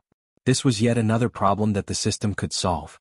Although he was a god, he didn't have the power to control the weather as much as he liked to. The lightning storm and the weather made the floating mountain an impenetrable fortress. Disabling them would leave them vulnerable. Hence, Michael wanted to find a way for the ships to be immune to the lightning storm and the weather. Even Michael's Big Bertha was anchored at Corey's island instead of the Dark Ocean. Ever since Michael went to the Genric family, he didn't have enough time to equip Big Bertha with new weaponry. Now that Michael had acquired the Elven Rune and the system's offline period would soon come to an end, he could finally give the ship what it truly deserves. Yes, Dark Lord, Corey bowed. Have you seen the Empress ships? Asked Michael. For some reason, Michael suddenly thought of the Elven Empress. No, Dark Lord, Corey shook her head. After Corey, Michael looked at a familiar face. He couldn't help smiling. How are you, Eve? Asked Michael. Chapter 767. Each with their own problem. Eve would have hugged him tight if it wasn't for the crowd around her. She couldn't care less about what the world was saying about Ghost. To her, he was the only one who helped her and her family when they needed help the most. He might be the Dark Lord to the world, but to her he was her best friend. Michael's warm smile spoke more than words. Should I address you, the Dark Lord, as everyone else? Asked Eve. You know what, I will. After all, I decided to join your order. Michael knew better than to argue with her. To be honest, he was happy she made her decision to follow him. She chose him over her family and everyone she knew. That kind of friendship really warmed Michael's heart. I won't stop you then, Michael smiled. Many of the subordinates saw Michael smile for the first time. It was a pity Eve couldn't absorb the cosmic energy. Regardless, she reached the fusion stage with Michael's abundant supply of potions and pills. Don't let me stop your meeting. Carry on, said Eve as Michael nodded and turned his gaze to Gibson. After absorbing the cosmic energy, even Gibson was able to break through into the fusion stage. Dark Lord, Dark Queen, Gibson bowed toward Gaia and Michael. My fellow members of the Order, Gibson showed respect toward the other members with the bow. I've been hunting down the rogue pirate ships as you ordered me to. Since I was blessed with the title of King of the Skies, I received enough supplies to build our very first airship. It's far from complete, but the construction is going on full swing. If I may ask, Dark Lord, I'd like our own shipyard to build our airships, Gibson requested Michael. Gaia already mentioned to him Gibson was asking for a dedicated shipyard. Since they promised Gibson they would help him command an air force, Michael was obliged to build Gibson more airships. But to build them, they needed special shipyards instead of the shipyards used to build ships that sail on water. Luckily, the floating mountain came with an enormous amount of land. Michael could build an airship yard if he allocated enough gold coins to Gibson. Finish the first airship, and then you will have your own airship yard, said Michael. So have you come across any of these unknown ships that Corey mentioned? Asked Michael. Yes, Dark Lord. But the results were the same. Slippery bastards killed themselves and set fire to their ship before we could get to them. Michael rubbed his chin. Do the same as I told Corey. If you spot one, contact me ASAP, Gibson nodded. Michael then looked at Sadie as he wanted to hear how Sadie was doing. Sadie cleared her throat before speaking. With my fusion stage cultivation level, I am in the top 5 to become the next sect leader, Sadie proudly said. Who's on the selection board? Have any ideas? Asked Gaia. Sadie's eyes widened. Just the Dark Queen's look was enough for Sadie to know what she was planning. Sadie was speechless. But under the Dark Queen's piercing gaze, Sadie had no choice but to tell her the truth. Elders, sect leader, and an ancestor of the Silver Moon founder, said Sadie. This ancestor, how strong is he? asked Gaia. Immortal, said Sadie. Michael thought about Sadie's selection for a few moments. Although Sadie was proving to be a valuable asset, she could help him more if she was to become the sect leader. How confident are you to make the final cut? Asked Michael. Sadie hesitated for a moment, which told Michael she wasn't 100% confident. In other words, she needed his help. To Sadie's surprise, Gaia had a strange smile on her face. Who is the most likely to become the next sect leader? Asked Gaia. Clara Galganic. The Guardian Guild is backing her. Then let us worry about making you the next sect leader, said Gaia.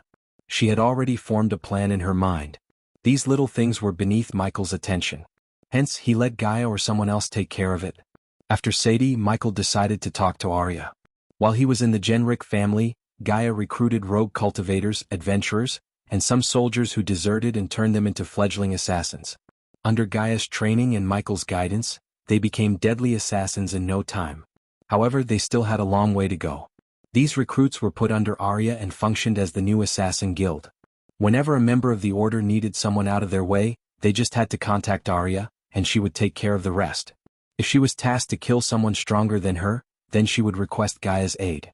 Until now, Arya had never failed a contract put on someone. I have almost nothing to report, Dark Lord, said Arya.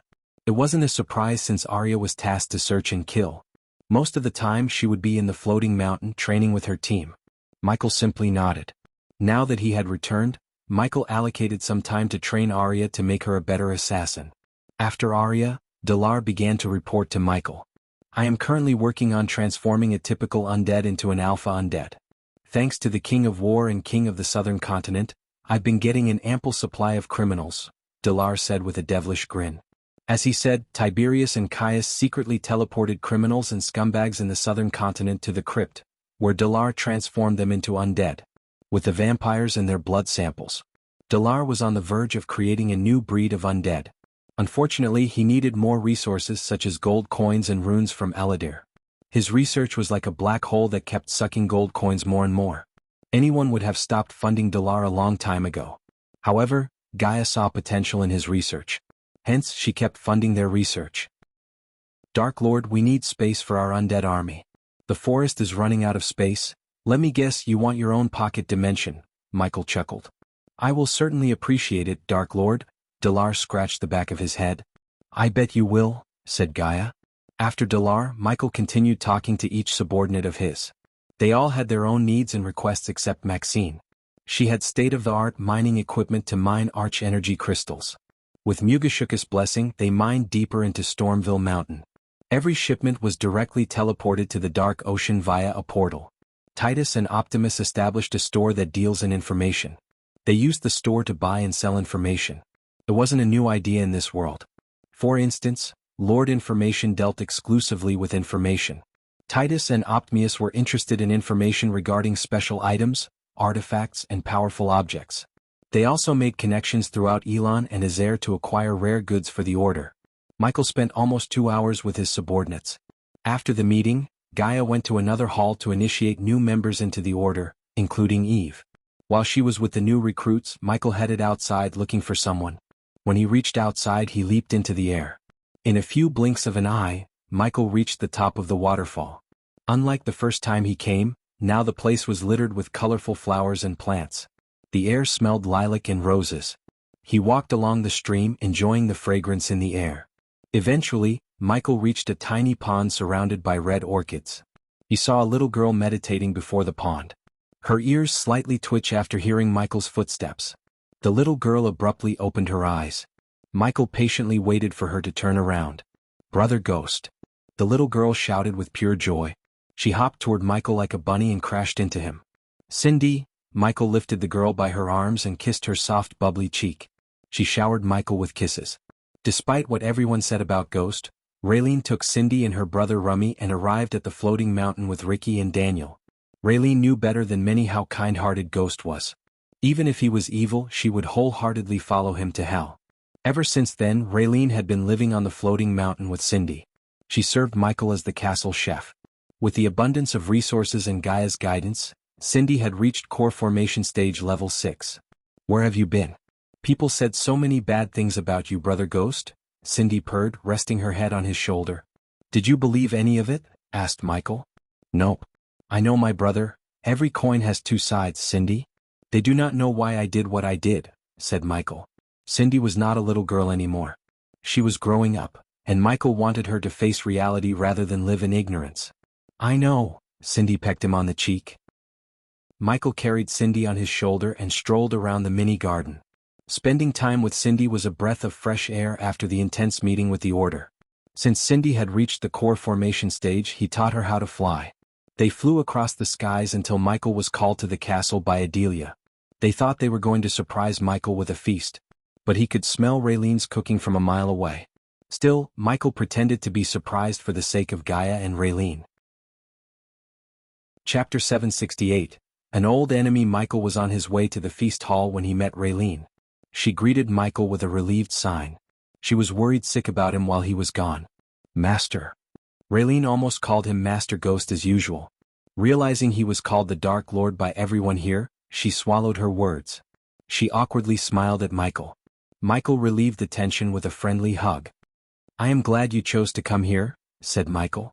It's the least I can do. You can call me Master Ghost as usual, Michael whispered into her ears. Michael put his arm around Raylene and walked toward the feast hall. Even from the outside he could sense the liveliness inside. The air smelled of baked buns and roasted meat. Michael felt hungry just by taking a whiff of the air. Is everyone okay for you here? Michael asked Raylene.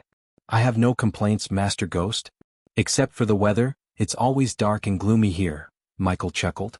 Well, it comes with the territory of being the god of darkness. Raylene's eyes widened. Her body shivered. So is it true, Master Ghost? Are you really a god as Lady Gaia says? Asked Raylene. Yes, said Michael. He saw no reason to hide his true identity anymore.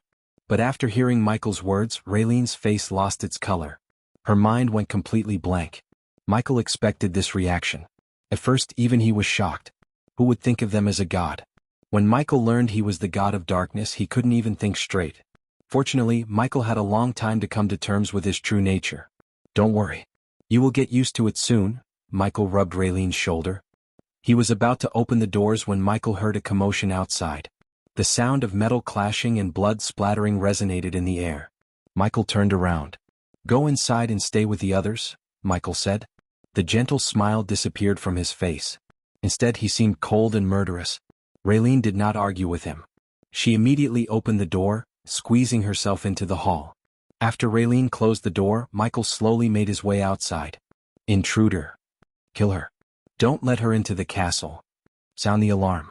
Arga. Michael heard screams. As he was nearing the exit, Michael saw the dwarves running toward him, seeking shelter in the underground. My lord, Michael heard Azazel's voice in his head. It's her, said Azazel. I will take care of her, Michael said. He was nonchalant. Michael faced an army of guardians without breaking a sweat. So what could a single woman do to him? In fact, Michael had been expecting this ever since he revealed himself. He was surprised it took a year for her to decide to do something. When Michael stepped outside, he saw a smoky black figure attacking the vampires in the sky. The vampires in the air were at the soul refining stage. Hence they stood no chance against a fusion stage cultivator. However, the energy radiation around the smoky figure was unstable. It was as though she had used some forbidden method to boost her cultivation. You. The smoky figure noticed Michael on the ground. Michael saw a pair of ruby-like eyes glimmering under the dark hood. The figure resembled banshees in the legends. On top of its smoky figure, it had a screeching voice that hurt everyone's ears when it screamed. Before it could descend to the ground, a vampire tried to attack the figure from behind. The figure clutched the vampire's neck without even turning around. The vampire squirmed under the figure's clutch. The figure slowly turned around as though it wanted Michael to watch what was about to happen. Michael watched the figure bite the vampire's neck. The vampire's body shriveled as the figure sucked all the blood from the vampire. The more blood the figure sucked, the stronger it became. However, Michael didn't even bat an eye. Unless the figure could somehow become level 10 immortal, Michael had no worries. He waited for the figure to stop drinking blood. What in the actual fuck is happening here? Michael looked over his shoulder to see Gaia walking toward him with several black armored soldiers. Let me deal with this. Michael raised his hand, stopping them from attacking the figure. Dark Lord. The figure turned its gaze back at Michael. It slowly removed its black hood, revealing grayish skin and blood-red eyes. Unlike Gaia, Michael immediately recognized the figure. The last time he met the figure, she was in her bridal clothes. Fabia Viriduus, Michael calmly uttered her name. The name rang a bell in Gaia's mind. Gaia thought Fabia died in the explosion along with her father, Viridius, and the other senators. Despite the messy gray hair, vampire fangs, and gray skin, Gaia recognized Fabia. There was no mistaking. It was Fabia Viridius. Gaia wondered where the hell she came from. You killed my father. You have a blood debt to settle, Fabia said, descending to the ground. The black armored soldiers and Michael's subordinates trembled with anger. Michael raised his arm, wordlessly telling them to back off. Usually Michael would simply let his men deal with threats like this. But Fabia's matter was different. She came to his domain and challenged him. It would be a sign of weakness if he didn't accept her challenge. Face me in a duel. Fabia unsheathed a sword emanating a thick bloody aura. Michael could see the glowing runes on the blade. The sword seemed like it could kill an immortal. Suddenly, everyone has an immortal killing weapon, Michael sighed. He just looked over his shoulder as everyone moved backward, making space for Fabia and Michael. Everyone thought Fabia was crazy to challenge the Dark Lord. Since it was a duel, neither of them could use spells or cultivation. Otherwise, Michael could kill her with a single spell. Come at me, Michael gestured at Fabia to make her first move. Without a single thought, Fabia dashed at Michael. Her eyes glistened with rage. It was obvious she was waiting for a year for this moment. Even Saber had no idea she was holding a grudge against the Dark Lord. He told her not to mess with the Dark Lord, but here she is, doing exactly what Saber told her not to. When the sword was just a few inches away from Michael's head, he swayed his body to the side, evading the sword. She was quick but not quick enough to attack Michael. Too slow, Michael slapped the back of her head. The force of Michael's slap sent her flying a couple of meters. As she hit the ground, she coughed up blood. The sword almost slipped off Fabia's hands. The subordinates weren't surprised by the Dark Lord's power. After all, it was expected of him. Fabia managed to pick herself up. Her grip on the sword tightened. Yet again she dashed at Michael. There was no finesse or technique in her movements but utter rage. She hoped to hit Michael as she swung the sword left and right. Michael evaded every single slash with ease. He waited for an opening to finish this duel without dragging it. He saw no point in it. In a few seconds, Fabia swung her sword at least 50 times. After a while, her movements slowed. Michael simply grabbed Fabia's sword hand. He lifted her off the ground by her hand and threw her in the air. He waited for her to come down. When she was within his arm's reach, Michael swung his body, kicking her in the head. Michael slowly walked toward her. Fabia looked over her shoulder and swung her sword at lightning speed. Her vampire powers gave her speed beyond any mortal limits. Unfortunately for her, Michael was a god. He saw through her move even before she made it. He slightly bent backward, evading the sword. He just flicked the sword as it flew out of Fabia's hand. Michael felt pity for Fabia deep down. According to Saber, she was a talented scholar and a freaky scientist who made the plague possible. He could have used her expertise only if she forego her hatred toward him. But when Michael put himself in her shoes, he could understand her feelings. He killed her father and destroyed her entire life. Every time she woke up and looked at herself in the mirror, her hatred only grew stronger. But now that she challenged him openly and killed one of his men in front of him, Michael had no choice but to kill her. He decided to absorb her soul using the Soul Eater. "I'll be over quick," said Michael. He grabbed her by the arms and pulled her closer. To Michael's surprise, she spat a mouthful of blood at Michael. The blood temporarily hindered Michael's sight. He quickly used a flash of dark flames to vaporize the blood on his face. Fabia felt an intense heat on her face for a moment. She tried to escape his hold only to fail. At that moment she knew she was going to die. Ha! Suddenly, she broke into a devilish peal of laughter. It surprised everyone as there was no reason for her to laugh. An ordinary person would shiver in fear. But she was no ordinary man at all. In fact, she expected defeat at the hands of the Dark Lord. Her end goal was not to kill the Dark Lord but to avenge her father by any means necessary. If her death could avenge her father, she would gladly die. Michael was about to use the Soul Eater when he saw a bright glimmer in her eyes. His neck hair stood up, warning him about a threat. The space around him was distorted. This feeling was familiar to Michael. He immediately cast the Silenes to slow down the time. "Gaia, do not do anything while I am gone." "It's an order," Michael said to Gaia through the earpiece. The words reached her as the Silenes spell's effect faded away. The very next moment, Michael and Fabia were sucked into a vortex that appeared suddenly in the air. Before they disappeared completely, Fabia coughed up blood. Chapter 769. Capturing the Dark Lord. Again everything went dark around Michael for a moment. When the light returned to his sight, he was standing inside a glass room. Fabia stood a few meters before him, leaning against the glass. Her gut had a fist-sized hole, and blood oozed down from Michael's hand. But not a single drop of blood trickled down from Fabia's wound. Her skin around the wound was burnt. Death was nearing her. No healing potion in the world could heal her within a few moments to save her life. Michael watched the light of life fade away from Fabia's eyes. He waited for someone to come to her rescue. As far as Michael's eyes could see, there was nothing but smoky air with specks of ember outside. He vaguely saw a fuming volcano in the distance. Fire realm. Michael asked himself. He tried to contact Gaia through the earpiece, but strangely the earpiece didn't work. In fact, he didn't feel any energy around him at all. While Michael was looking around the cage, Fabia collapsed down. She tried to say something to Michael, yet no words escaped her mouth. However, looking at Michael, she smirked. She looked at peace as though she had avenged her father. Michael touched the thick glass between him and the outside. Judging by how sturdy the glass was, Michael knew he wouldn't be able to break it. He couldn't even access his space ring. It felt like he was teleported right beside Mugishiku, where he would feel powerless and weak. Despite everything, Michael remained calm. Finally, Michael heard footsteps. He slowly turned around. To his surprise, Alicia and a young man with a face like a monkey stood outside the cage. Norvin looked a bit flustered, almost wanting to save Fabia. On the contrary, Alicia didn't even bother to take a look at Fabia's dead body. Her piercing gaze was on Michael. Michael rolled his eyes. "It's you?" Michael almost hated himself for falling into Alicia's trap. "Welcome to your worst nightmare," Alicia said coldly. Both of them walked toward each other.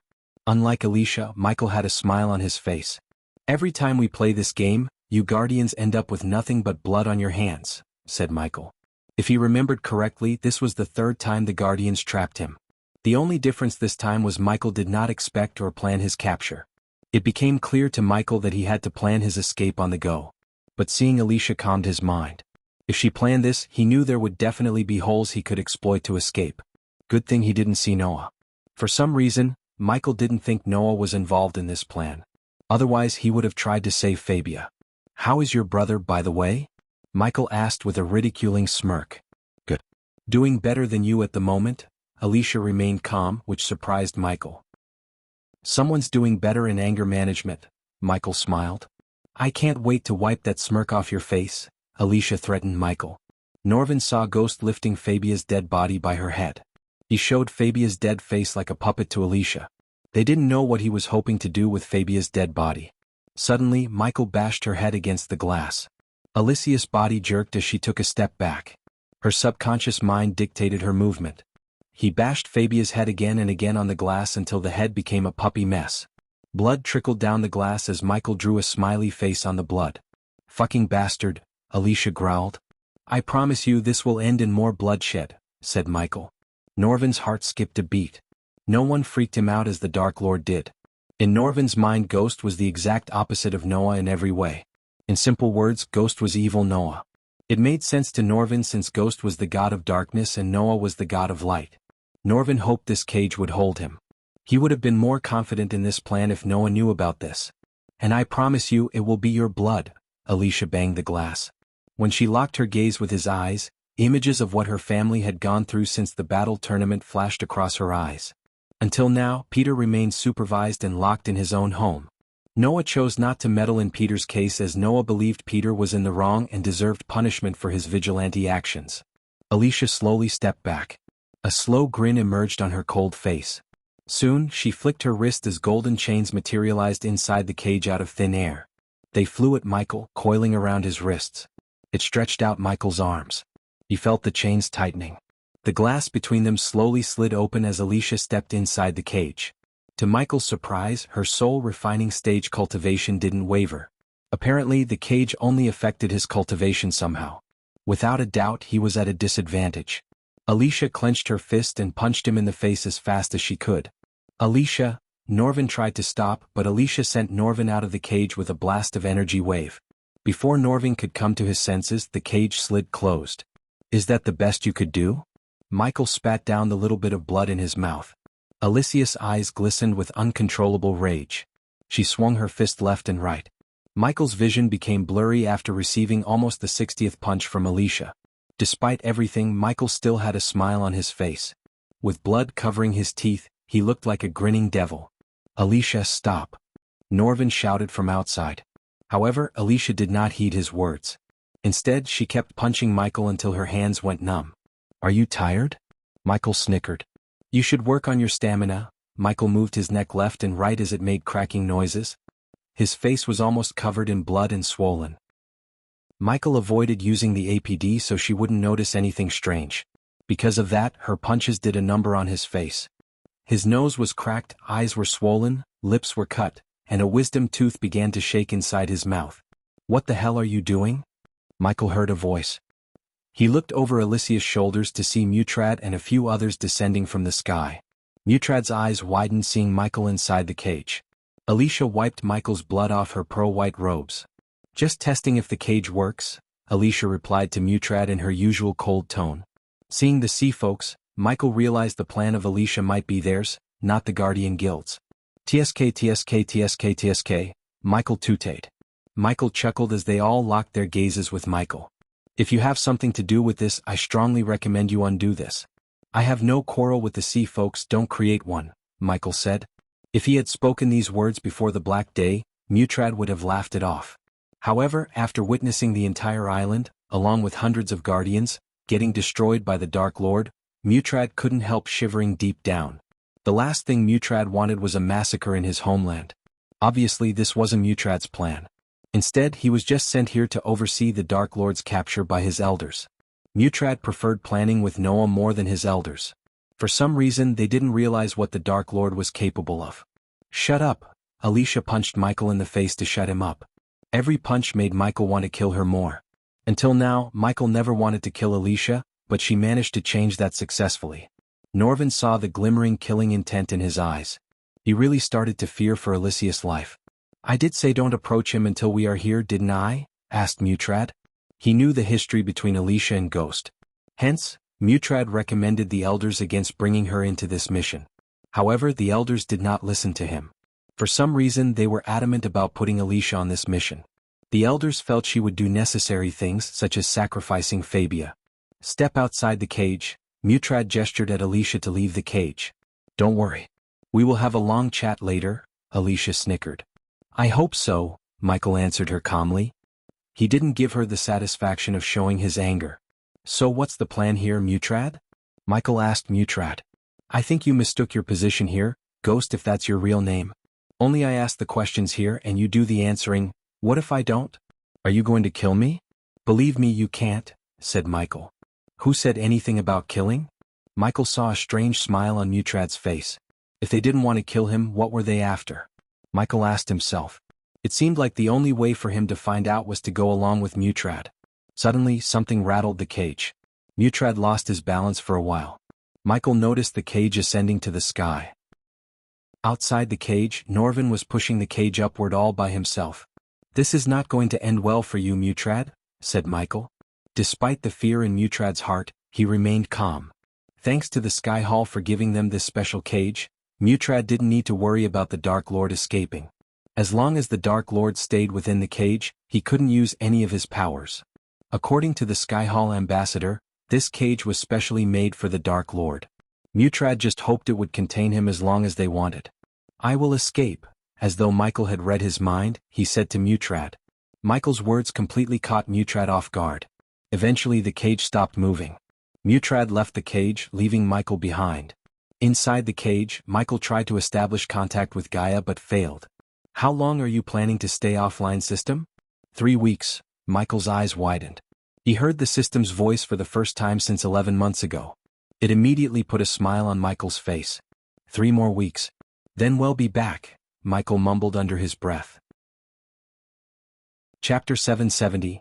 Mutrad's fear. 2 weeks had passed since Michael's capture. His cage was teleported inside a floating palace above the volcanic mountain. The ground beneath the cage was wide open. If someone wanted, they could drop the cage right into the volcano with a single push of the button. Inside the cage, Michael was doing one-arm push-ups to keep himself healthy. A burly man accompanied by Mutrad broke Michael's right arm. He twisted Michael's armor into 360 degrees. Over the past 2 weeks, they had been asking Michael about a portal to the higher realms. Michael had zero clues about any higher realms. After Michael finished his 300th push-up, he noticed Alicia and Mutrad through the glass. Michael stood up. Michael looked rugged with a long thick beard and long hair. His right arm just swayed along his body lifelessly. Before they entered the cage, the golden chains materialized inside the cage and coiled around Michael's wrist. An invisible force pushed Michael down to his knees. Seeing Michael in this state lightened Alicia's mood. Mutrad flicked his wrist as a chair appeared before Michael. Mutrad sat down and leaned forward toward Michael. "Did you change your mind?" asked Mutrad. "You are going to be here for a long, long time. So do yourself a favor and tell us what we want. In return, I will make sure your life gets easier in here," said Mutrad. "You don't have to worry about me, Mutrad. If I were you, I'd worry about everyone here," Michael calmly answered Mutrad. "Come on, Ghost. Open your eyes and look around. You cannot escape this cage." Mutrad rolled his eyes. "Let me get the answers from him," Alicia growled. Michael chuckled. "It's cute," Mutrad frowned. "What is?" "The two of you," Michael gawked between them.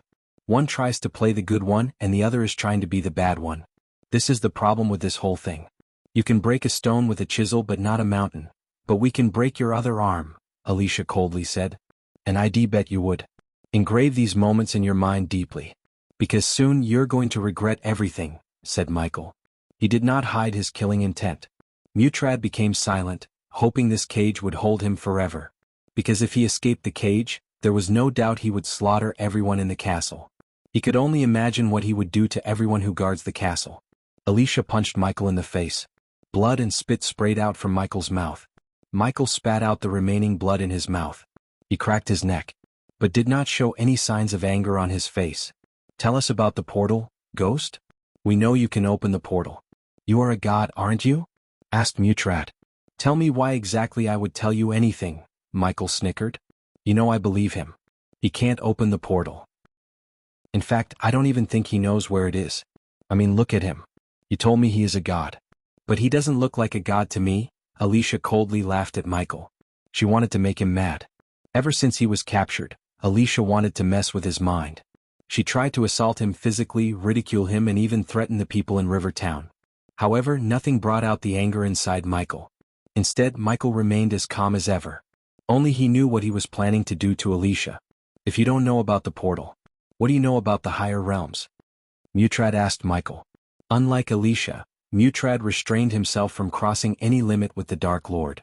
"Nothing," Michael shrugged. "If you want to know more about the higher realms, you should ask Noah Winston." As soon as Michael uttered his name, Alicia punched Michael yet again.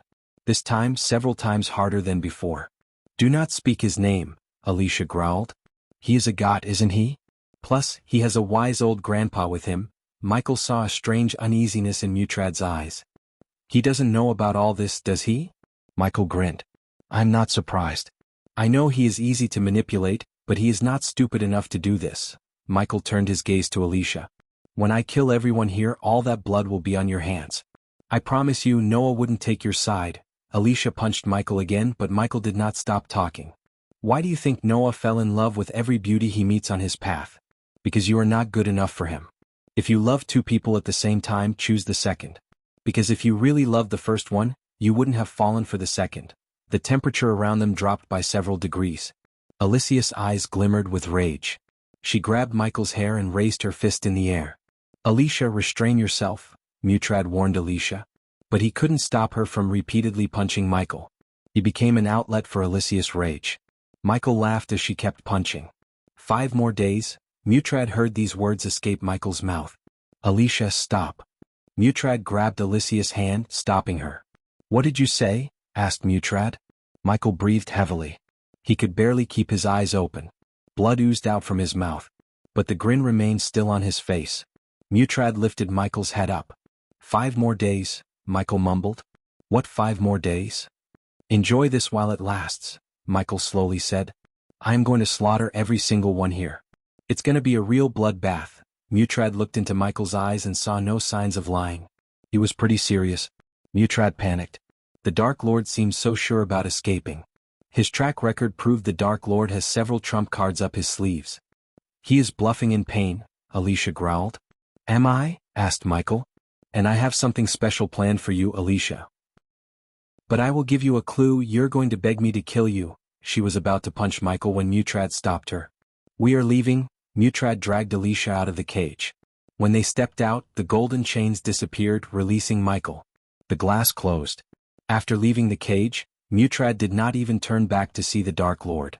Eventually, Mutrad and Alicia reached a brightly lit room with several tables. Every single table had a mound of scrolls and parchment. Don't tell me you believed his bluff. Alicia rolled her eyes. He is not bluffing, said Mutrad. I've lived long enough to tell the difference between a bluff and truth. He is not kidding. He is not going anywhere. He would have escaped by now if he could, said Alicia. Besides, the elders of the Sky Hall gave us this cage. But where the hell are they? If the Dark Lord poses such a threat to the world, why aren't they here? Mutrad questioned Alicia. Ever since Mutrad met the representatives of the Sky Hall, he had been asking this question himself. They described what the Dark Lord would do in great detail. Simply put, he would end the world they knew and put the world into eternal darkness. At first, Mutrad believed them. But with time, they seemed to have less interest in the Dark Lord. Mutrad's gut instinct told him that Sky Hall had more problems than the Dark Lord. His instincts proved to be right when the Sky Hall elders ordered Mutrad to interrogate the Dark Lord about a portal to ascend to higher realms. Instead of finding a way to kill the Dark Lord and end the threat, they were focused on getting information about this strange portal to higher realms. They had been asking the Dark Lord about this portal for 2 weeks. They tried to ask him nicely, tortured him, waterboarded him, and even broke his arm. Yet they got nothing from the Dark Lord. Unlike Alicia, Mutrad believed the Dark Lord when he said he knew nothing about a portal or how to open one. And why didn't they want Noah to know about everything? If Noah knew about this, then his sister Rowena would too.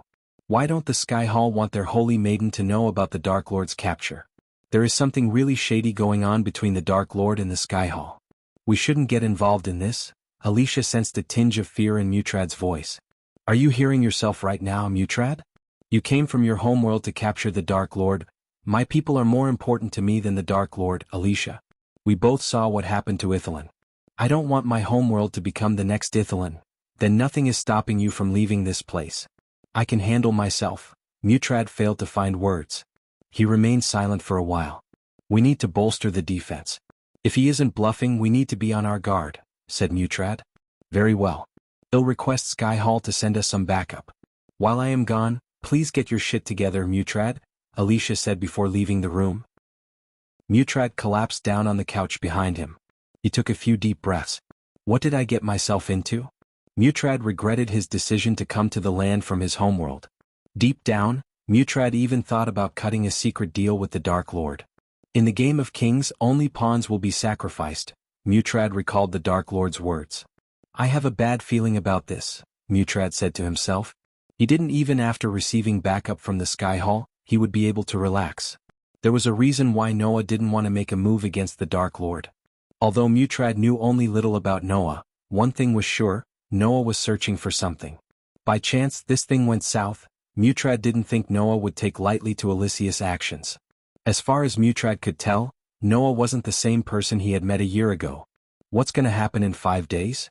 Mutrad asked himself. He took a scroll and decided to write a letter to his elders regarding the Dark Lord's words.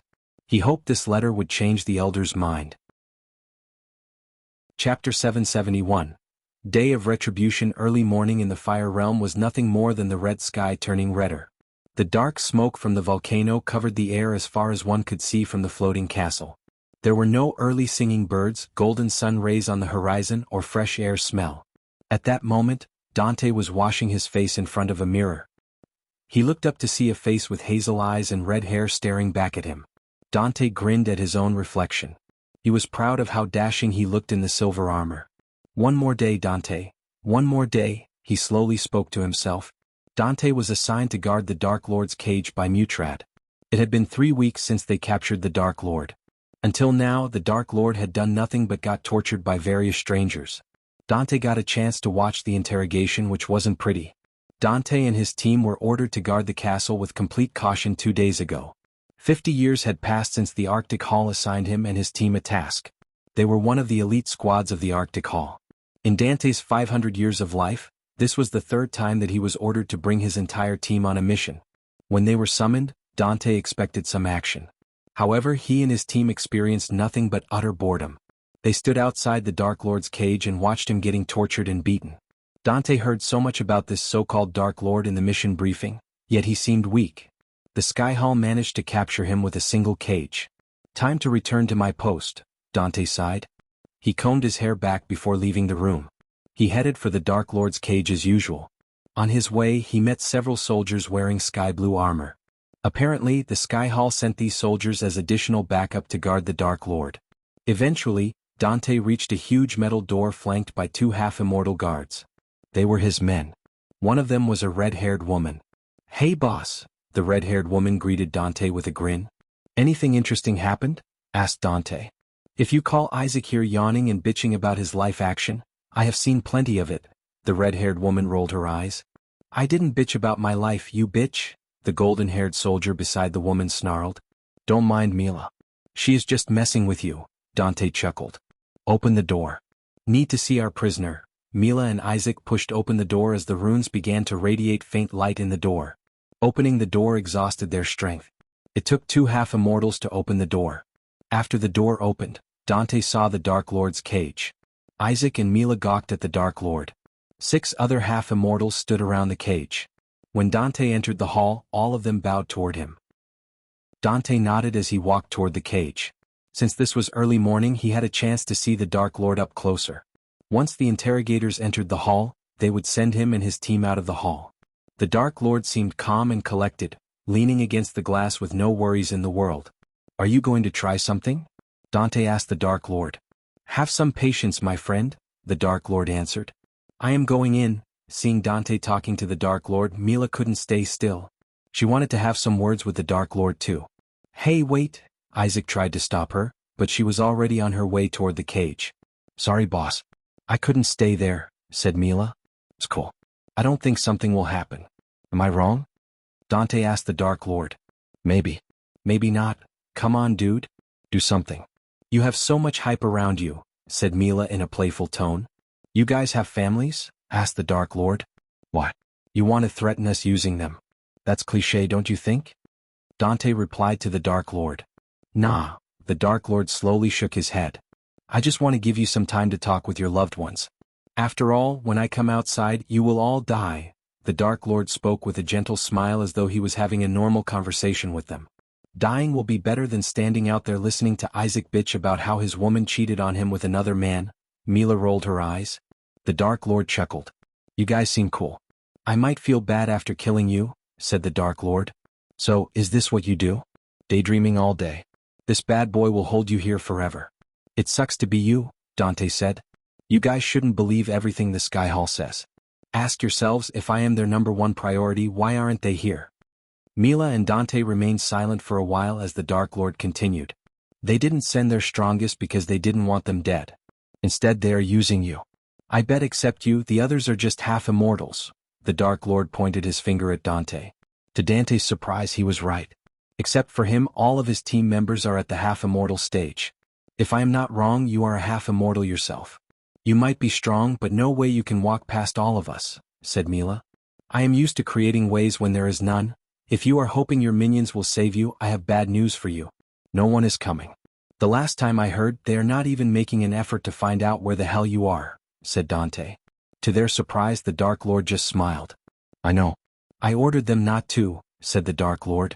Mila frowned. "And why would you do that?" "Because I don't need them," the Dark Lord shrugged. "Well, if you are going to escape, please do it soon. I am getting bored to death here," Dante sighed. "Careful what you wish for, my friend," said the Dark Lord. As they were talking, Dante heard footsteps.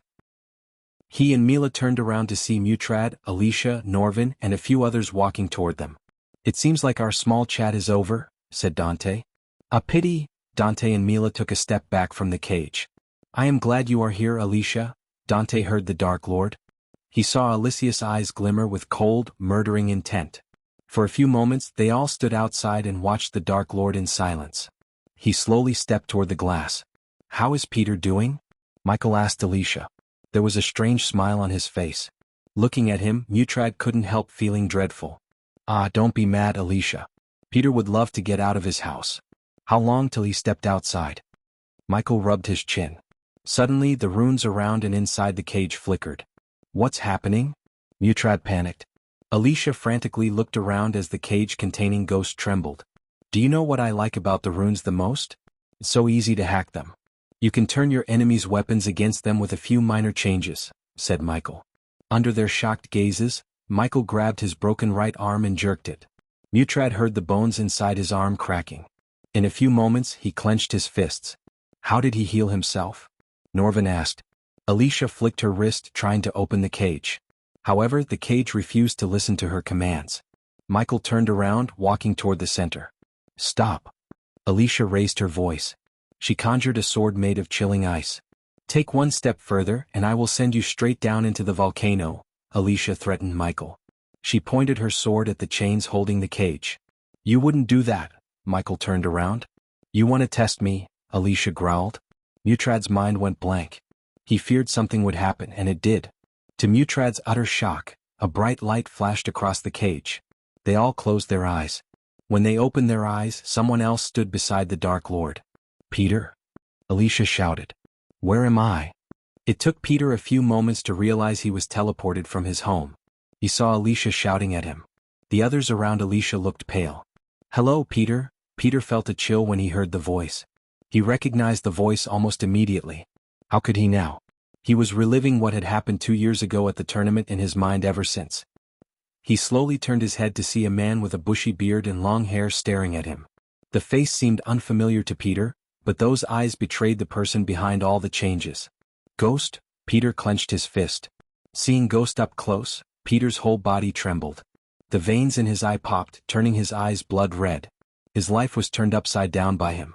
Not only Ghost revealed his identity to the world, but he was humiliated. Ghost literally wiped the floor with him. Those images were eternally etched into his brain. Every time Peter closed his eyes, he saw how Ghost humiliated him in front of thousands of people. Not a single night passed without Peter thinking about ending his life altogether. Only the flame of vengeance kept Peter from doing so. Arga! Peter roared as he threw his fist at Ghost. Before the punch landed on Ghost's face, he simply caught Peter's fist. No, no, no, no, Alicia muttered as she focused all her energy on opening the glass. Yet the glass didn't even move an inch. The runes responsible for opening the cage lost their glimmer. Michael grabbed Peter by his throat and lifted him off the ground. Peter squirmed in his hand as Michael turned his gaze toward Alicia. Peter's face slowly turned pale. He gasped for air. Mutrad, we need your orders, Dante asked Mutrad. We need the cage open now, Norvin shouted. The muscles in Norvin's body bulged as he dashed at the cage to break the glass. I wouldn't do that if I were you. When Norvin was about to punch the glass, Michael stopped him. P1Es visit N0V1B in. He punched the glass hard enough and the cage will fall straight down. Peter won't like that, will he? Let him go, Alicia growled. What did I say? Every time we do this dance, it always ends in bloodshed. Chapter 772. System back online. A few hours before Dante and his team came to meet Michael, he was leaning against the glass and waiting for the system to come back online. Come on. Come on. Come on, Michael could barely stand still. He wasn't only feeling excited but an uncontrollable rage to slaughter every single person in the castle. Over the past 3 weeks, they tortured him, asking about a portal to higher realms. Michael had no fucking idea where the portal is or how to open one. However, they were completely wrong either. With the system, he could open a portal if he needed one. But Michael doubted the current system level would be able to open portals to higher realms. After spending 2 years with the system, Michael had a pretty good idea about the system's capabilities. If it wasn't for the APD slowly healing his body, he would have been in a much worse state.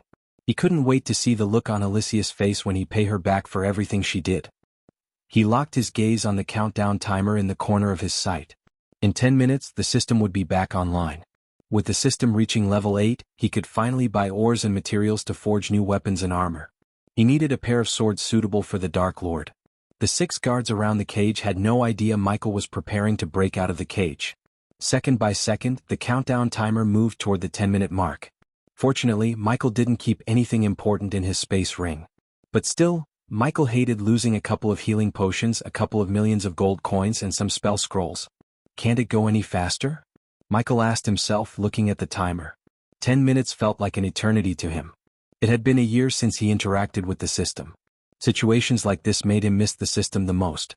Granted, Michael still had some plans in his mind to escape the cage even without the system.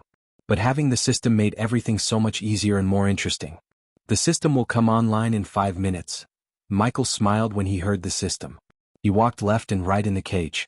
Soon, seconds turned minutes and eventually Michael heard a loud ringing in his head. His whole body felt an electric bolt running down his spine. He experienced acute pain in every fiber in his body. It felt like his very soul was screaming in pain. But soon the pain and discomfort turned into a soul-soothing feeling. The system upgrade is completed. Current system level 8.0. The host can now have up to 50 subordinates. The host has received a legendary token to get free 5-star level specialization as a gift for upgrading the system. Finally, Michael almost shouted in excitement. He immediately accessed the system to take a look at his status window. Host. Michael Cultivation level. Half Immortal level 10 experience points. 0/5/000,000, 26 million experience points remaining to be consumed. Badass points. 2,000,000 skills and spells. Wind Blast, LVL 6 Ultimate Form Level 1 Eyes of Doom, LVL 5 Ultimate Form Level 1 Responsive Shield, LVL 8 Environment Scanning, LVL 8 Ignitia, LVL 8 Ultimate Form Level 1 Silenes, LVL 1 Lightning Dash, LVL 6 Ultimate Form Level 1 Energy Devour, LVL 5 Soul Eater, LVL 5 Death Range, LVL 3 Eyes of Darkness, Normal. Can sense the cultivation level of others. Eyes of Darkness, Lucifer.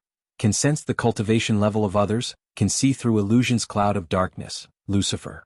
Weak-willed enemies will lose their courage completely and surrender. Death range will be 50% more powerful, and if activated in darkness, the host's cultivation level will be boosted 4 levels up regardless of the stage barrier. Wordless Spellcaster, Lucifer. In full Lucifer form, the host just has to think of the spell to cast it.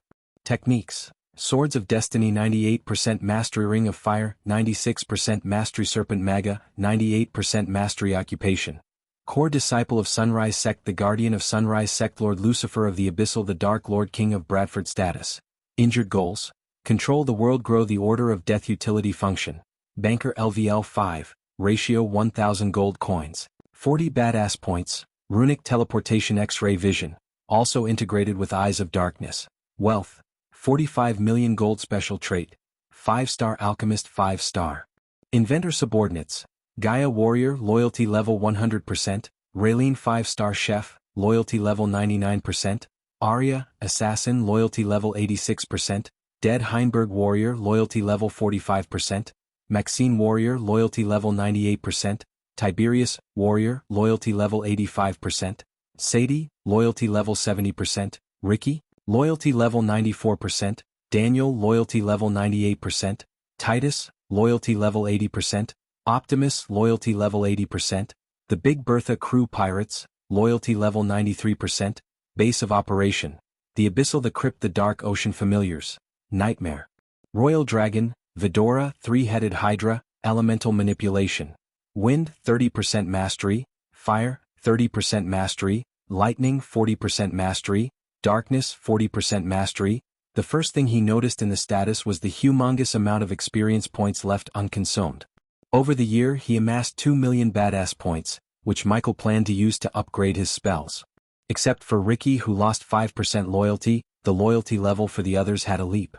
Ricky's situation was understandable to Michael, so he didn't mind the 5% drop. The next change was the increase in his elemental manipulation. To be honest, Messiahel felt frustrated with the numbers. It seemed like no matter how much he used them, the rate didn't go as high as Michael would like to. Looks like the host is in deep trouble. Michael heard the system's voice. Welcome back, Michael greeted the system with a friendly tone. It is good to be back. So, are you going to go offline for a long time whenever I upgrade you from now on? Michael asked the system. Of course not. Version 8 brings more functionalities and capabilities. Hence, the long upgrade time. Glad to hear that. The system went offline for 1 year and you got yourself captured. To Michael's surprise, the system sounded like Pink, his sidekick back on Earth.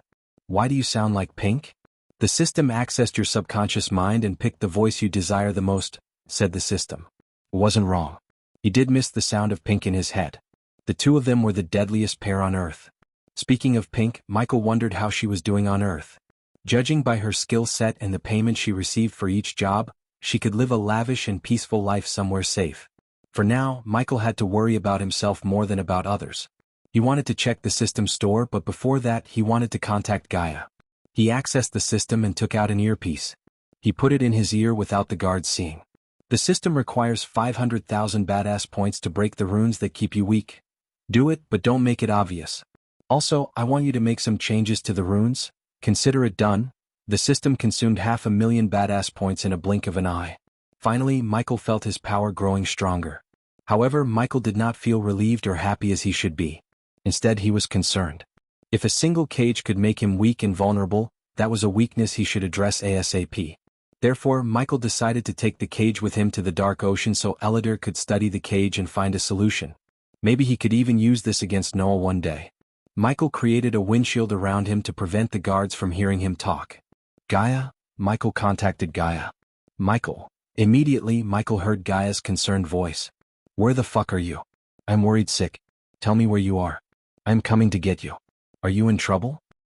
First relax, said Michael. I'll explain when I get back. But now, I need you to do something for me. I am pretty sure you'd like it. What is it? I want you to Peter's home, kill any guardian there and use the teleportation scroll I just put in your space ring, so that bitch has something to do with your disappearance? Asked Gaia. He could feel the killing intent in Gaia's voice. Yeah, and this is payback. You want him alive or dead? Asked Gaia. Alive, said Michael. After Gaia left for Peter's home in Ice Fair, Michael willed the system to use the token for free specialization. The host can now choose one specialization among blacksmithing, rune mastery, engineering, and healing. There was no competition between the choices at all for Michael. He immediately chose blacksmithing. Make me a blacksmith, Messiahel said. He was excited like a kid. As soon as Michael chose the specialization, he felt a sharp pain in his brain. The system etched the knowledge needed to become a 5-star blacksmith in Michael's brain. New knowledge flashed across Michael's mind. He clenched his fist. He felt dizzy. The feeling of becoming a blacksmith was several times worse and more painful than becoming an alchemist. Michael started to notice the flaws in the weapons and armor of the guards around him. The pain lasted for almost 5 minutes. Even his vision blurred. Eventually, his vision slowly cleared. Michael took a few deep breaths. After almost 2 years, Michael finally became a 5-star blacksmith. Congratulations to the host on becoming a 5-star blacksmith, said the system. The host will need a special forge, tools, and materials to start forging weapons and armor. The host can buy a map with all the marked locations of required items for 700,000 badass points. Hold your horses for now, system, said Michael. Until he could escape the Fire Realm, Michael did not want to spend any badass points. Who knew when he would need the points? A while later, Michael heard Gaia's voice. Hey Michael. Are you there? Go on. I am at the Ice Fair looking at the Belafort mansion. How do you want me to do this? Silent and clean or loud and messy? Asked Gaia. Silent and messy, said Michael. After you are done, burn the mansion to the ground. Then it's a good thing I brought Nightmare with me, said Gaia. Chapter 773. End of Peter Belafort. Alicia banged the glass between her and Ghost. She poured energy into the rune on her hand to open the cage. However, the glass didn't even budge. Inside the cage, Peter squirmed in Michael's hand. Dante and his team waited for Mutrad's order. The only way to open the cage was through the rune on Alicia's hand. It was a fail-safe to prevent someone from opening the cage to aid the Dark Lord. At that moment, this fail-safe failed. Michael slowly grabbed Peter's right hand. No! Alicia shouted from outside. Arg! Peter screamed as Michael twisted his arm.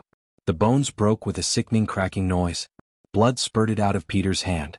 Some broken bone pieces were sticking out of his hand. Peter's scream echoed through the hall. Finally, Dante and his team realized why the entire world feared the Dark Lord.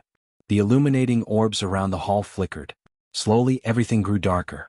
His long hair fluttered in the wind, giving him an eerie, devilish look. Michael did not stop with breaking Peter's hand. He grabbed the broken shoulder and slowly applied pressure. Peter's body trembled in pain.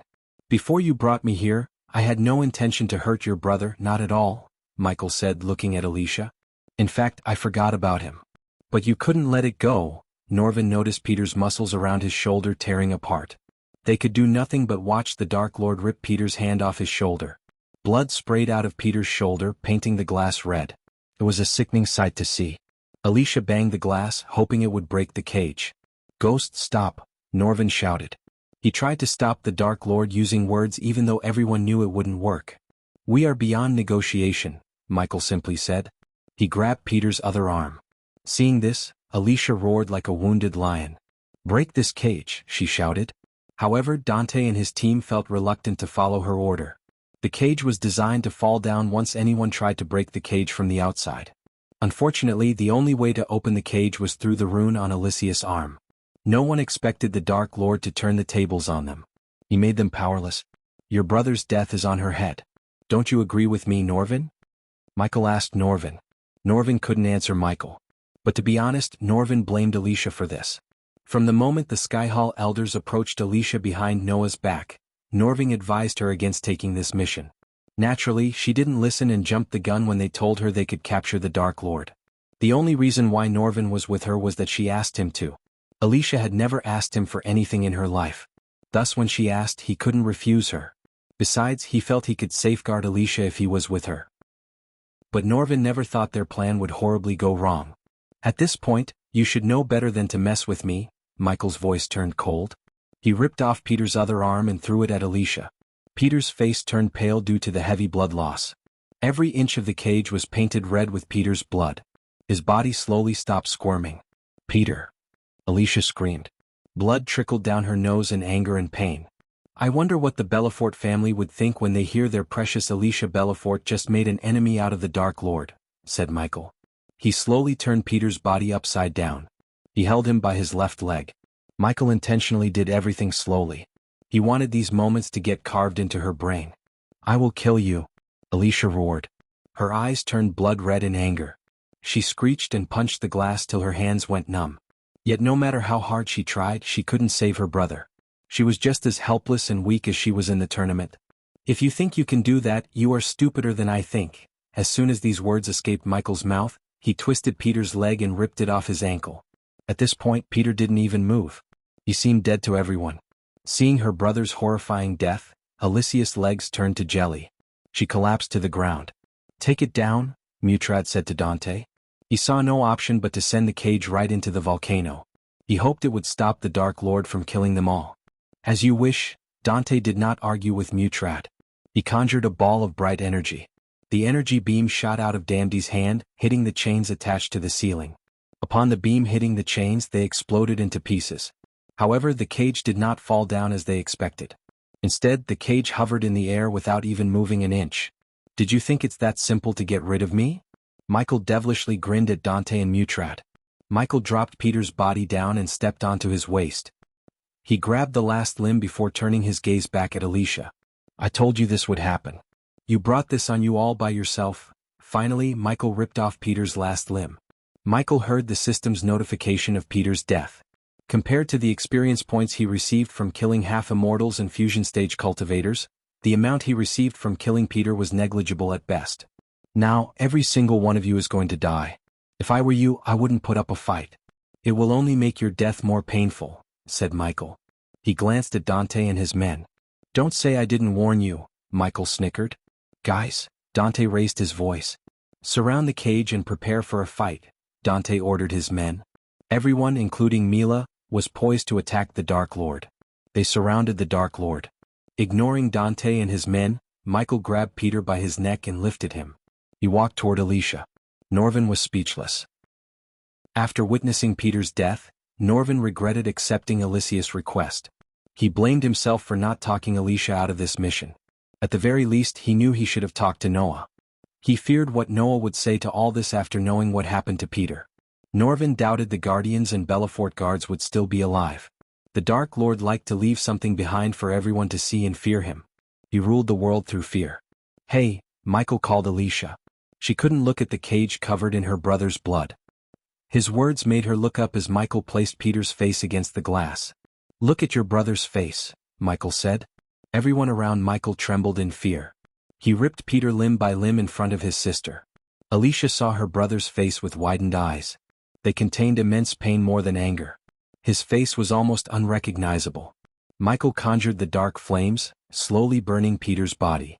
Even from outside, Dante and his men felt the temperature rising. The dark flames reduced Peter to a pile of hot ash.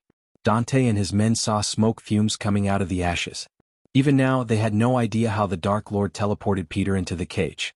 An eerie silence enveloped the hall. Michael squatted down to see Alicia in her eyes.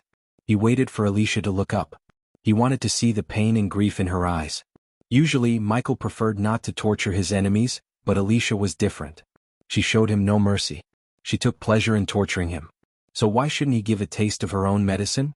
Whatever you give me, I will give it back 100 folds. Do you think Noah can save your ass every time, don't you? Well, think again. This is between you and us. Don't bring her family into this, Norvin snarled. They felt a chill when Michael burst into cold laughter.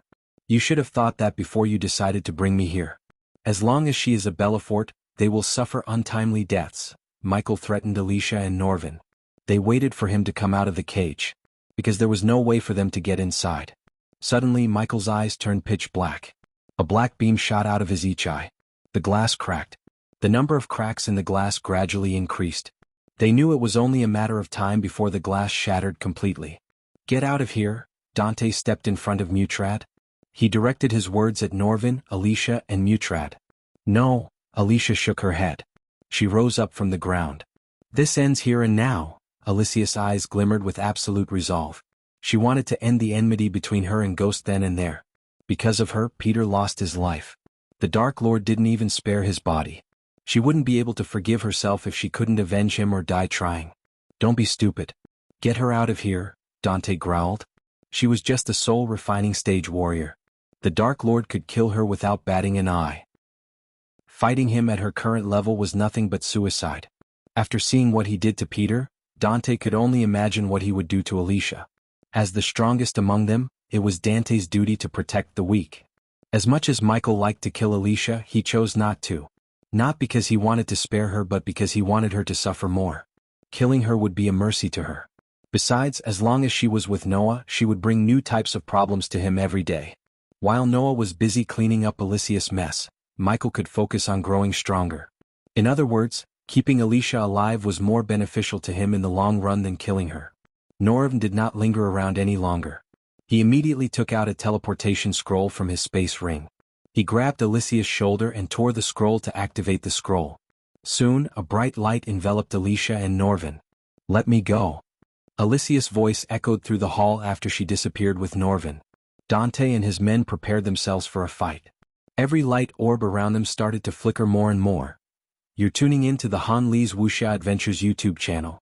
We're so grateful for your support and don't forget to subscribe to join us on this incredible journey through captivating stories. Your generosity through donations truly makes a world of difference, as it's the primary source of revenue that allows me to expand and enhance this channel for you. Thank you from the bottom of my heart for being a part of this adventure.